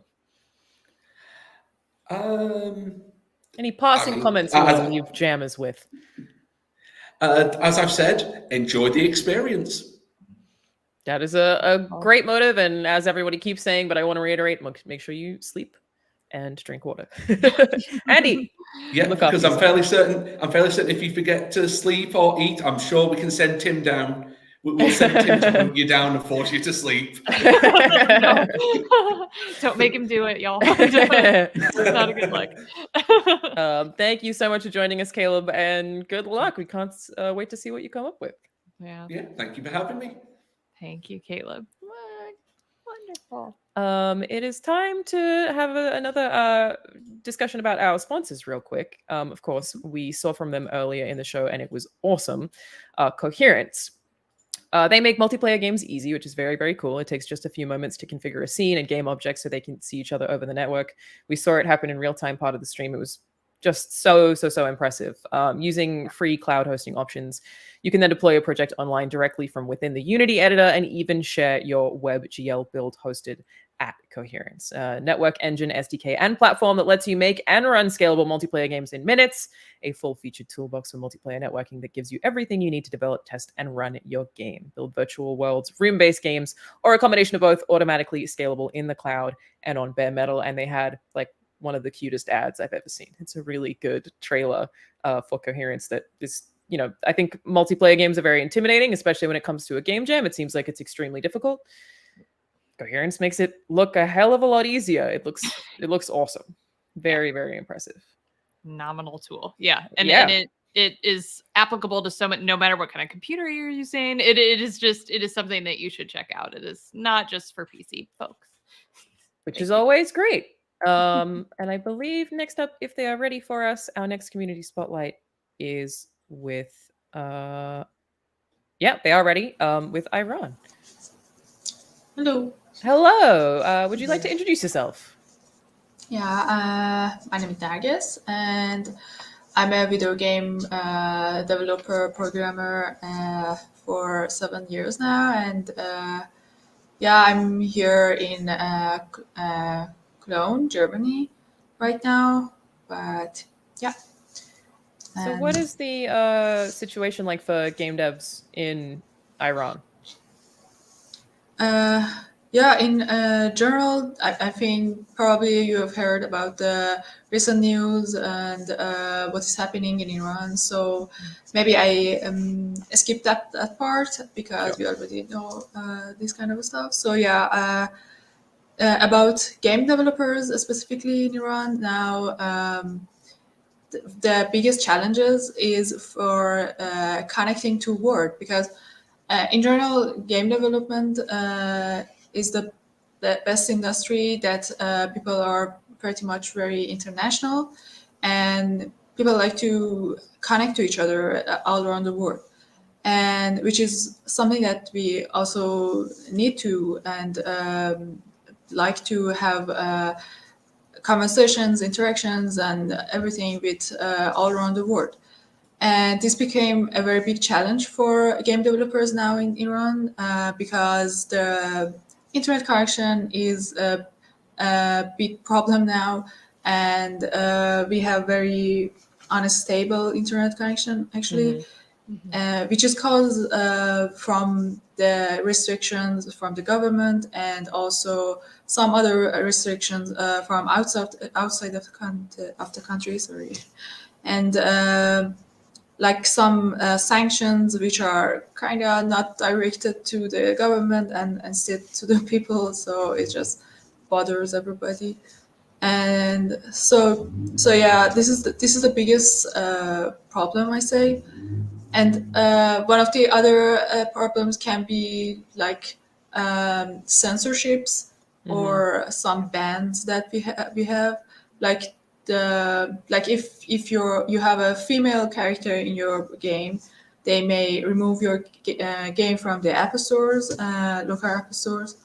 So, and even we had a case that they removed the game because there was a rainbow in one of the images, which they said, yeah, it's represented for LGBTQ plus community, but I mean, right. It's just those are definitely challenges. Is there anything that the game dev community or gamers can do to help raise awareness or help devs in your community?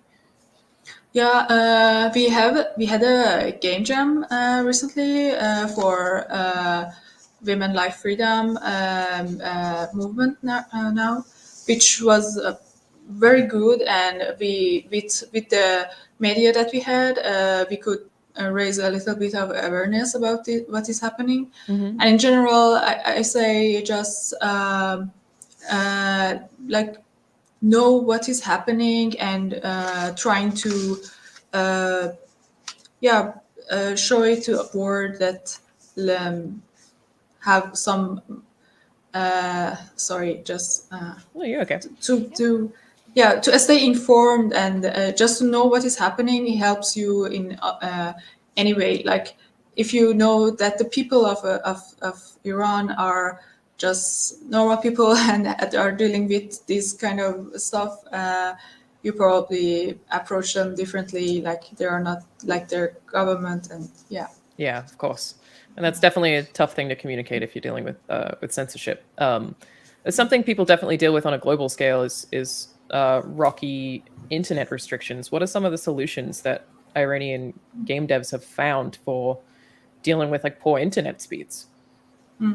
Yeah, we're actually when I was talking with my friends, they're saying that like they don't know when they have internet or not, and they're just trying different VPNs, different proxies every now and then, and some of them work for an hour and they just stop working for another hour. Wow. So yeah, it's just pretty tough. Yeah.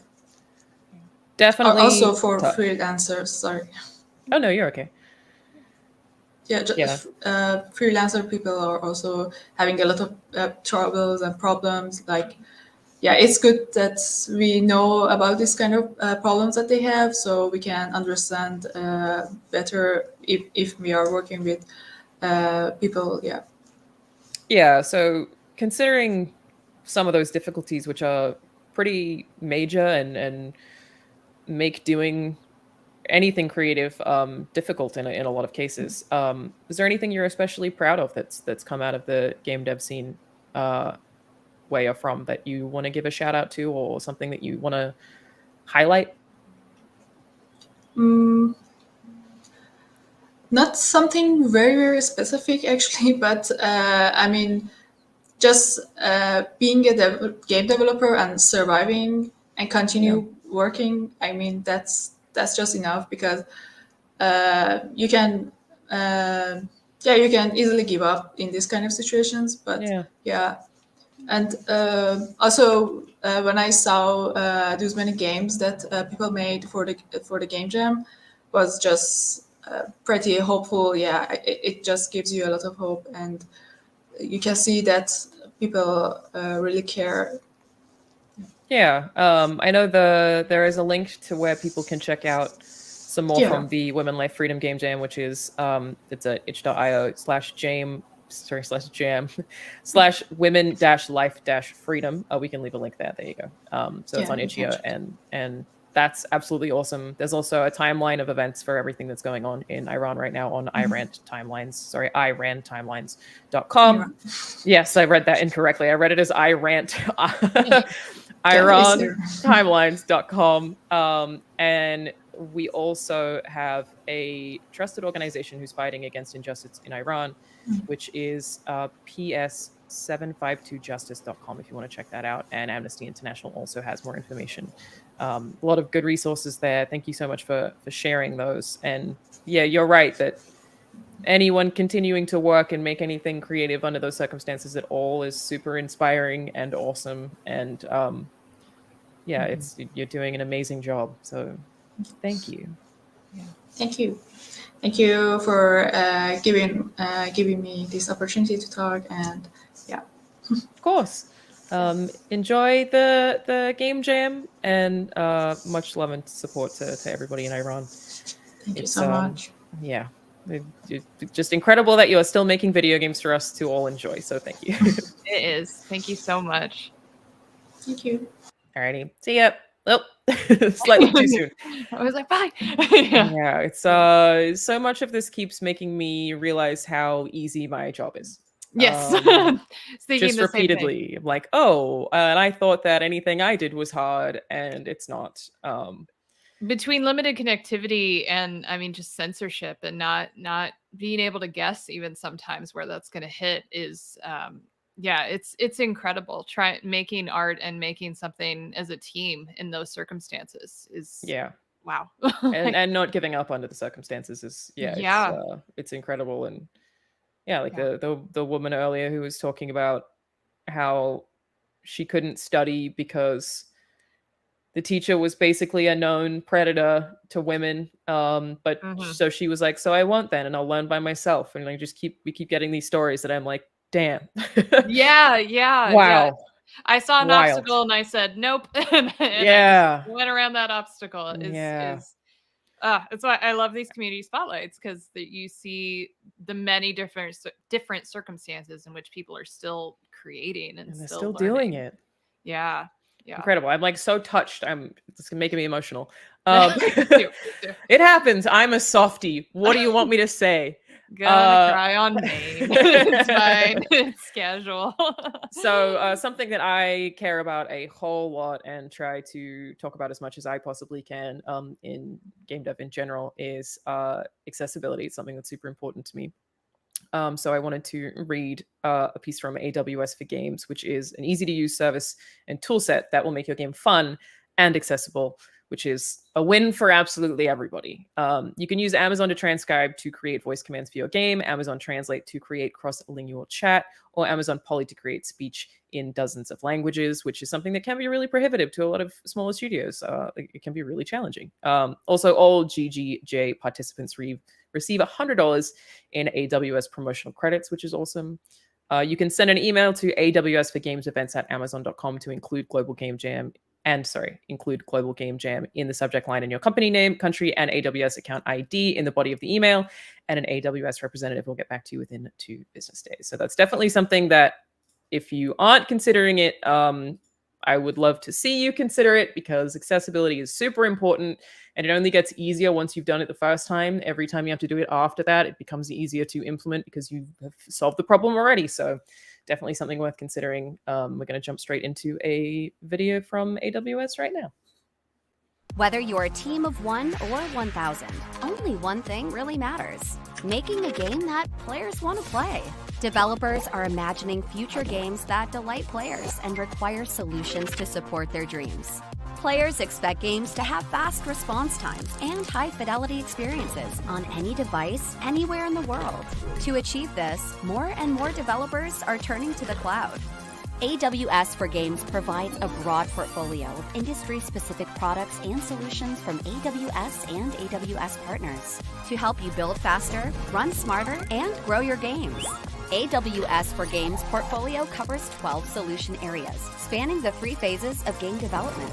When building, AWS will help you to modernize your architecture and move your production pipelines to the cloud, enabling you to recruit and build diverse teams around the globe, not limited to a physical location.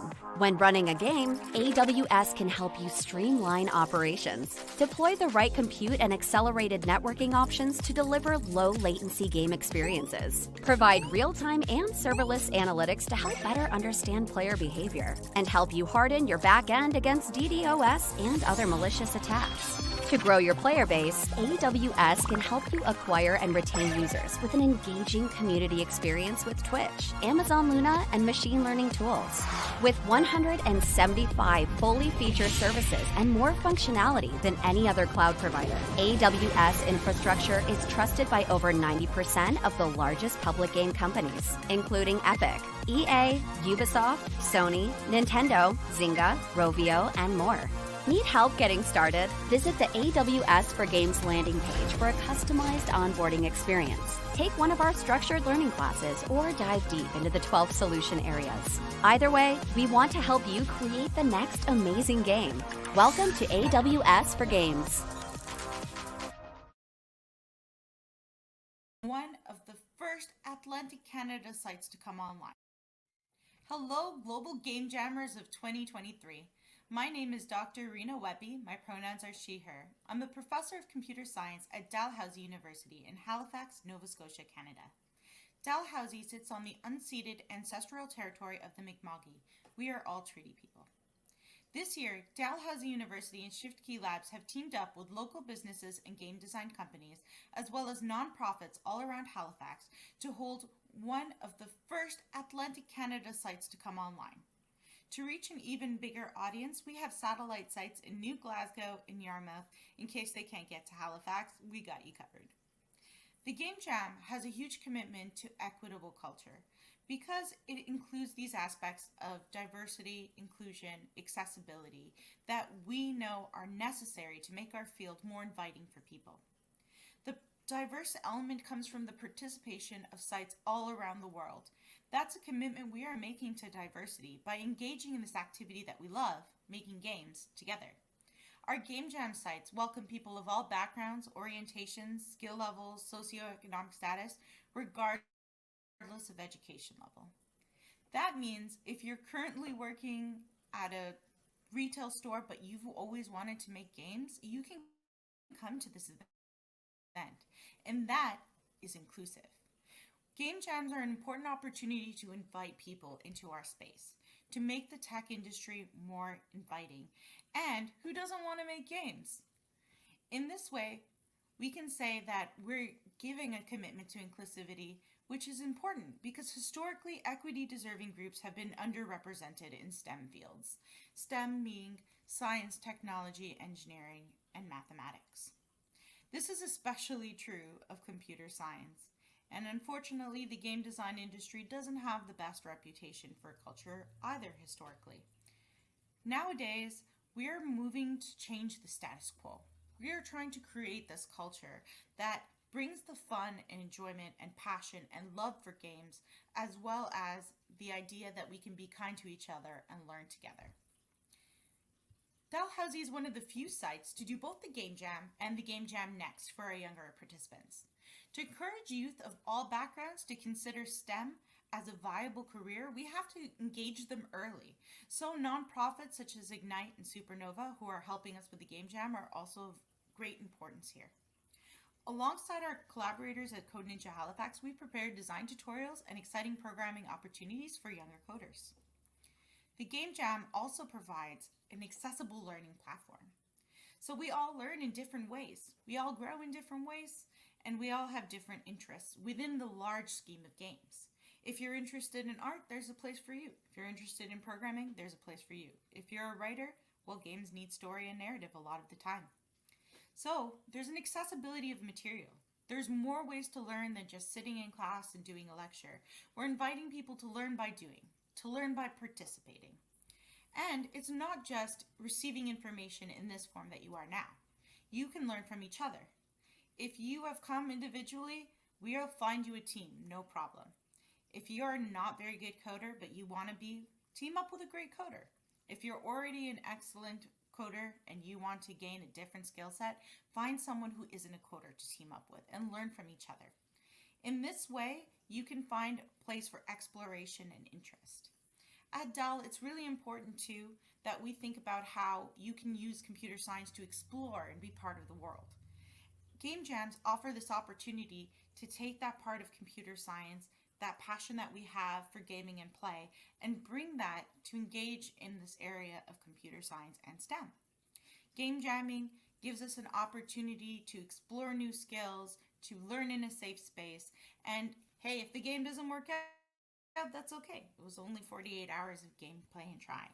What's really important is that you learn from the game jam.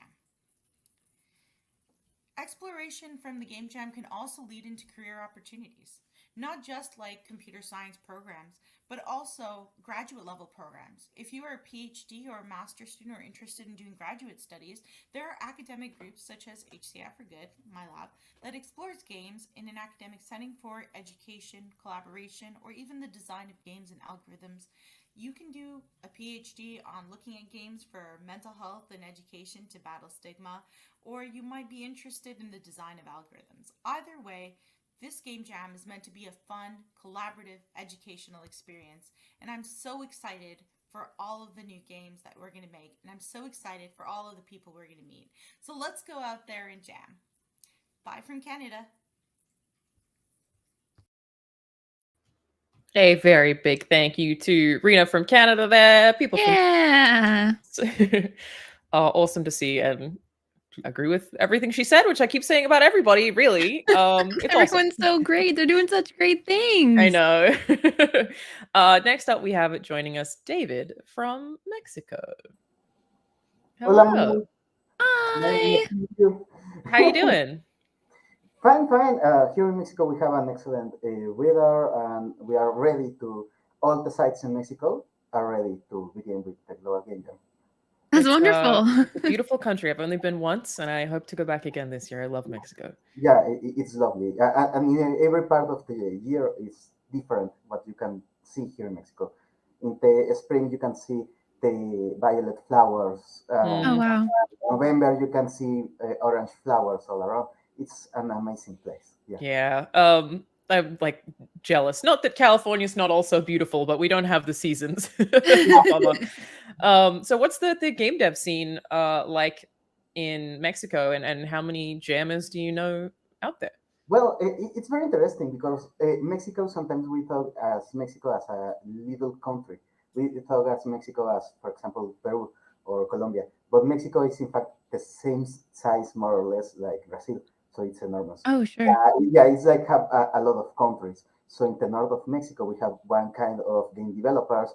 In the south of Mexico, we have another kind of game developers. We have different structures. We have different kind of industries. For example, in the north of Mexico, in the center of Mexico, we have an industry that works a lot with the AAA industry in USA and in Canada. In the south of Mexico, we have a very interesting indie community of game developers because we are working with our indigenous cultures. We are working with the video game as a medium to share our culture and not so much as a business as we understand it. Sure. It's more like it's art. Yeah, sure. In That's fact, awesome. in fact, for example, in California, in Tijuana, there's an indigenous community that has the half of the community is in the USA and the other half is in Mexico. So the Mexican part make their main legend, their main meet video game to share with That's with the really community. cool. Yeah, we have a lot of interesting projects because we share a lot of backgrounds, cultural backgrounds here in Mexico. So we are working with a lot of perspectives about video games, not just the industry, not just the culture. We have a lot of events from different sides and from different topics. So it's a very multicultural region here in Mexico. That's awesome. And am I right in thinking that Game Jam actually kind of had a hand in helping the games industry in Mexico grow? Yeah, sure. For example, our country has been like 10 years making sorry. It's all right. You got a delivery high. Making the global game jam for 10 years. And for example, the first years of the global game jam was just working with how to make games. How do we begin to making games? And a lot of experiments were there. But right now, we're working with studios, we're working with colleges, we're working with a lot of people around the industry making it happen. One big example. The first time we made a global game jam site on Mexico City, it was with the help of the Mexican government, with the Ministry of Culture. But right now, we are making the game jams in the Mexico City with the support of colleges, public and private colleges, the Mexican Ministry of Culture, and also with a lot of studios that works in Mexico and that works with other partners in other parts. Another example, because of COVID and this digital realization of the global game jam, the community in Mexico created like a part of the global game jam that is digital only, because a lot of friends from South America came to jam with us. So we have in some sites in Mexico the registration of people from Cuba, from Venezuela, from Peru. Wow. Because we share the chance. They go to the sites on their locals, but the project is created on the digital platform. So You're really selling me on the Mexican games industry. I'm like, now I want to get involved. Yeah. All these different countries. Like, that's so cool. Yeah, sure. Also, that's another thing because it's a very big country. That's another thing that happened. We begin to make digital events and the game jams in a digital version before the COVID. We have like 8 years making the digital events because someone who lives in Mexico City cannot go to, for example, Tijuana. It's so long to go and it's so expensive. Although it's our own country because of the distance. So right. we have a lot of communities, and also if we look for cities, we have some cities right now in Mexico where it's snow, the snow is falling, and some cities who where we are in a tropical. It's so diverse. Yeah. So in the global game jam, also because of the dates, we have some jammers that are in a snow country, and some other jammers that are in the beach, for example, in Cancun, making a game.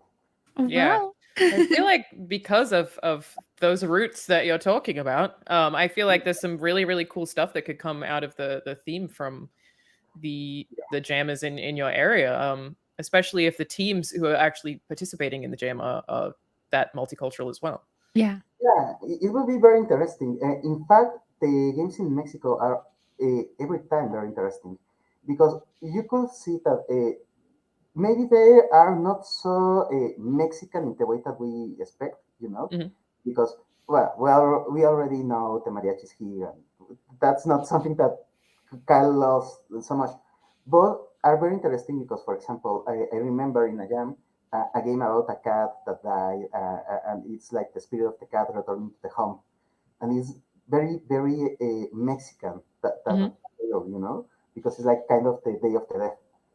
Yeah. But when you look at the cyberpunk aesthetic, it's like, wow, we have a lot to give to the industry. And we are a country that we hope that with the time we could be more integrated to the industry. Yeah. There are a lot of projects with all the world. Well, you sold me on it. I love the sound of that. Are there any like studios in Mexico or games that you want to give a shout out to the audiences watching who maybe haven't heard of them? Well, we have a lot of studios. For example, Man Eater Games is a very interesting studio because it's an LGBT-friendly studio, and also is running by a woman that here in Mexico, because we are a conservative culture, it's kind of weird that some woman in the tech industry with an LGBT perspective, it's having a lot of success. It's wonderful. That's great. Yeah, that's amazing.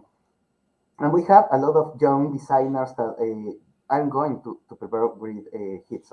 I'm pretty sure, for example, Luis Leon is a great designer that you should follow. He makes games based on lecture, on text, but he's also thinking about the labyrinth of the language.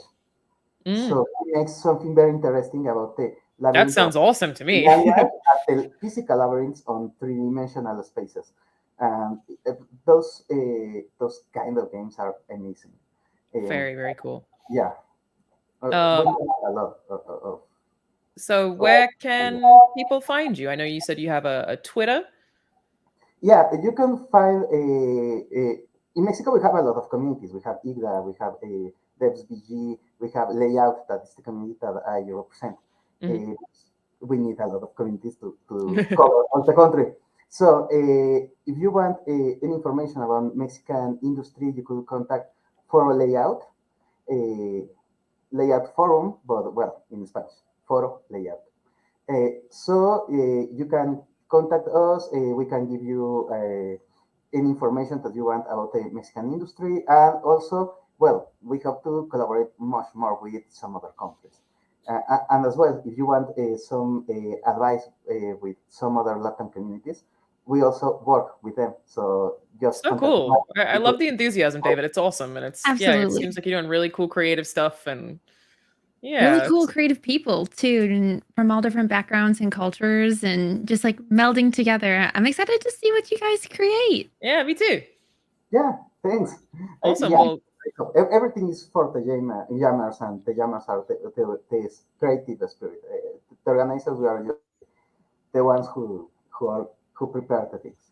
Well, apparently we just got over 16,000 jammers signed up, which is Wild. awesome. And I'm now expecting a whole bunch of people from Mexico, which is super cool. So thank you so much for joining us, David, and good luck to all the Mexican game jammers. Bye. Thank you. Everybody's so nice. I Very know, cool. so nice, and everyone all over the world is doing something, and it makes me want to get involved. You should. Let's all get involved. I've never participated in one. Oh, you totally should. I've done 4 or 5, and it is super fun, and everyone has always been really, really nice. And I'm in the camp where I feel like I don't have the skill set. I'm like, what do You're I have wrong. to bring to the table? I don't know how to code. I don't know how to draw. You got it. Next year, you'll like even production. You know, like what you're doing right now. Hosting is a different kind of production where you have to manage what's Sure. going on, and you need producers. That definitely helps out a lot of teams. So I can help do that. I can Do help it. do that. Or I'm an idea person. I'll just like throw ideas at the wall. you got it. So we're going to jump into a video from one of our sponsors, Side FX, before we head into our final segment.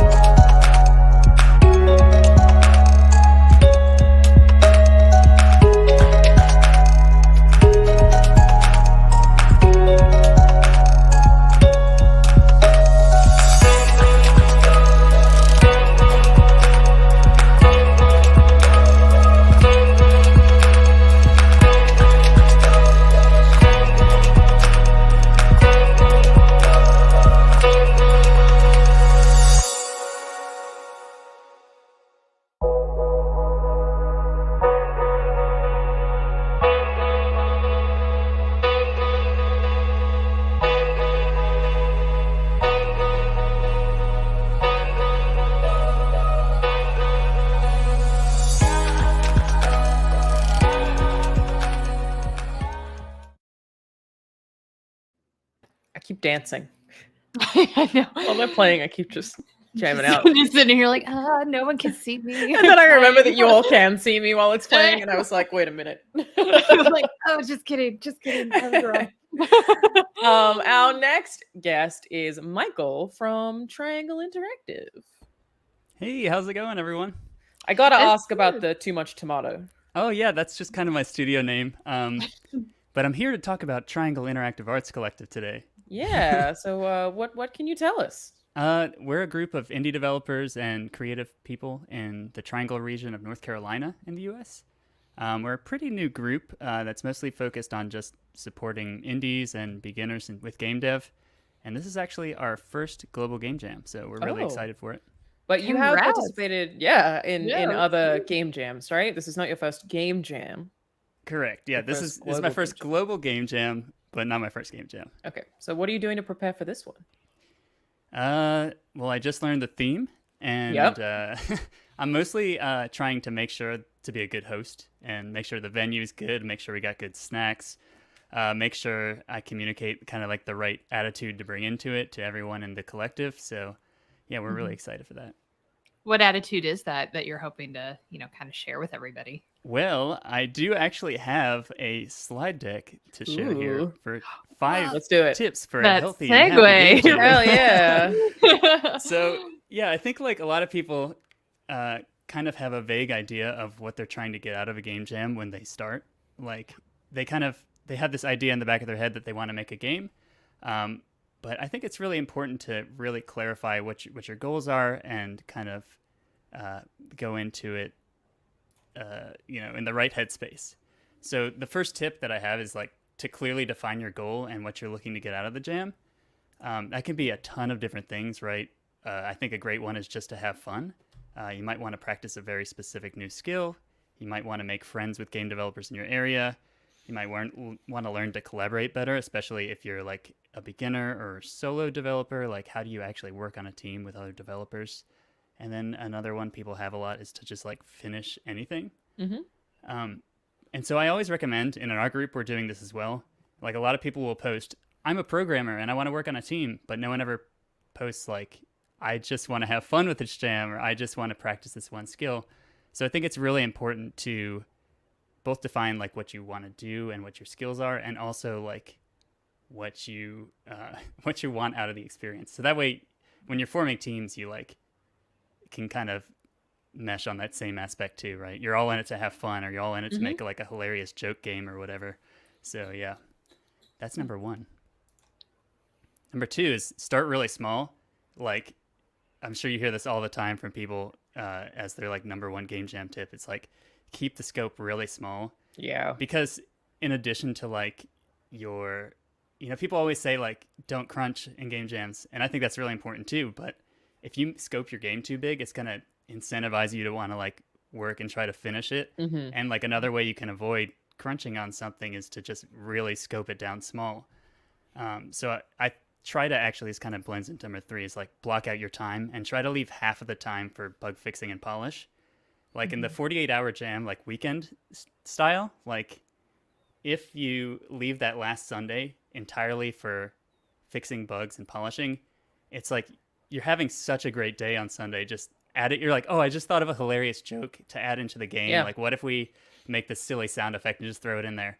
And then you just have like these great moments with all your friends and collaborators that you might not have had if you're like rushing to get this big game idea done in the last day. Yeah, I haven't heard that one before, but that is a really, really good idea. Scope it down to 1 day for initial development, and then bug fixes, polish, and some more fun creative stuff on the second day. That's a really good call. Yeah, absolutely. And then, just like I like to use Google Calendar and literally like just drag the little blocks of time. Like, this is when I will have this done. This is when I'm taking my lunch break. This is when I'm going for a run. This is when I'm like, we're going to do a little walk around the block and talk with the That's a great one too. Exercise. You got to keep it up. I currently have a little bike underneath my desk because I was like, I'm going to be sitting for a long time today. So I've literally been biking between segments. Oh, that's awesome. It's a really good thing to do. Yeah, whenever I hit writer's block, I have to like run around the block. That's the only way to get my brain working again. That's great advice. Very good for you. It's so true. And if you've got like a group, it's like really fun to just walk away from the computer, get outside, and like you come back with such clarity and focus when you come back to your game. So Yeah. it's like you're not gonna, if you take 10 minutes away from the computer to walk, that's like an essential part of the jam in my Yep. experience. Like not just Absolutely. go and pedal to the metal with the programming. Yeah. So we're already talking about this. Take care of your human needs in a game jam. Get rest, do some movement, get some breaks, sustenance, and sleep. So when you're working with the Triangle Interactive community and it sounds like what you're doing is sort of community leadership, how do you make sure people are doing these things? Is this something that you try to enforce, or do you let people sort of take their own approaches to it? I let people take their own approaches, but I try to lead by example, right? So Yeah. I'll be like, hey, I'm going to go run and grab lunch. Let's go. Or like, hey, let's take a quick walk, that sort of thing. I'm also closing the jam site at 10 p.m. Oh, nice. Yeah. Wow. Yeah. So Good idea. I feel like that kind of helps for the on-site jam. But, obviously people do know their own limits and you kind of have to respect that. It's true. Yeah. Sure. But yeah, having lots of snacks and drinks that aren't caffeinated or alcoholic is helpful too. So like, Honestly, yeah. we have a lot of like seltzer water, and we're always crazy about our seltzies in our community. Like I'm always bringing a cooler to all of our co-working events and stuff. So that's really helpful to, encourage like the water drinking as well, which is what people say a lot. And the last one is to like make friends. A lot of times the relationships you make with your collaborators and fellow jammers are more important than your output. You've been hearing it from a lot of people on the stream today. Years down the line, you still like talk to the people that you did that one game jam back with in the day, and maybe you work at a studio together now, or maybe these kind of friendships that you make during a game jam, they have these wonderful ways of spiraling out into all these fantastic things. So just have a great time and make friends. Takes pressure off too. Yeah. Have a great time, make friends. It's sort of my life motto. I'm doing okay. We're trying. Right at average, I would call myself. We're doing our best. Have a good time. Yeah. So in terms of like bringing all these people together, making friends, fostering that community, what you're doing is very cool with Triangle Interactive. Do you have any tips for how people who might want to do the same thing in other regions could approach community building like this? Yeah, I was going to make a point to talk about this before you kicked me off the stream. But like, first of all, go on Meetup or go on Eventbrite and just kind of search to see if there's any groups, especially doing like indie organizing in your area. Like a lot of times there'll be co-working or playtesting events. These sorts of groups with indie developers kind of forming collectives and co-working together, they're happening all over the place. And if you are searching and can't find one, what I recommend doing is just starting one. It'll take a while of just planting your flag in the ground and waving it around. You're going to feel a little silly when no one shows up to your events sometimes, but that's all part of it. And, network with other creative groups in your area. If you can't find any game developers, find some writers, find some painters, find some artists. They do kind of creative co-working sometimes too. And basically all the little connections start forming and your group will start growing organically, but you just kind of have to get out there and, go talk to people.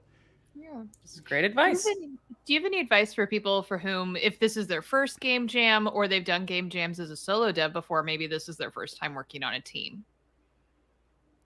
Yeah. So that it's their first time or their first time working on a team. I'd say like, you want to another reason why you want to like take care of your health and your like your breaks and feeding yourself and sleeping well is because you want to be a good teammate, right? So like if you're like grumpy because you haven't eaten all day, then just make sure you're taking care of yourself and encouraging other people to take care of themselves too. Yeah. And keep an open mind and collaborate well. Yeah. All great advice. Is there anything else that you want to leave people with as they apparently, again, 16,000 people have signed up as they head into this year's Global Game Jam? Absolutely. 16,000 people. Remember, don't let the fun end after Global Game Jam. If you had a fun time collaborating with people in your community, keep going and keep like hosting events and doing other game jams, doing other things. Like if you're feeling any sort of like imposter syndrome or anything like that, the way that I found to get past that is to just meet real life people and like talk to them and like feel like you're part of a community, and people are really welcoming, as you've seen from this stream. So totally go out there and keep doing it. Yeah. Great tip. Last question. Just how did you feel about Roots as a theme? It's going to be a good one because there's going to be a lot of really awesome conceptual games and also stuff with plants, which I quite like too. We can all get behind that. Yeah, clearly I'm in. That's my entire background, clearly. Like, Alrighty, well, thank you so much for joining us, Michael, and good luck with this year's Global Game Jam. Awesome. Thank you all so much. Thank you, Michael. Oh, all great good tips. Yeah, that was wonderful. Hello again. It was wonderful. Wow. Welcome back. What a great just presentations from all the different communities and hearing all the tips and the theme and I leave today feeling different about the world, honestly. Like I'm Yeah. like, wow, everyone's really nice and everyone really cares. And like you can kind of forget that stuff when a lot of the discourse you see about game dev is on Twitter or whatever. Whereas like talking to Yes. people like this is just so nice. It's a community really that is. wants to help each other and wants to Mhm. learn. And that's so incredible to remember. It's not a big competition. It's not like who can drink the least amount of water at the jam. and leave the least in this week. Yeah. Right. It's, let's all just make something and also be okay at the end of it, not be Yeah. for years. I feel like the amount of people who are like make friends is the great motto because it can can change your life and keep you motivated and keep you like even outside of the jams you have somebody to bounce some ideas off and studios come out of this kind of thing, you know. It's Absolutely. Like very I help host the Seattle Indies and we've talked to a lot of devs with like, oh, I met my partner at a game jam and here they are making like turning their game jam game into a game that they're publishing. It's really Totally. wonderful. very cool. Related to that, we have to thank all of our sponsors one last time. So let me just read through the list before we head off. Thank you to Big Bang, Coherence, Crazy Games, Yahaha, Google Firebase, Photon, Unity, InWorld Global Engagement Center of the US Department of State, Cubes, UK Games Fund, GitHub, Avaturn, Autodesk, Intel, SideFX, Plus Music, AWS for Games, Incredibuild, Weaver, Microsoft / Xbox, Hyperpad, Construct, Yo-Yo Games, DDM, Nimble Giant, Geopipe, Richcast, and Procedural Worlds. And I think that is it for this year. Mac, where should people go to sign up? You can go to globalgamejam.org and find a site near you and join. Find a team and get started, even if you don't have any skills. You have That's more it. skills than you think. You just Yes. there's so That's many the people here who theme. want to help you. Yeah. I think like being willing to do it and get involved at all is kind of a skill you should give yourself credit for. Like even being curious about it is a good place to start. Joining a thing that you aren't familiar with a bunch of people you don't know is super scary. So if you're even considering doing it, that is a huge credit to you, I think. Huge leg up for sure. Yeah. Yeah. Can't wait to see what everyone comes up with. Absolutely. It's going to be exciting. Could be a good Yeah. year. I can feel it. All right. Well, thank you to everybody who has joined us today. Thank you to both of you and to everybody backstage who's helping run this whole thing. You guys are fantastic. And I think before we head up, we are going to rerun the theme reveal video. So I'll just say happy Global Game Jam, everybody. Good luck. Happy jamming.